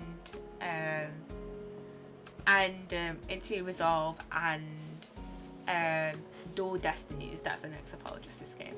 But yeah, this is a great game, great storyline. I love a lot of the characters. There's not a lot of characters in this game that I'd say annoy me a lot. Like, in the Phoenix Wright trilogy, there are a few characters where I find kind of annoying. Like, mainly Wendy Oldbag. She is quite an annoying character to me. She's quite I find her quite annoying. But yeah, the characters in this game are quite enjoyable. But yeah, I'm not gonna give many spoilers. But yeah, you should definitely play this game at some point. Also, I am very much waiting on a Edgerush Investigations and Professor Layton, Ace Attorney crossover game port, so I can actually play it. And I keep dropping my bottle on my keyboard. But yeah, I'm waiting for those so I can actually play them at some point. And oh fuck. But yeah. I've been messing about with sound so much that it sounds better at this point. But yeah, why? Might as well turn my volume a little bit down there. Isn't it obvious? Because I wanted money. Even now, years later, the nightmares of my life in the slums wake me up in the small hours. I wanted to drown them out. With more money than anyone who lived in that squalor could ever imagine. Then one day, I met him. Mr. Magnus McGilded. You're a fiend with a queer talent, so you are. I've money to throw you away if you're interested. All you need to do is go along with me little plan now. I was to steal the ministry's telegraphic message logs, and McGilded would buy them for a handsome sum. As I was responsible for inspections of the ministry's communications office, it was a simple enough task. The law of the devil's offerings. How easy it is to succumb. But you must surely have realized the seriousness of the crime you were committing. And for that reason, I took great lengths to ensure that my actions were untraceable by using the music box. My father was a brickmaker, though my mother divorced him when I was still a child. Yes, Mr. Mason Milverton. That's right, he was very skilled with his hands. He'd once been a music box maker's apprentice. I imagined his skills would be sufficient to create a machine that could generate Morse code, so I sought out my father again to employ his services. It was the first time I'd seen him since I left the slums 10 years earlier.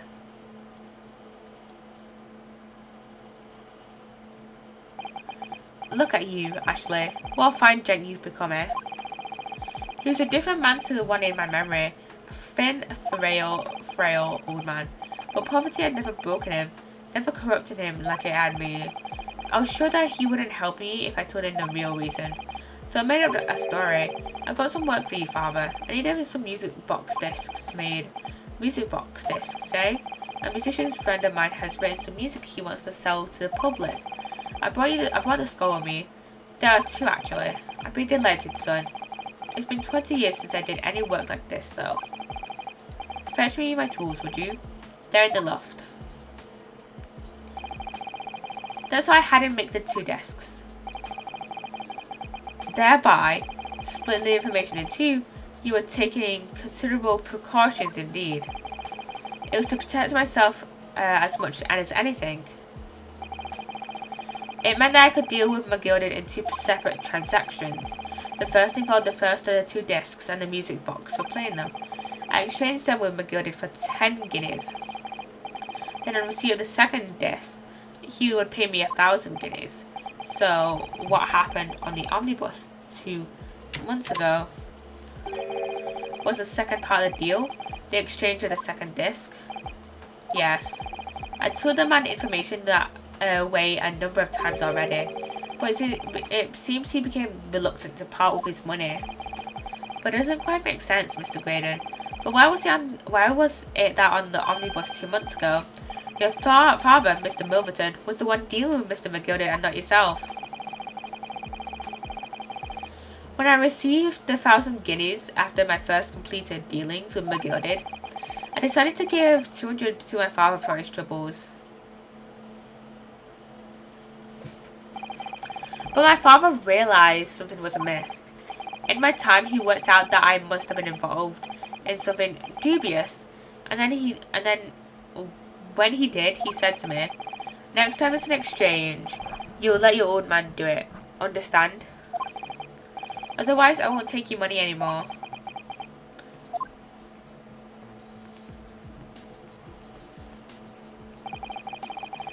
That was my father's way of dealing with it, I suppose. Climb into the omnibus, hand over the second disc, and take the money from McGilded. That's it. He had no idea what was actually on the discs I'd asked him to make. He never knew. Just like I would never know why everything went so horribly wrong that night. All I know is that the disc was taken from him, and he never returned home.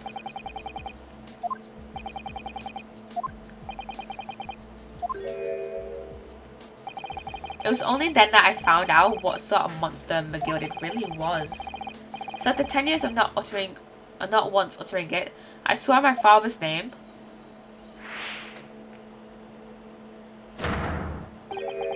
to exact revenge. Revenge? As anyone with even the remotest knowledge of the man will no doubt be able to imagine, McGilded brought all his wealth and influence to bear in the most despicable of ways, to crush any semblance of justice in his trial. The crime scene was tampered with, evidence was fixed, and witnesses were bribed. That trial 2 months ago was a farce from start to finish. My feet had barely touched British soil back then, and I walked into that hornet's nest completely unaware of the sinister background to it all. I'd made plenty of money out of my dealings with McGilded by then, so I spent nothing in my arrangements 2 months ago. I know exactly who to hire. If you're willing to pay the price, there are people in this city willing to do anything you ask. McGilded himself had shown me that. Are you saying that? I think you have the picture now. After he twisted everything to his favour in this courtroom to ensure that he walked free, I took matters into my own hands and delivered the justice that monster deserved. That tragic accident following the trial 2 months ago was planned and executed by yours truly. McGilded's death that day was caused by this man. Everything is ready, sir, if you'd like to follow me into the courtroom. What's this, officer? 'Tis sooner than I was led to believe. I hope it's not inconvenient, sir. There were some changes to the schedule. Well, we must be making tracks now. 'Tis time for the inspection. They're going to examine the omnibus again, so I'm told. I asked if I could be present for it myself.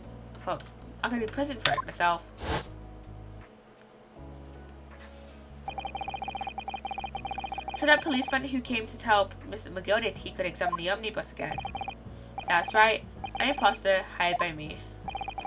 McGilded used his wealth to manipulate the trial. He paid people to adulterate the omnibus with all manner of false evidence. He threatened witnesses to lie in their testimony. So it gave the man a taste of his own medicine. Once the omnibus was doused in paraffin, one of my sham policemen ushered McGilded in and sent him on a one-way journey to hell.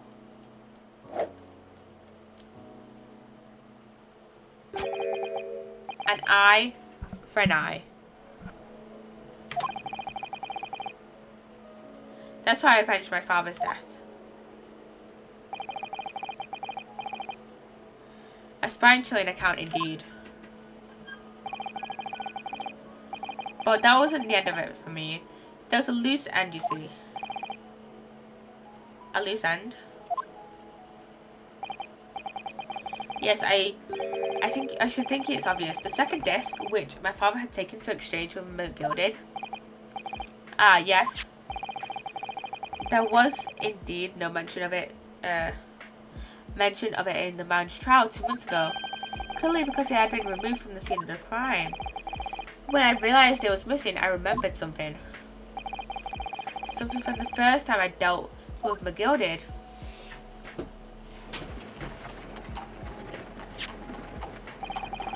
This is the first of the 2 discs, and the music box you need to play them. Well, look at that now. What an ingenious little invention. So then, as promised, 10 guineas for you, young man. What's this? Windybank's pawnbrokery? Aye, it's a pawnbrokery ticket, so it is. You can use it to redeem an article I deposited there for you. There's no need to give a name. Just hand over the ticket and tell the fiend the watchword. I poured jewel in pawn for you. It'll fetch a good 10 guineas if you sell it very well. I never heard of a pawnbroker being used in quite that way before. Have you not, Mr. Graydon? London's pawnbrokeries are very useful places, you know. Each one is like an extremely secure vault.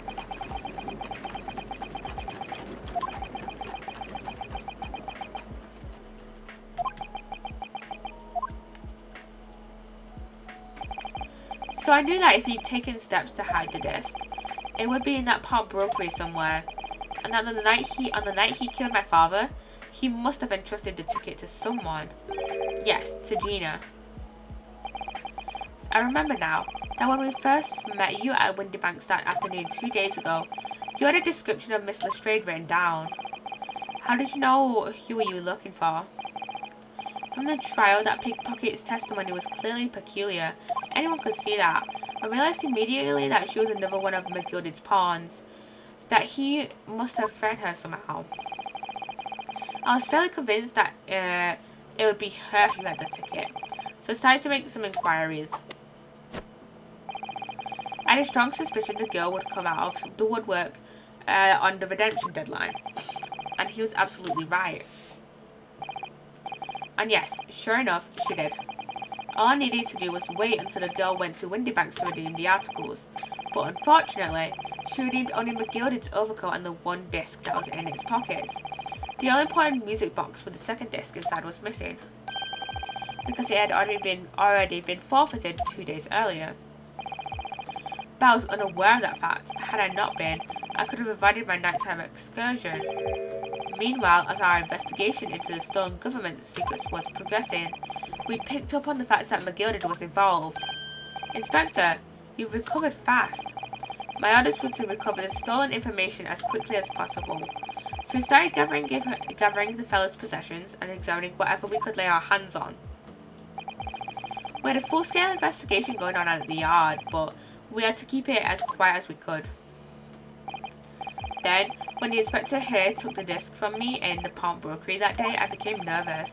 I was sure the music box and the 2nd disc were still there in the shop somewhere, so I knew that it was a race against time. I had to find those articles before the police did. So that's what prompted you to break into the place that same night, with the help of your old friends, the Skulking brothers.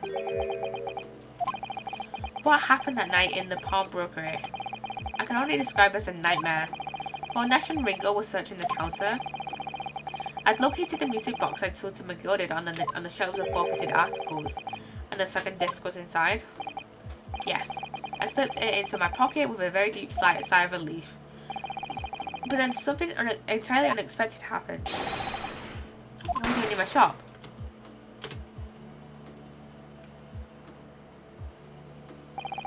A gunshot rang out in the shop, and I felt a sharp pain in my left arm. The broker fired his gun, and the bullet pierced your limb. Yes, exactly. But unfortunately, I decided to bring my own gun with me that night, just in case.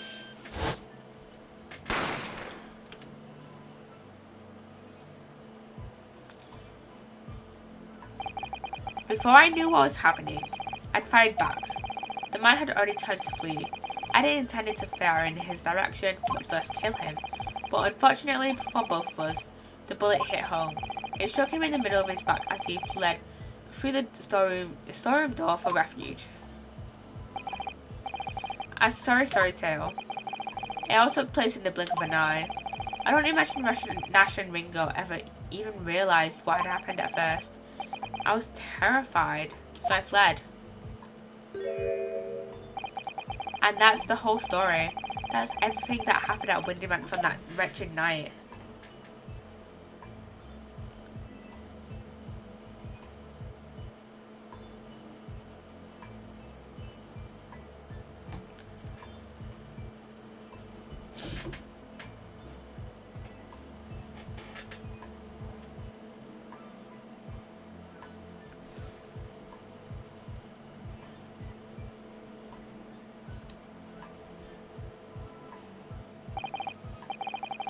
Earlier, you called McGilded a monster. A man who used his wealth and influence to distort the facts and escape justice for the crime of murder. What tragic irony. For what you have done. It's exactly the same.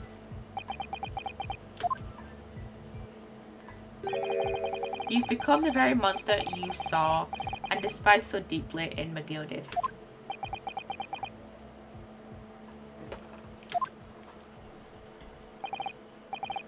Yes, I think I have.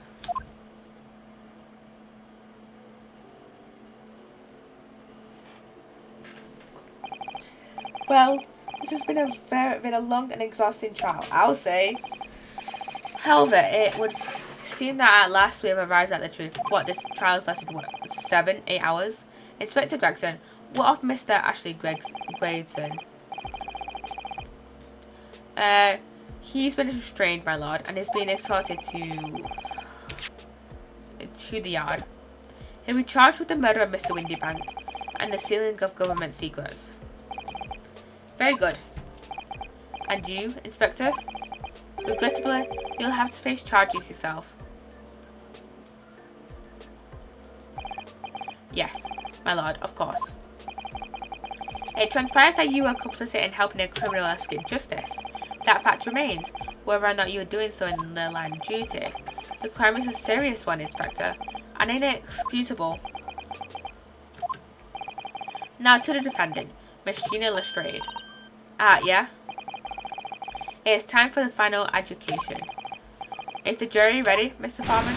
Yes, sir. Get up, squadron, standing by, sir. This is really it now. Mr. Foreman, been in the past like two cases along with this one as well. The last push, I'm pretty sure he's been in the last two as well. No, he was in the first, I think he was in case 3 as a witness, and then he was in the last case as a jury member. The final whistle, the finishing whistle. My men are ready to deliver their verdicts. Thank you, Mr. Foreman. Very well, ladies and gentlemen of the jury.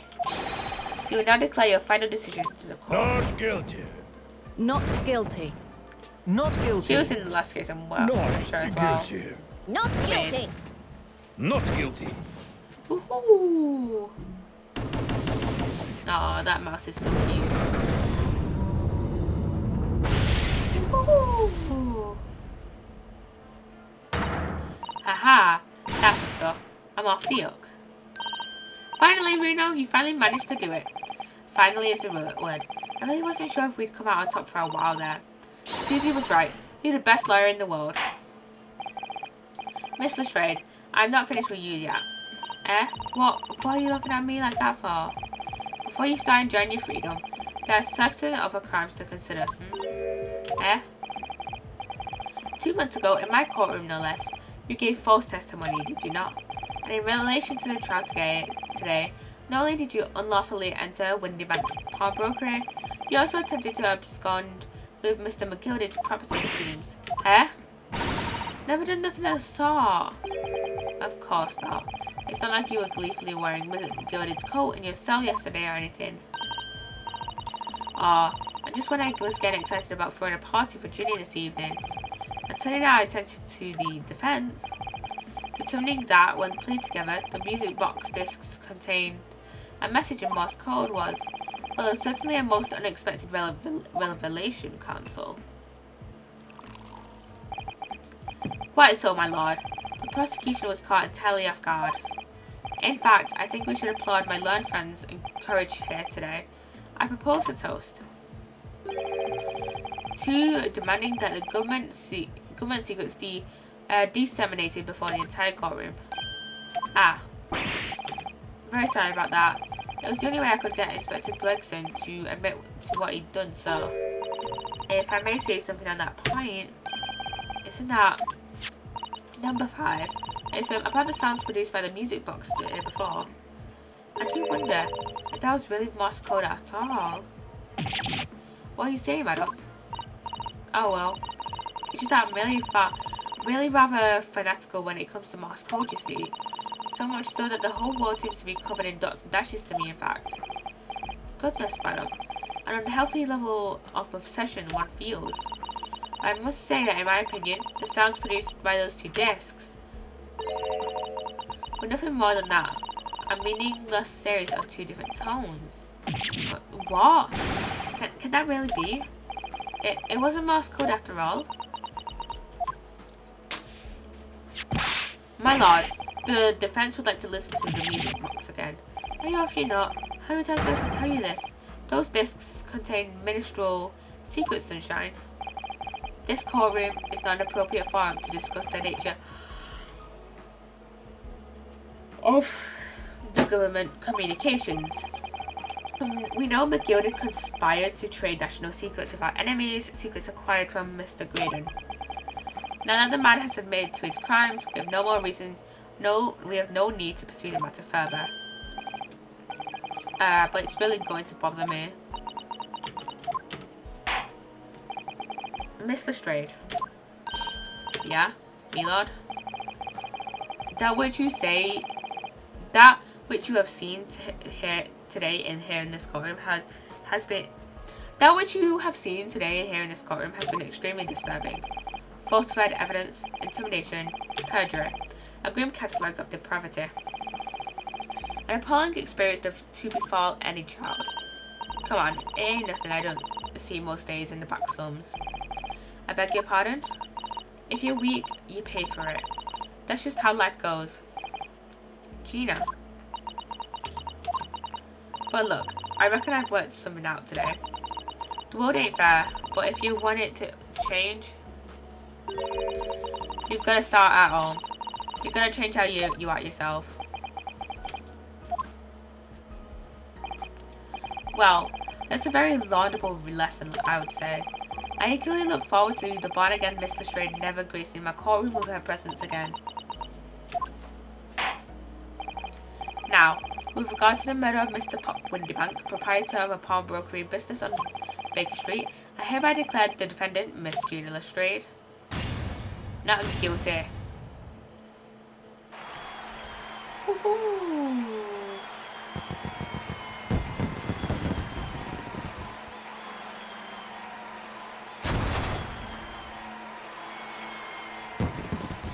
Woohoo! Fancy.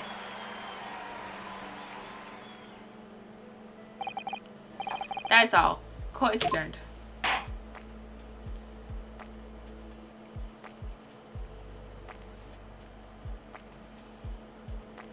Van Zeeks and Naruhodo. Almost forgot his name then, not gonna lie.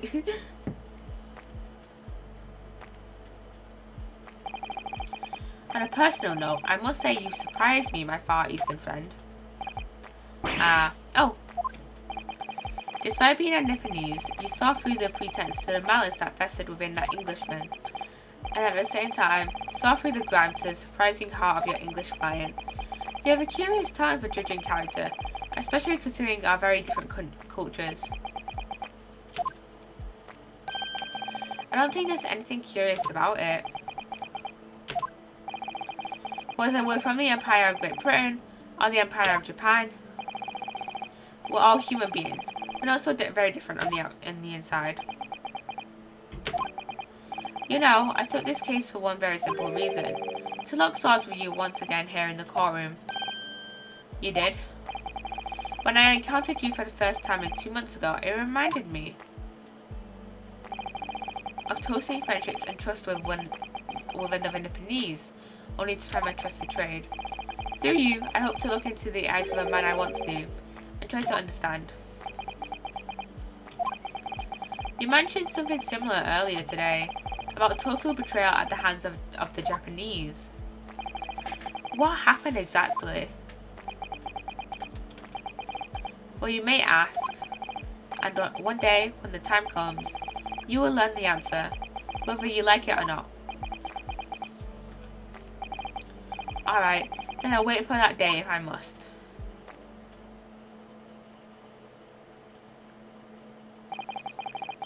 Coming to be known as the Reaper of the Bailey, and my retirement from service 5 years ago, it gives me cause to wonder if our meeting has some deeper purpose. So, farewell, my learned Nipponese fellow. Until we meet again.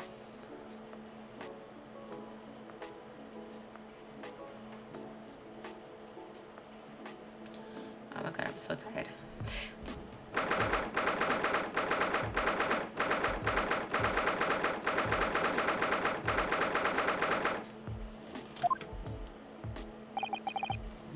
It's done. It's over at last. But where's Iris disappeared to? She's probably talking to Gina. Oh, there's Gina.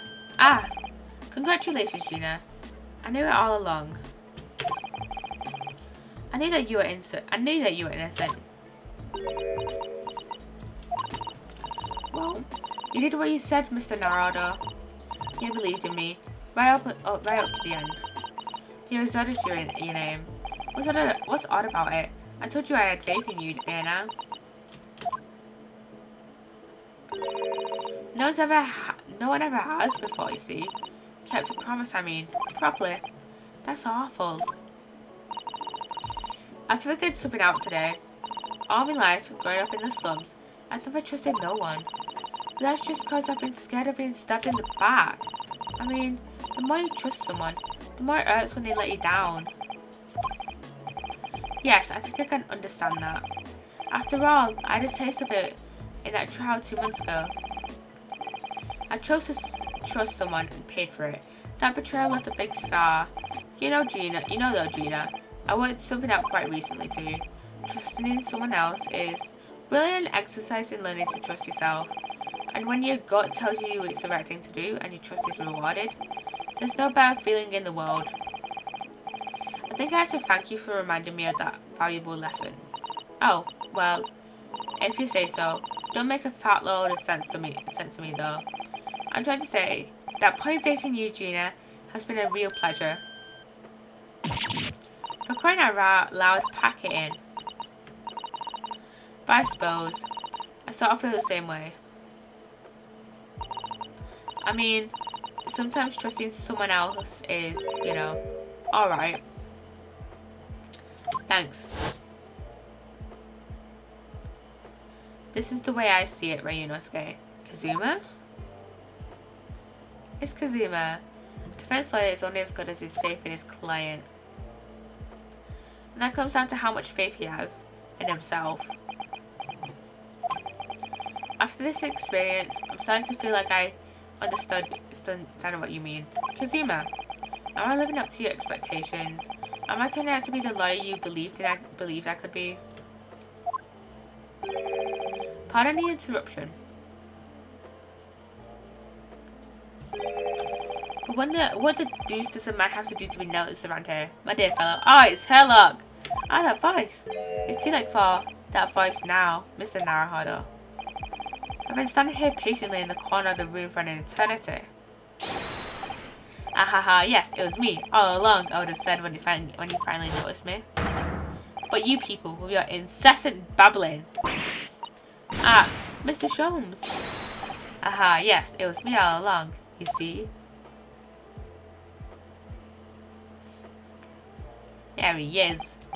I'd assumed you'd been taken back to the hospital, to be honest. Indeed I was, but I managed to escape again. Oh. I happen to be aware of one or two foibles of the doctor who was tending to me. I merely made my knowledge of them known to the man, and he happily issued me with a leave of absence. How very above board.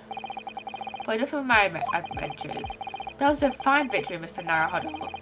Your tireless efforts justly rewarded, I feel. Congratulations, Arenado.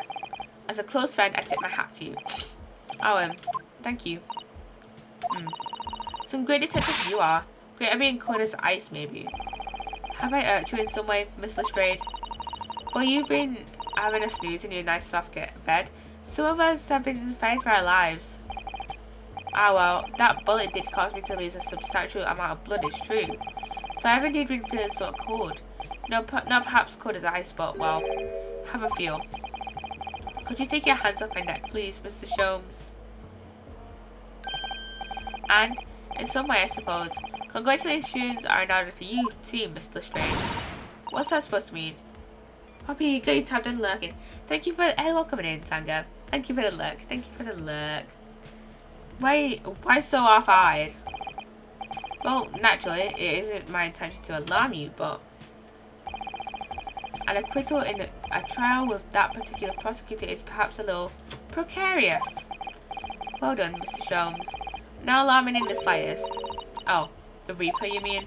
Because anyone who's found not guilty in a trial you was working on winds up dead anyway. Is that it? The very point I was trying to make. As exemplified by the fate of Mr. McGilded, in fact. Ah, but of course, I pay no attention to such irrational drivel myself.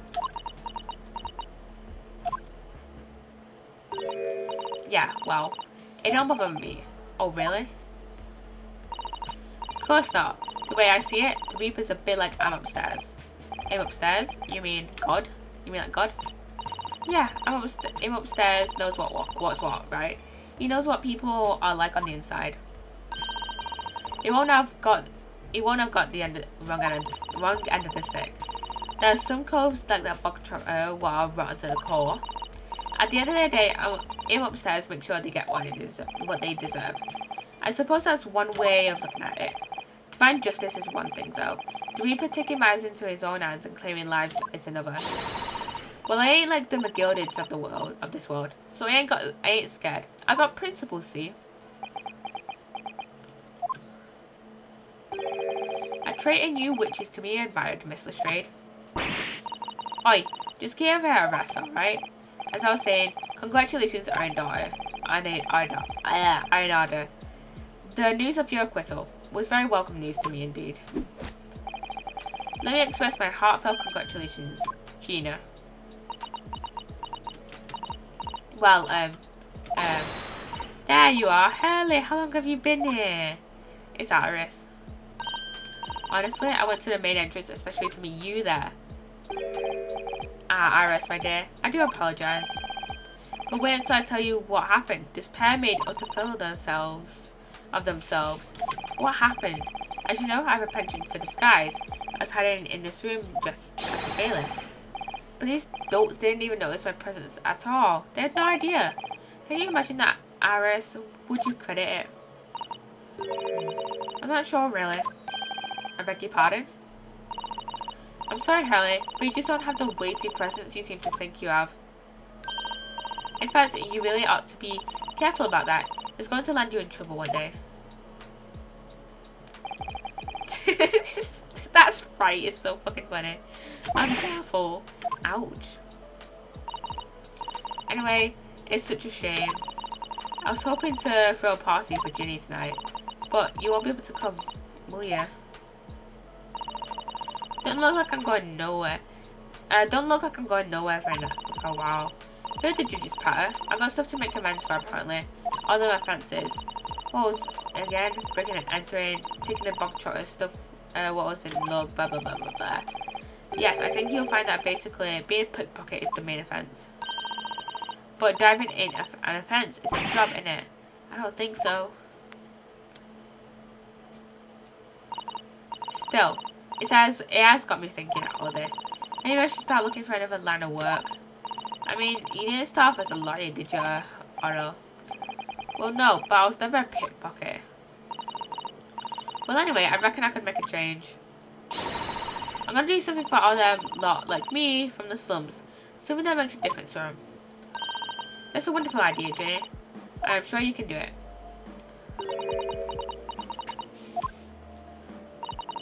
What is it? You okay there, Gina? You okay there, Gina? Nothing. Miss Gina Lestrade. The prison carriage has arrived, ma'am. Come with me to the rear gate at once. Right. Well, it looks like I'm off then. Yes, goodbye, Gina. And good luck. Otto? Yes?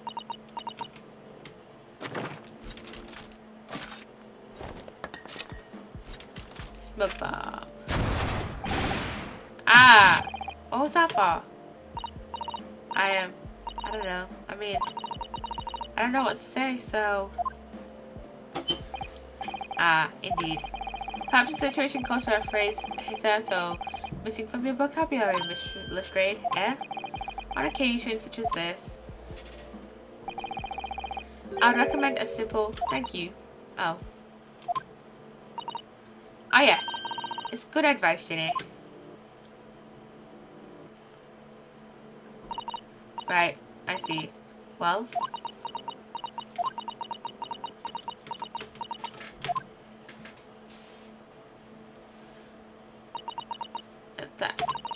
Thanks, Otto.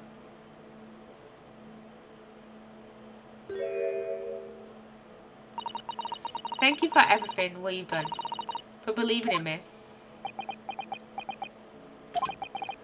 Not at all. In fact, that should be my line. Thank you, Gina.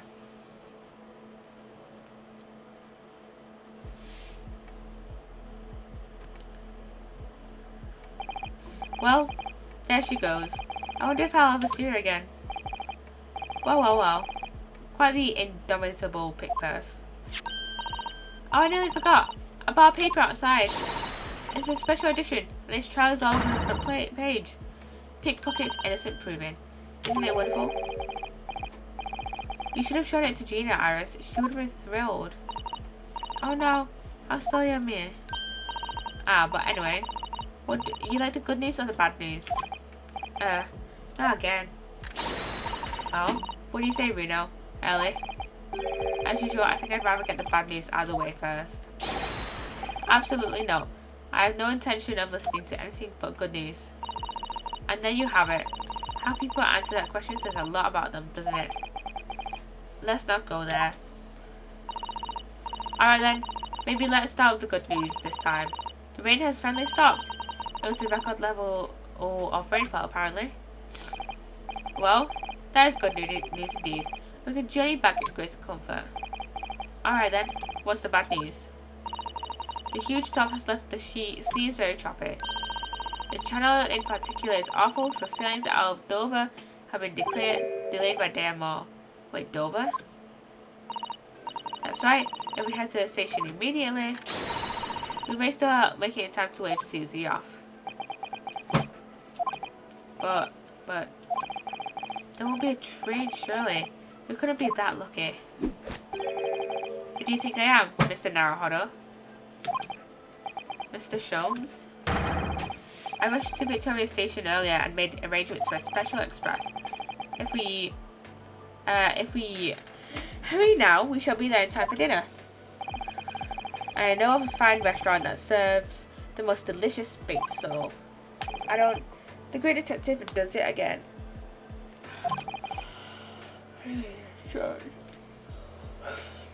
Indeed he does. I happen to be aware of a number of the rail transport director's foibles. What? I merely made my knowledge of them known to the man, and he happily laid on the locomotive. Elementary. Just an idea, but maybe it might be wise to stop manipulating people that way. What are we waiting for then? To London, Victoria.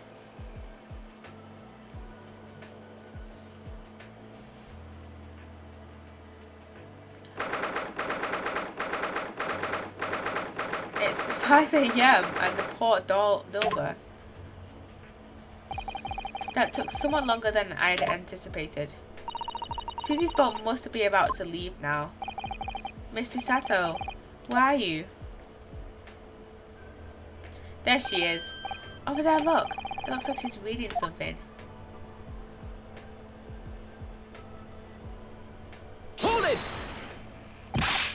Mrs. Sato, wait, what are you doing?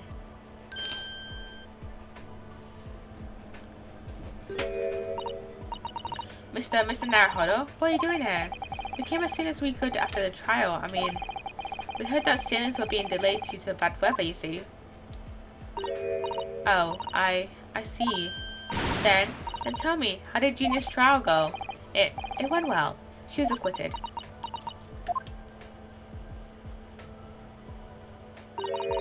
That's wonderful. Really wonderful news.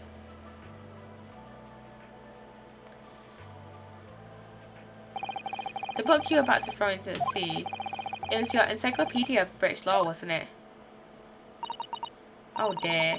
I was hoping you hadn't seen that. I'm not worthy of practicing law in any way now. So, I'll say my final farewell. You were saying goodbye to law? You, Susato-san? Would I be correct in assuming it's because of the peephole, Mrs. Sato? I deliberately altered the scene of a crime, and then I tried to hide the fact. What I did is utterly unforgivable. That reminds me. How did you even come to have this, Susie? On the evening of the incident, Mr. Sholmes had invited Gina to dinner, if you remember. Oh yes, we had a wonderful time. Well, Gina gave us a little introductory lesson, didn't she? To the art of pickpocketing, I mean. Oh yes, that was so much fun. I stole Runo's armband. Yes, please don't do that again, Iris. That band's very important to me. Well, if it's so important, you should pay more attention to it. You didn't notice for ages. On a whim, I thought it would be fun to see if I could take the cat flopper map. So I put it up my sleeve. Really? And then I rather forgot about it. Until I found myself in Mr. Windybank's shop with it later that night. I see. And then...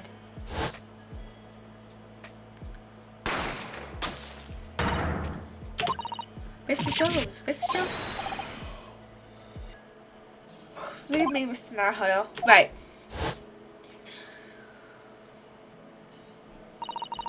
After Mr. Naruhodo had left the shop, I started to think.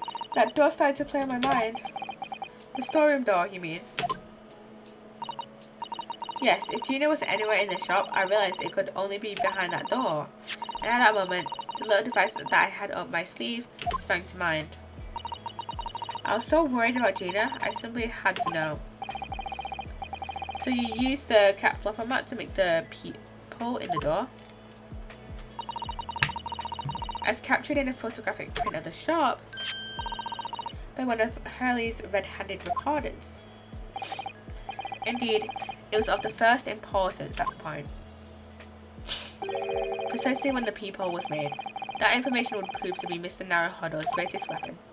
Though naturally, without proof, it would have amounted to nothing. When I looked through the hole in the door,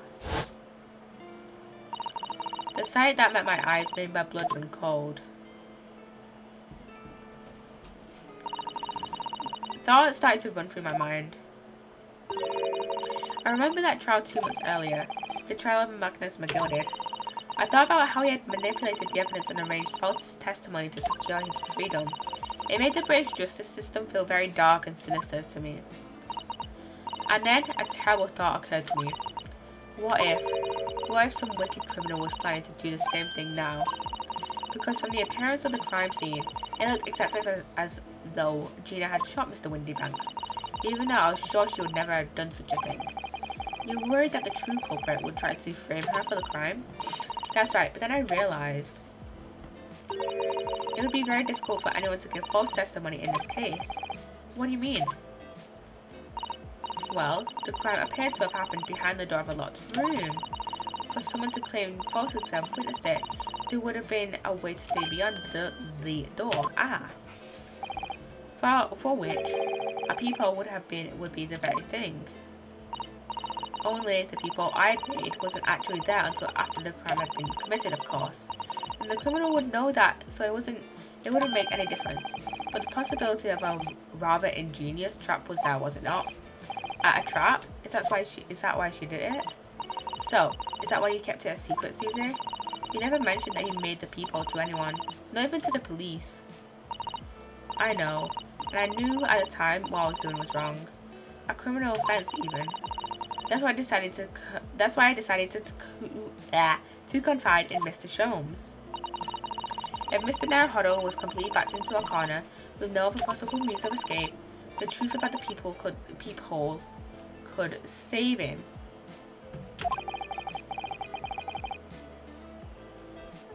She really does think about everything. But then, why don't you just tell me everything before the trial began? My dear fellow, you're not thinking straight. If she had done that, it would have rendered you complicit in the whole escapade. You could have been disbarred if you had been seen to have knowingly tampered with a crime scene.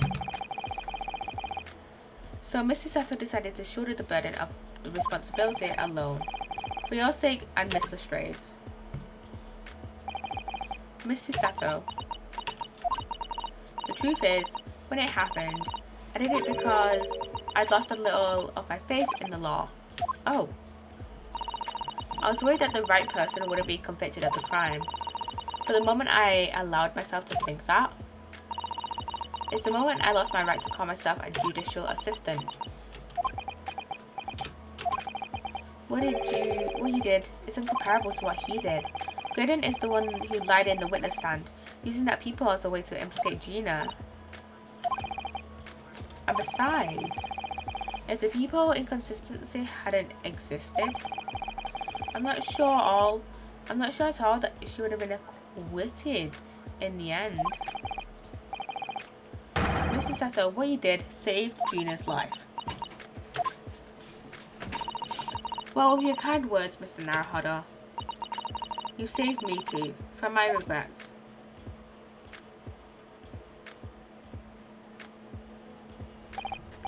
Well, we must all be thankful that Mr. Stray's freedom has been assured. Yes, exactly. Although some of the loose ends in that trial will continue to play on my mind, I'm sure. But the revelations that the music box disc contained secret messages, Mr. Naruhodo. While trying to work that out, I'm full of admiration. Well, actually, that argument wasn't quite as compelling as I thought it was. Oh, it wasn't? There's a communications officer among the jury members, you see, a telegraph operator, and she said that the majority of the sounds on the disc were just meaningless tones.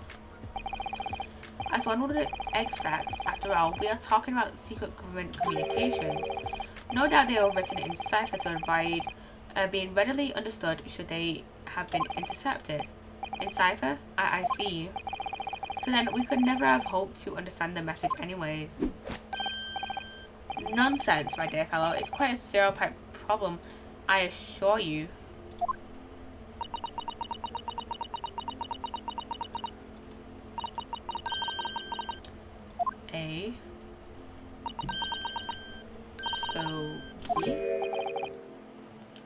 What? Well, that can't be a real word, can it? How funny. Wait, Iris, what did you say? Oh, I just said Asogi. Does that word mean something to you? Mean something? Asogi was the name of my best friend. What? But how? How do you know that name, Iris? I wrote it down during the trial before, when the message was played on the music box. She transcribed it on the fly. She really is a genius. I thought the message probably wouldn't be written out in plain Morse code, so I tried various ways to interpret it. But whatever I tried, the words just didn't seem to make any sense. That is in English, at least. Oh. Oh, so the reason the operator probably couldn't understand it was probably because the juror number 5 couldn't speak Japanese. It suddenly occurred to me, you see, there's more than one Morse code, not just the English to write it. Various countries around the world have altered and added to Morse code to use it in their own languages. I don't believe it. Are you saying like juror number 5 only spoke English? That's right, I've only actually seen a chart Japanese Morse code once before. I think it's based on the Iroha pangram, isn't it? Are you mean to say that in Japanese Morse code the message says Asogi? Yeah, I think so. Sorry, but I don't remember all of the Japanese Morse code. Iris, would you let me see that? Mrs. Sato, do you know it? Do you know Japanese Morse code? Yes, I spent some time studying it. Because I'm quite sure Morse code will become ever more important for international communications. Then, might I recommend, my dear madam, that you focus your efforts on the English version? Be that as it may, Iris, show me the message, please. Of course.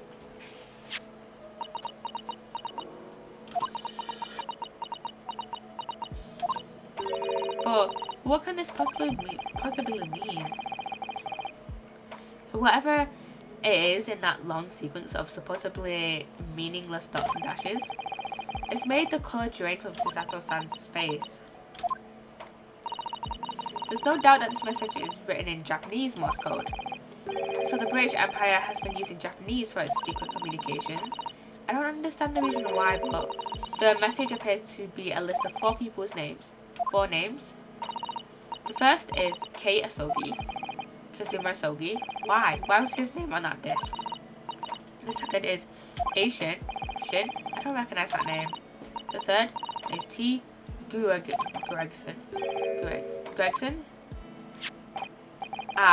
It would seem Tobias Gregson is the 3rd man on their list. And what's his name doing on the secret government communications as well? And the last name. What's the matter, Mr. Sato? It's just so strange, so unexpected. Oh, what is it, Susie? Don't keep us in suspense. The last name is J. Wilson. What? Wilson? J.H. Wilson? You mean Daddy? It says only J. Wilson, so I'm afraid I can't be sure. Then, after the 4 names, it reads, if I translate from Japanese, that is all 4. And that's the end of the message. Or rather, the end of what you noted down, Iris.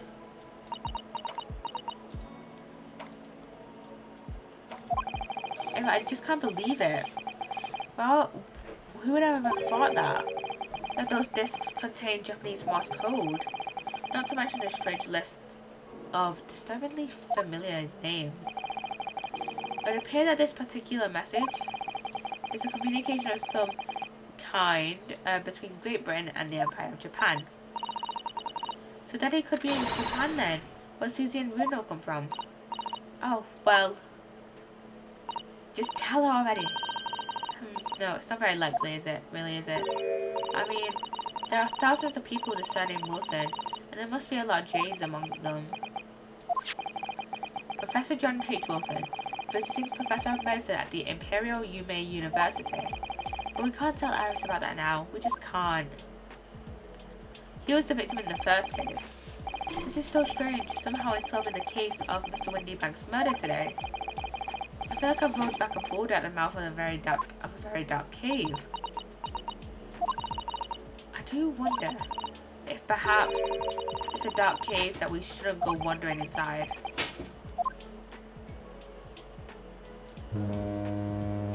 Okay, so Sato has to go.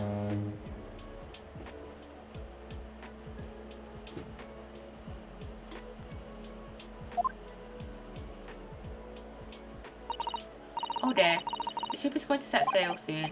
Yes, it seems so. I'll sail on that steamship first to the port of Dunkirk in France. Then I'll change onto a larger passenger vessel bound for Japan. You're really going then, Susie? We wish you a safe passage, Miss Susato. Thank you so much. I wish you all the very best. Miss Susato, I'd hoped to have you always at my side, to guide me and support me. Mr. Naruhodo, please, come back soon. As far as I'm concerned, you really are the best judicial assistant in the world. And our favourite judicial assistant. I'm quite sure. I'll be back before you know it. Really, Susie? Oh, Now don't forget, Iris, I made you a promise I've yet to fulfill. A promise? About your manuscript. Ah. Oh yes, the Hounds of the Baskervilles. Well, I'll be waiting for you then, Susie. A promise is a promise. Definitely, Iris.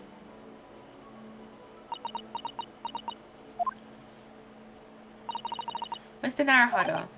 Yes? Do you remember the first time we met? Yes, of course. On the SS Beria, when I was dragged out from the wardrobe still half asleep. If I remember rightly, you threw me halfway across the cabin with a Psssttt takedown. You know very well that I'm talking about after that. It's strange. Being thrown together as we were in that case, I somehow felt straight away that you were the perfect person to continue Kazuma-sama's great legacy. Mr. Sato. And my instincts were right. I really want to believe, no, I'm sure that I'll be back soon. Farewell until then.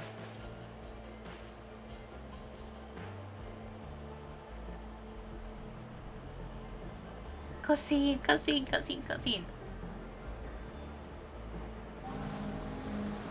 This art is always amazing. Somehow we seem to have come to the end of the adventures of Ryunosuke Naruhodo. Runosuke. Or the first volume, at least. That's how I say it. Runosuke. Looking back now, it feels as though fate has led me on this journey.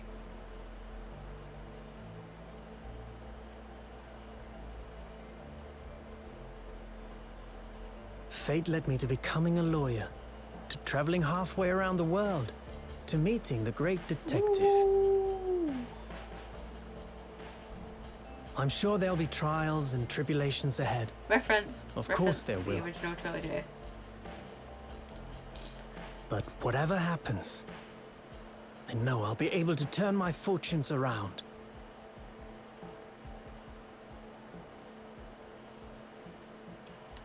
After all, Here is violin, probably if I had my music up, I but have I the don't. greatest friends in the world on my side.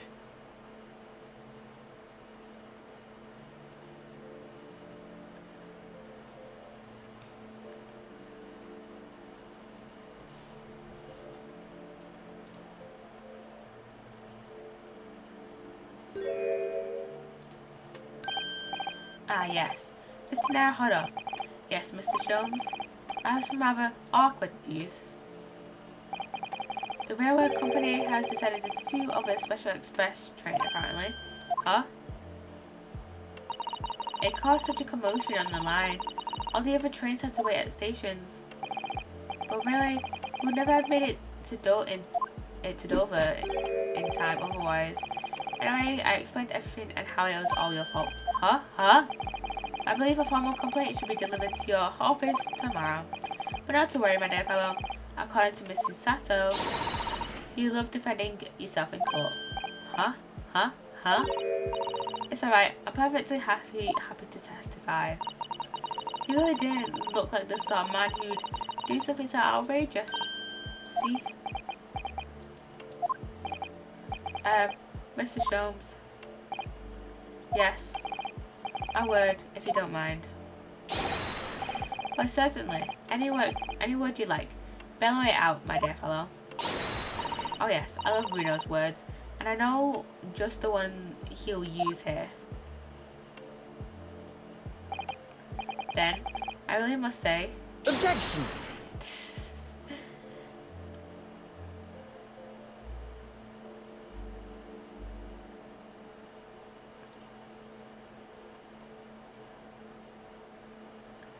And that is the end, I presume, of Adventures. Oh, here's Help. In the following weeks, hundreds of music boxes arrived at Baker Street from all over Europe. Something was afoot. Though it transpired I had ordered them all myself, so I advertised them as sale with use by Mr. Sholmes to solve an important case. And the money I earned consulting detective work pays a pittance by comparison.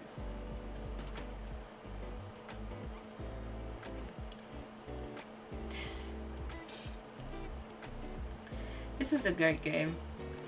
I'm gonna get to resolve again eventually. I haven't slept a wink.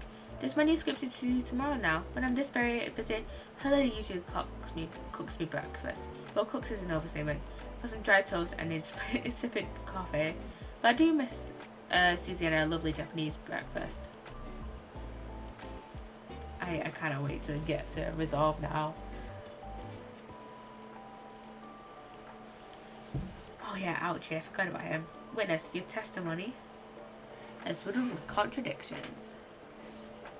Exactly. Rarely do rare Coben coins hide under rare stakes themselves.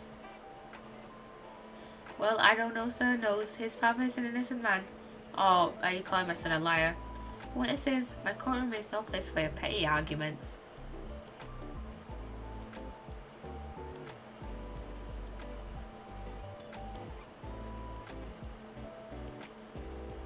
It's Hosonaga! I love Hosonaga. Having delivered the Russian dancer to shore in Shanghai, I then lowered the steamship for a while. But last night I apprehended an extremely suspicious Japanese national on board. I've done nothing wrong. All I did was give Wakahai's offspring refuge in my pocket. A man brings some kittens on board and suddenly he's a hardened criminal. It's not fair. Aw, Wakahai's little kittens. No.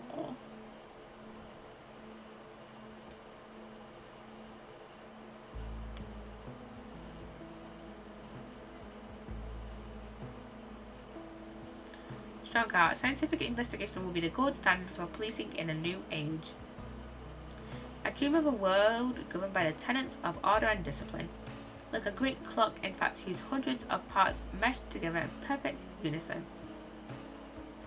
Now, if you'll excuse me, I have but 2 minutes and 37 seconds until my next appointment. My man is always on time. Gotta give him credit where credit is due.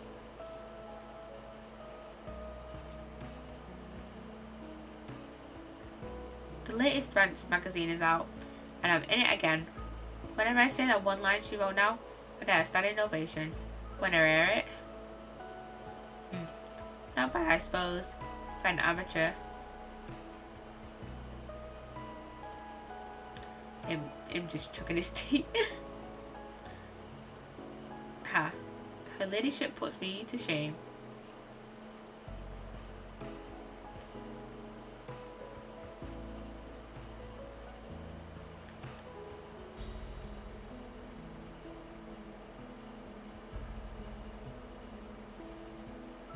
Been visiting the old girl on a daily basis, of course.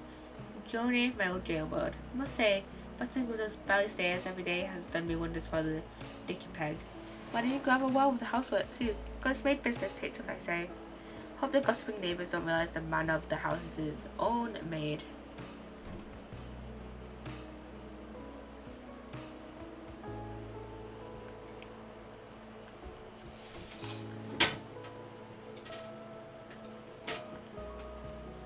My role is back on the beat again, all thanks to the Reaper. There's nothing I enjoy more these days than hunting out small change in the gutter. I'm a beater Bobby now, looking out for Londoners, their dropped pennies, and my lovely wife. Oh, Pat. Oh, roll it.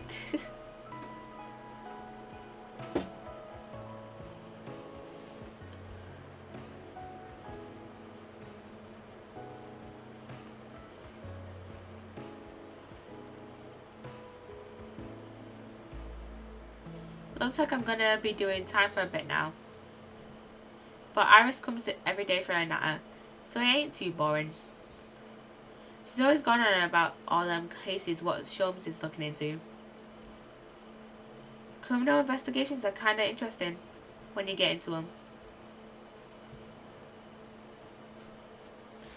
Damn, I love Gina, she's great.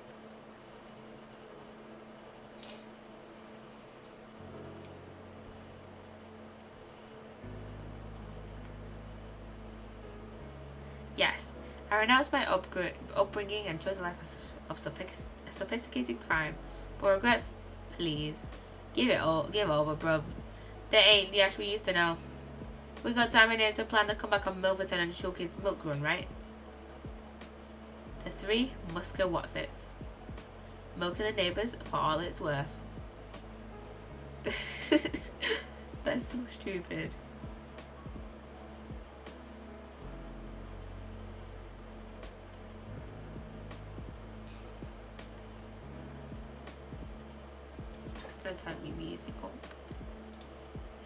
beat.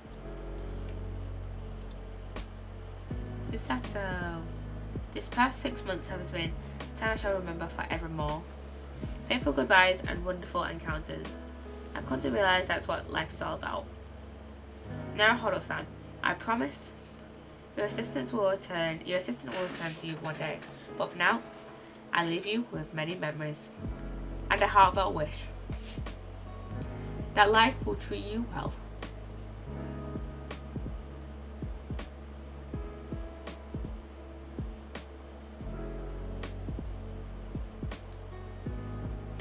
No. He still has a desk there. And oh my god, the photo. I love it.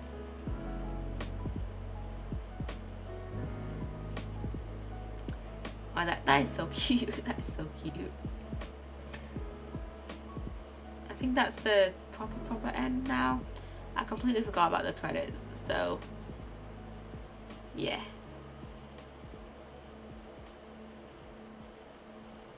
Oh, here's another form of credits, I think.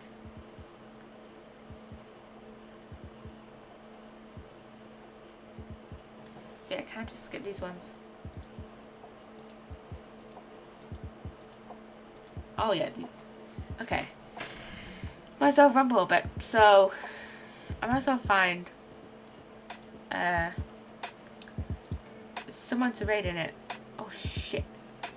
Ad starts in like a minute. I might as well start an ad now. Like a 30-second ad. And then you guys can watch the credits after it.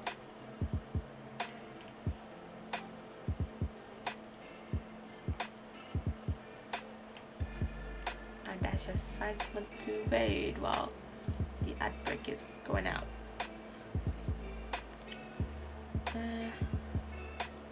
Shit, Rumble is live. Who should I raid? Who should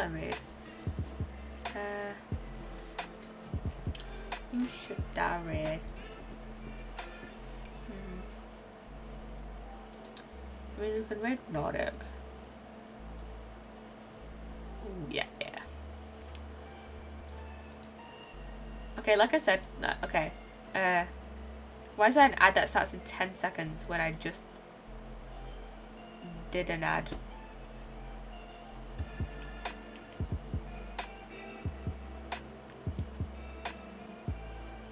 That might be a 1 minute ad actually. Sorry about that, guys. And I cannot download any longer because I've already used my snoozers for this.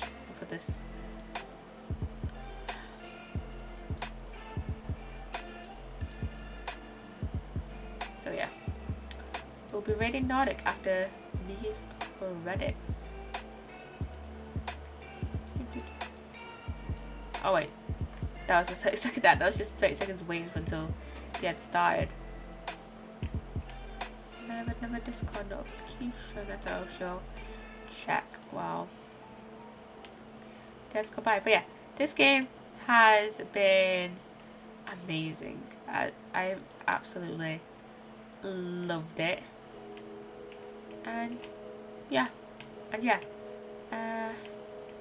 Nothing much more to say, really. I'm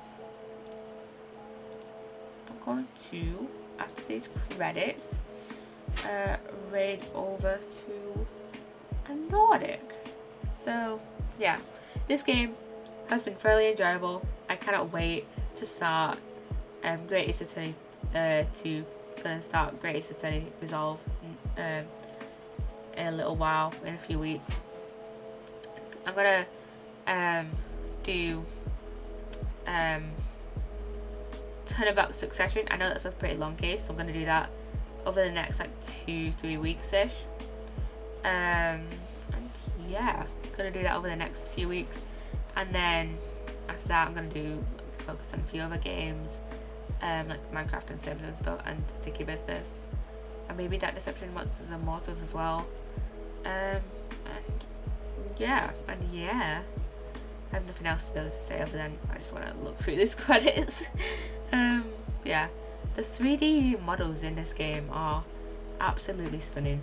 I could not think of a like 2D version of this game. Like obviously there's a 2D version on DS, I think, think it was a 2D version. Wait, I'm gonna look it up. Great Psssttt Journey. Yes. Images. Okay, just Great Psssttt Adventures. Yeah, so it was on DS. Was it 2D on DS? Or is it 3D for the 3DS? No, it was released on normal DS. I can't find anything on it. Wait, let's see. Is there a wiki about it? Let me have a look. Let me have a look see to see if there's any screenshots of the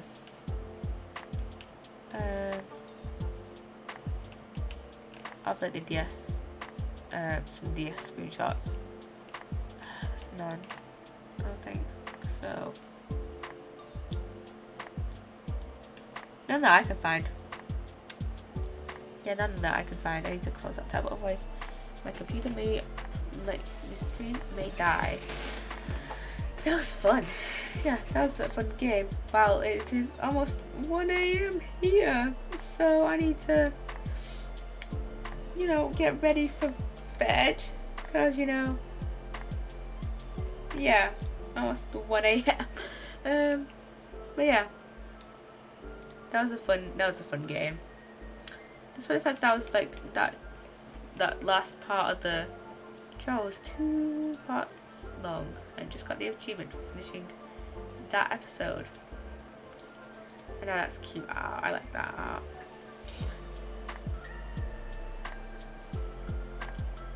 I gotta save here, I think. I think it's gotta save here. Save from last save, that was hours ago. But it doesn't matter, because next time we'll be playing Chronicles, we'll be playing Resolve. So yeah. Doesn't really matter. So yeah, we're gonna go raid over to Nordic. So yeah, he's playing Dragon's Dogma 2. So yeah, looks interesting. Looks interesting. Don't know anything about the game, but it looks interesting. So yeah, go enjoy Nordic stream, and I need to head off to bed soon because I am tired. I have emails that I have not bothered to look into.